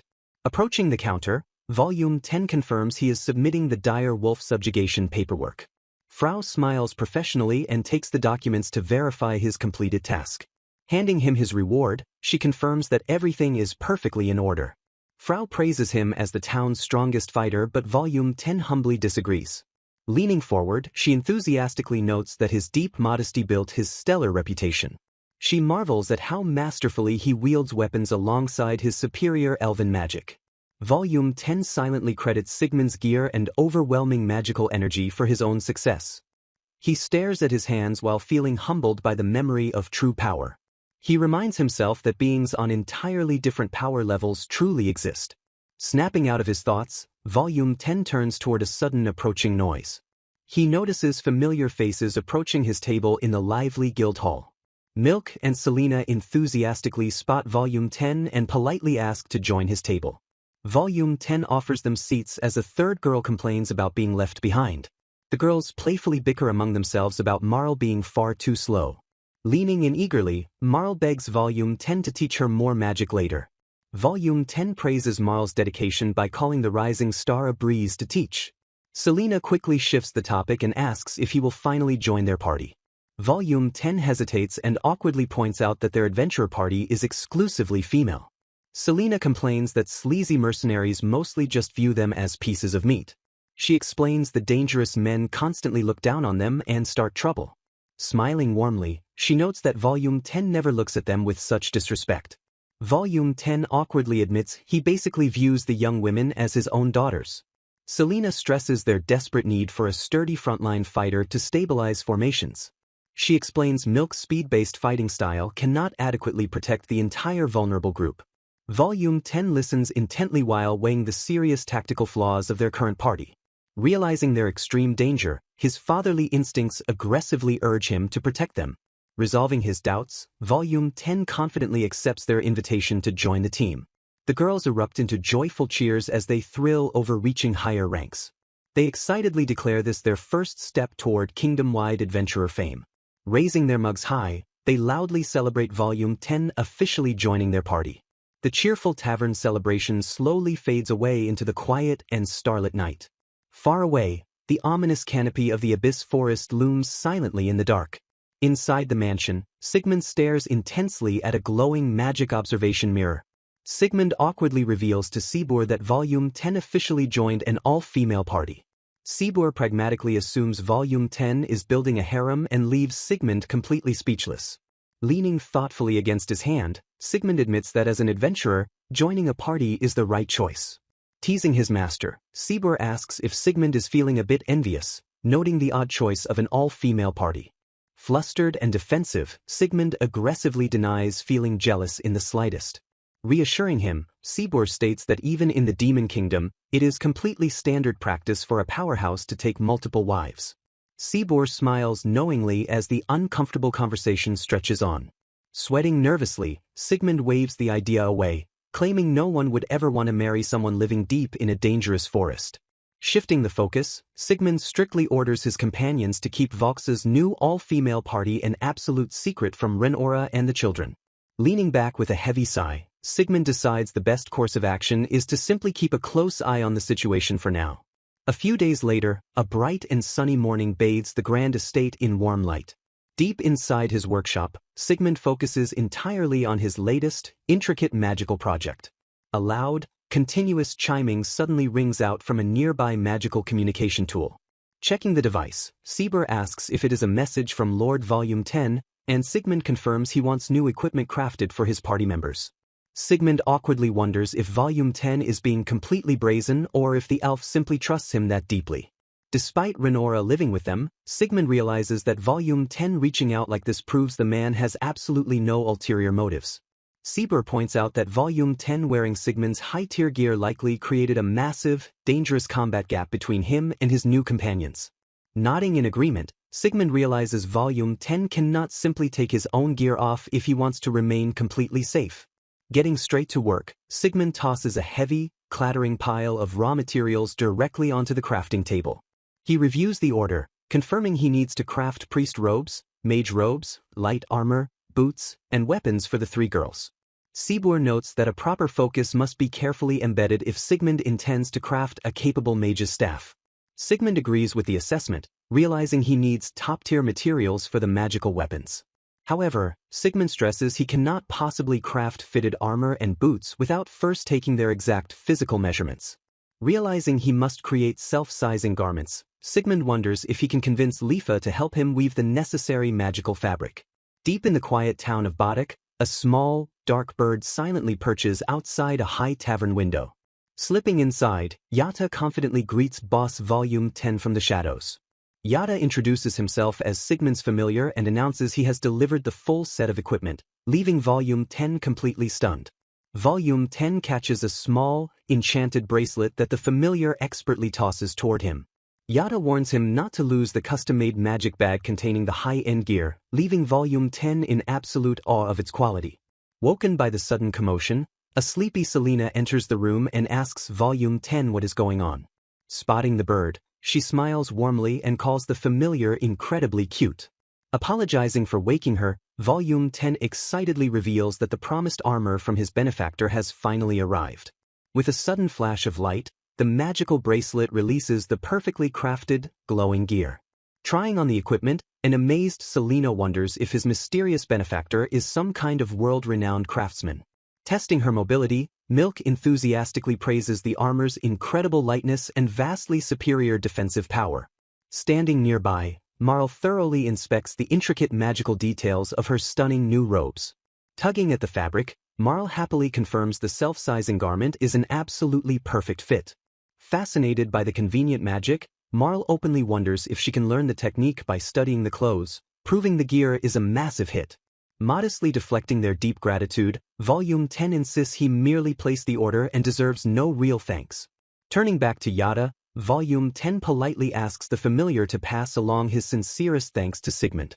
Yata nods sharply before asking if the elf has any other messages he wishes to send. Hesitating slightly, Volume 10 asks if his family is doing well before resolving to only contact them when he can truly stand before them with pride. The scene opens with the sharp sounds of heavy woodworking echoing across the quiet estate. Hammering away at sturdy wooden planks, Sigmund rapidly constructs a new outdoor structure. He skillfully aligns the heavy timber frames, effortlessly lifting the massive pieces into perfect position. Wiping sweat from his brow, Sigmund proudly announces that his latest project is a brand new chicken coop. Recalling the high cost of groceries, he wonders if they could simply buy eggs directly from a local poultry farm. His companions stare at him in utter confusion, forcing Sigmund to realize that poultry farms do not actually exist in this world. Lifa explains that gathering wild eggs is a dangerous adventurer's job, which Sigmund instantly recognizes as a massive hassle. Confirming the steep prices, Lifa notes that wild chickens constantly attract dangerous predators and hungry monsters. She warns that gathering a large flock in a single location inevitably draws terrifying threats right to their doorstep. Absorbing this grim reality, Sigmund realizes that traditional farming is essentially a massive monster magnet. Lifa stresses that keeping a stationary flock is suicidal, though small-scale nomadic herding remains a slight possibility. Sibur confidently assures Sigmund that his overwhelming power makes raising chickens entirely possible, promising to procure some from the Demon Kingdom. Recognizing his finite wealth, Sigmund finishes building the coop to ensure their absolute self-sufficiency. Staring at the empty wooden structure, he eagerly anticipates vastly expanding his culinary options with a steady egg supply. Sometime later, Sigmund stares in absolute shock as the newly procured livestock finally arrives. He reels back in sheer disbelief, realizing the massive birds are vastly larger than normal chickens.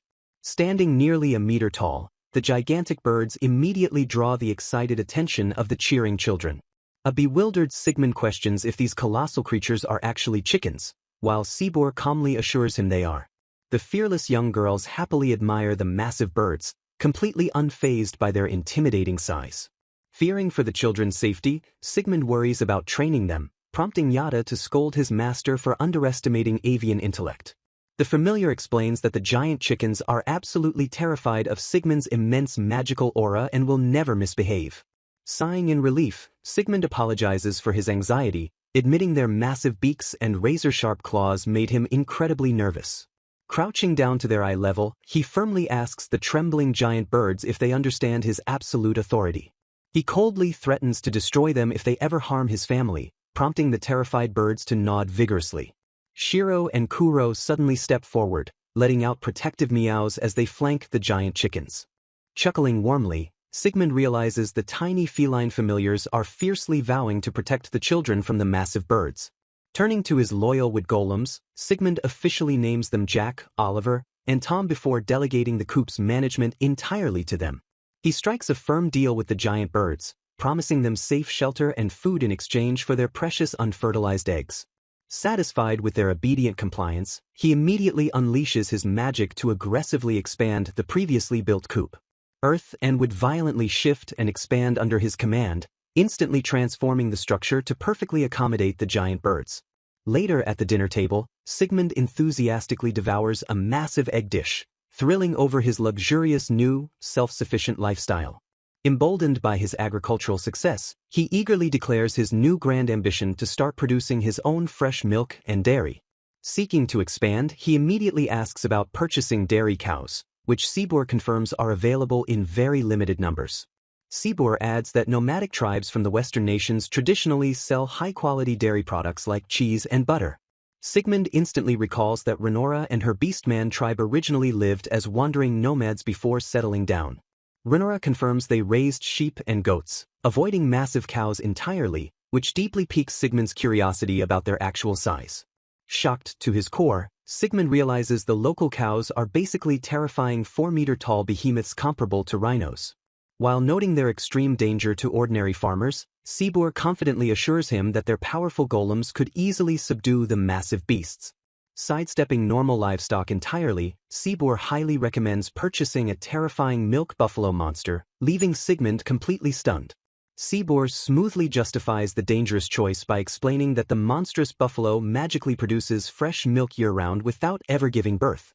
Sibor notes the buffalo milk is highly renowned for its flavor among royalty. Agreeing on the milk buffalo, Sigmund entrusts Sibor with acquiring the rare beast.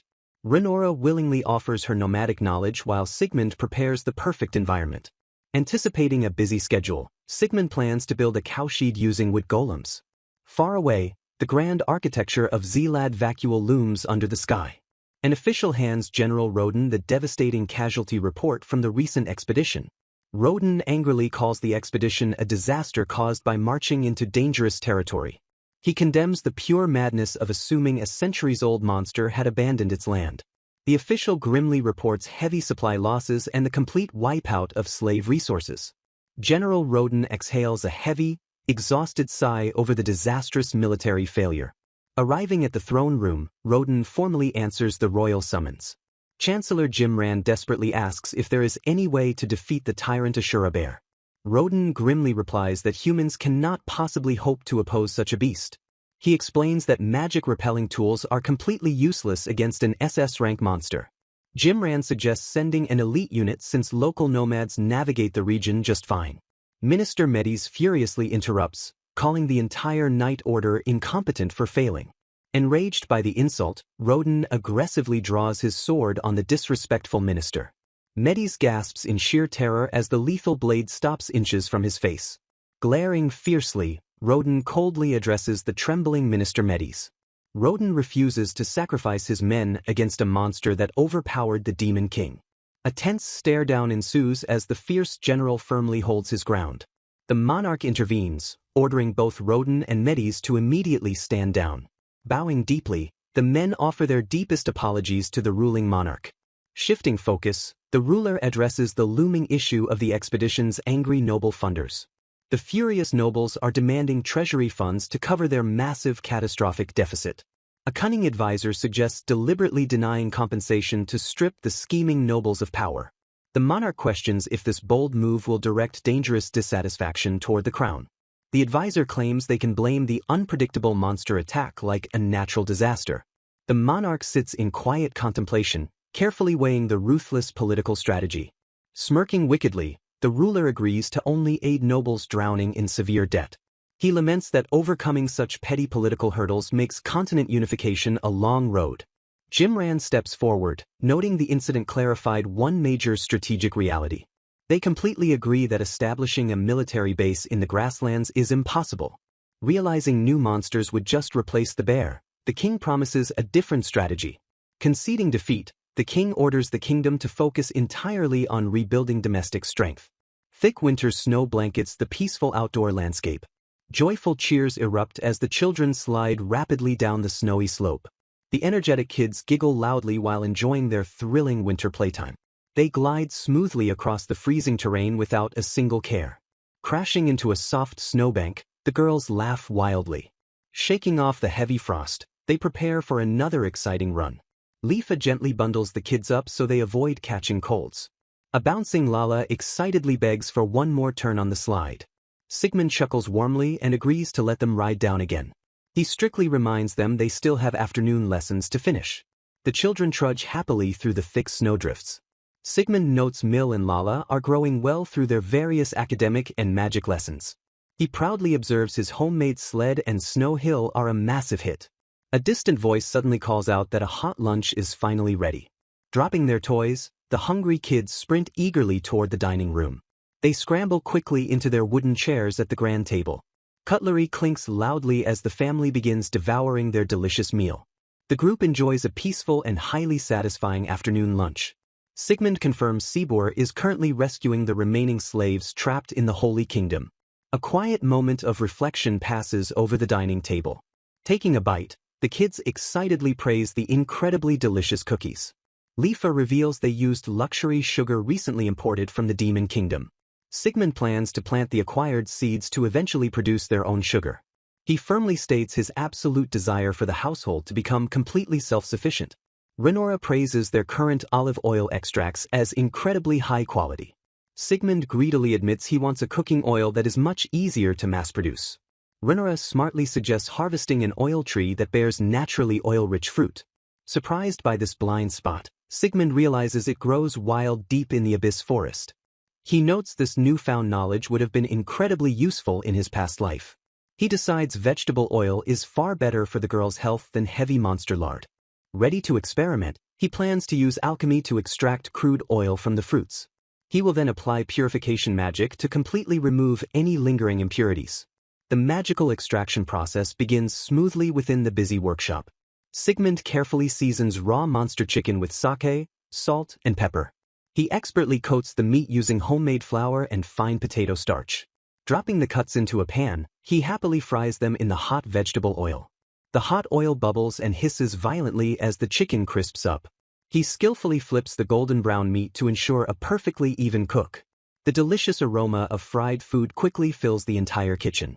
Plating the meal, Sigmund proudly announces the fried chicken is finally done. The hot oil violently bubbles as the seasoned chicken sizzles perfectly in the deep pan. Offering a freshly fried piece, Sigmund eagerly asks his companion to try the hot food.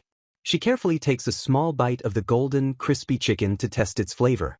Her eyes light up with pure delight as she happily declares the meal absolutely delicious. Smiling warmly at her positive reaction, Sigmund expresses his deep relief and profound culinary satisfaction. He turns his attention toward the energetic children waiting anxiously nearby for their own portions. Gesturing to the loaded platter, he generously invites Mill and Lala to enjoy the food. The excited girls cheer over the yummy, crispy texture as they eagerly devour the chicken. Noting the lack of deep frying in the Demon Kingdom, Sigmund understands their unfamiliarity with oil. He promises to teach Lifa the basics, knowing her incredible skills will quickly surpass his. Shifting his culinary focus entirely, Sigmund curiously asks if they happen to grow any soybeans. Lifa confirms they grow plenty of beans specifically to feed their incredibly diverse livestock. Inspecting a heavy burlap sack filled with raw beans, Sigmund prepares for his next experiment. He scoops up a handful of beans and confidently declares they will work perfectly. Tilting her head in pure curiosity, Lifa wonders aloud what he plans to use them for. Sigmund excitedly reveals his plan to recreate a highly nostalgic seasoning from his distant hometown. He quickly boils the beans in water while using magic to bypass the tedious preparation. Mixing in salt, he notes that this traditional process normally requires koji to properly ferment. Bypassing tradition entirely, he ingeniously casts a dark magic decay spell to artificially ferment it. Dark magical energy violently swirls around the bowl as the rapid fermentation process immediately begins. He dips a finger into the strange paste and carefully tastes the resulting magical concoction. Frowning slightly at the bitter taste, he realizes the initial magical experiment was slightly flawed. He notes that he over-fermented the mixture and needs to carefully adjust the salt ratio. Gathering his focus, he casts the Dark Decay spell again on a fresh new batch. He repeatedly applies dark magic while meticulously fine-tuning the fermentation levels for perfect, delicious results. A sudden look of pure realization washes over his face as the rich aroma shifts. Throwing his hands up in absolute triumph, Sigmund happily declares the culinary project finally complete. When asked about the mysterious paste, he proudly introduces the finished product as traditional miso. He explains it can be dissolved in hot water or mixed into savory stir-fry dishes. Handing over a steaming bowl of fresh miso soup, he eagerly awaits Lifa's honest opinion. She carefully brings the hot wooden bowl to her lips and takes a gentle sip. Her eyes widen in absolute amazement as the rich, complex flavor immediately hits her palate. Praising its deliciously mellow flavor, she marvels at the incredibly mysterious and savory new soup. Sigmund notes he needs much more trial and error before he can successfully recreate soy sauce. Muttering intensely about recipes, Lifa obsessively contemplates how to perfectly utilize her master's hometown flavor. As she fiercely vows to master miso perfectly, a sweating Sigmund realizes he awakened something. Having successfully crafted miso, Sigmund eagerly plans his next project. He passionately declares that their next grand destination is the ocean. Sigmund explains he will cross the grasslands to catch fresh fish. When Lifa offers to join, he warns her about the freezing sea. Lifa smugly reminds him that familiars are completely resistant to cold. Conceding the point, Sigmund happily agrees to let her tag along. The duo leaps into the sky to begin their long journey. They soar rapidly high above the sprawling continent. Passing safely over snow-capped mountains, they make excellent time. Descending gracefully, they finally land on the snowy terrain. Sigmund stares ahead as freezing winter winds whip around them. They confidently approach the edge of the snowy bluff. A vast icy ocean completely dominates the horizon before them. Heavy waves crash violently against the freezing shoreline. Smelling the breeze, Sigmund decides to harvest some sea salt. Lifa curiously asks if sea salt differs from standard rock salt. Sigmund explains the unique textures enhance different culinary dishes perfectly. Using water magic, he swiftly separates impurities from the seawater. He then casts fire magic to aggressively evaporate the remaining moisture. Realizing his inefficiency, he finishes by sterilizing it with light magic. A massive mound of pure white sea salt instantly materializes. Lifa stares in awe at the flawlessly extracted seasoning. She correctly guesses he is already planning new delicious recipes. Noting the massive pile, Lifa politely asks if he gathered enough. Preparing to dive, Sigmund assures her he handles underwater environments perfectly. Lifa eagerly accepts his invitation to join the underwater expedition. He instructs her to stay very close for her own safety. Lifa instantly hugs his arm tightly with an eager smile. Blushing slightly, Sigmund allows her to cling to him happily. A massive magical air bubble quickly envelopes the two companions. They sink smoothly into the dark and freezing ocean depths. Lifa marvels at the convenient magic keeping them dry and breathing. Reaching the seafloor, Sigmund spots something highly useful growing nearby. He excitedly identifies the aquatic plant as kelp for cooking. He explains the kelp will perfectly boil down into rich broth. Plucking the plants, he plans to test them back home. A massive school of fish suddenly swims into their view. Sigmund groans that catching the fast fish barehanded will be annoying. Rejecting magic, he decides to try a completely different fishing approach. Cracking his knuckles, Sigmund prepares to catch the fish manually. Readying himself, Sigmund enthusiastically shouts for the operation to begin. The loyal familiars and golems quickly position themselves for the task. A massive fishing net plunges deep into the dark ocean waters. Schools of fish swim unknowingly around the expertly placed trap. Heavy ropes pull tightly as the trap perfectly springs shut. Straining against the immense weight, the trap ascends toward the surface. Violent splashes erupt as the heavy net breaches the ocean surface. Sigmund commands everyone to pull simultaneously to secure the massive hull. Grunting with intense effort, the team heaves the heavy ropes together. They shout in unison while fiercely dragging the net ashore. The bulging net finally lands on the beach with a heavy thud. Countless fish flop violently across the wet sand in pure chaos. The excited children marvel in awe at the sheer amount of fish. The captured marine life continues thrashing wildly on the shoreline. Lifa instructs everyone to start sorting while she handles another threat. Dangerous oceanic predators eagerly swarm toward the massive pile of fish. She confidently declares she will eliminate the monsters gathering around them. Lifa leaps into action and viciously strikes the approaching sea monsters. Her swift and brutal counterattack completely neutralizes the aquatic threats. Sigmund asks Renora to prepare the barbecue while he handles dangerous fish. Renora cheerfully agrees and recruits Mill and Lala to help her. The group swiftly gathers supplies to build a large beachside fire. A warm, roaring campfire crackles to life on the sandy shore. Sigmund praises their excellent teamwork as the preparations finish flawlessly. Praising Lifa's defense, Sigmund happily invites the entire group to eat. The family gathers closely around the fire to enjoy the feast. They eagerly bite into the freshly grilled, deliciously salted seafood. The children chew happily while exclaiming how yummy the meal is. Watching the kids eat, Sigmund smiles warmly at his perfect choice. Bounding cheerfully toward the estate, the energetic children happily announce their safe return. Sibor stands at the grand entrance and warmly welcomes the weary travelers back home. Sigmund greets Sibor, who immediately asks how the important negotiations went in the Demon Kingdom. Sibor proudly reports they successfully rescued every enslaved brethren trapped within the Holy Kingdom. He notes lingering challenges regarding the survivors' mental care but promises to handle it. Sibor adds they are steadily moving forward with processing the rescued non-demon slaves. Realizing his crucial assistance is no longer required, Sibor formally declares his return. The Demon King deeply thanks Sibor, promising to deliberate on a proper reward later. Bowing respectfully, Sibor states the Demon Kingdom remains his homeland and his master's neighbor. The young monarch earnestly hopes they can maintain this highly amicable diplomatic relationship.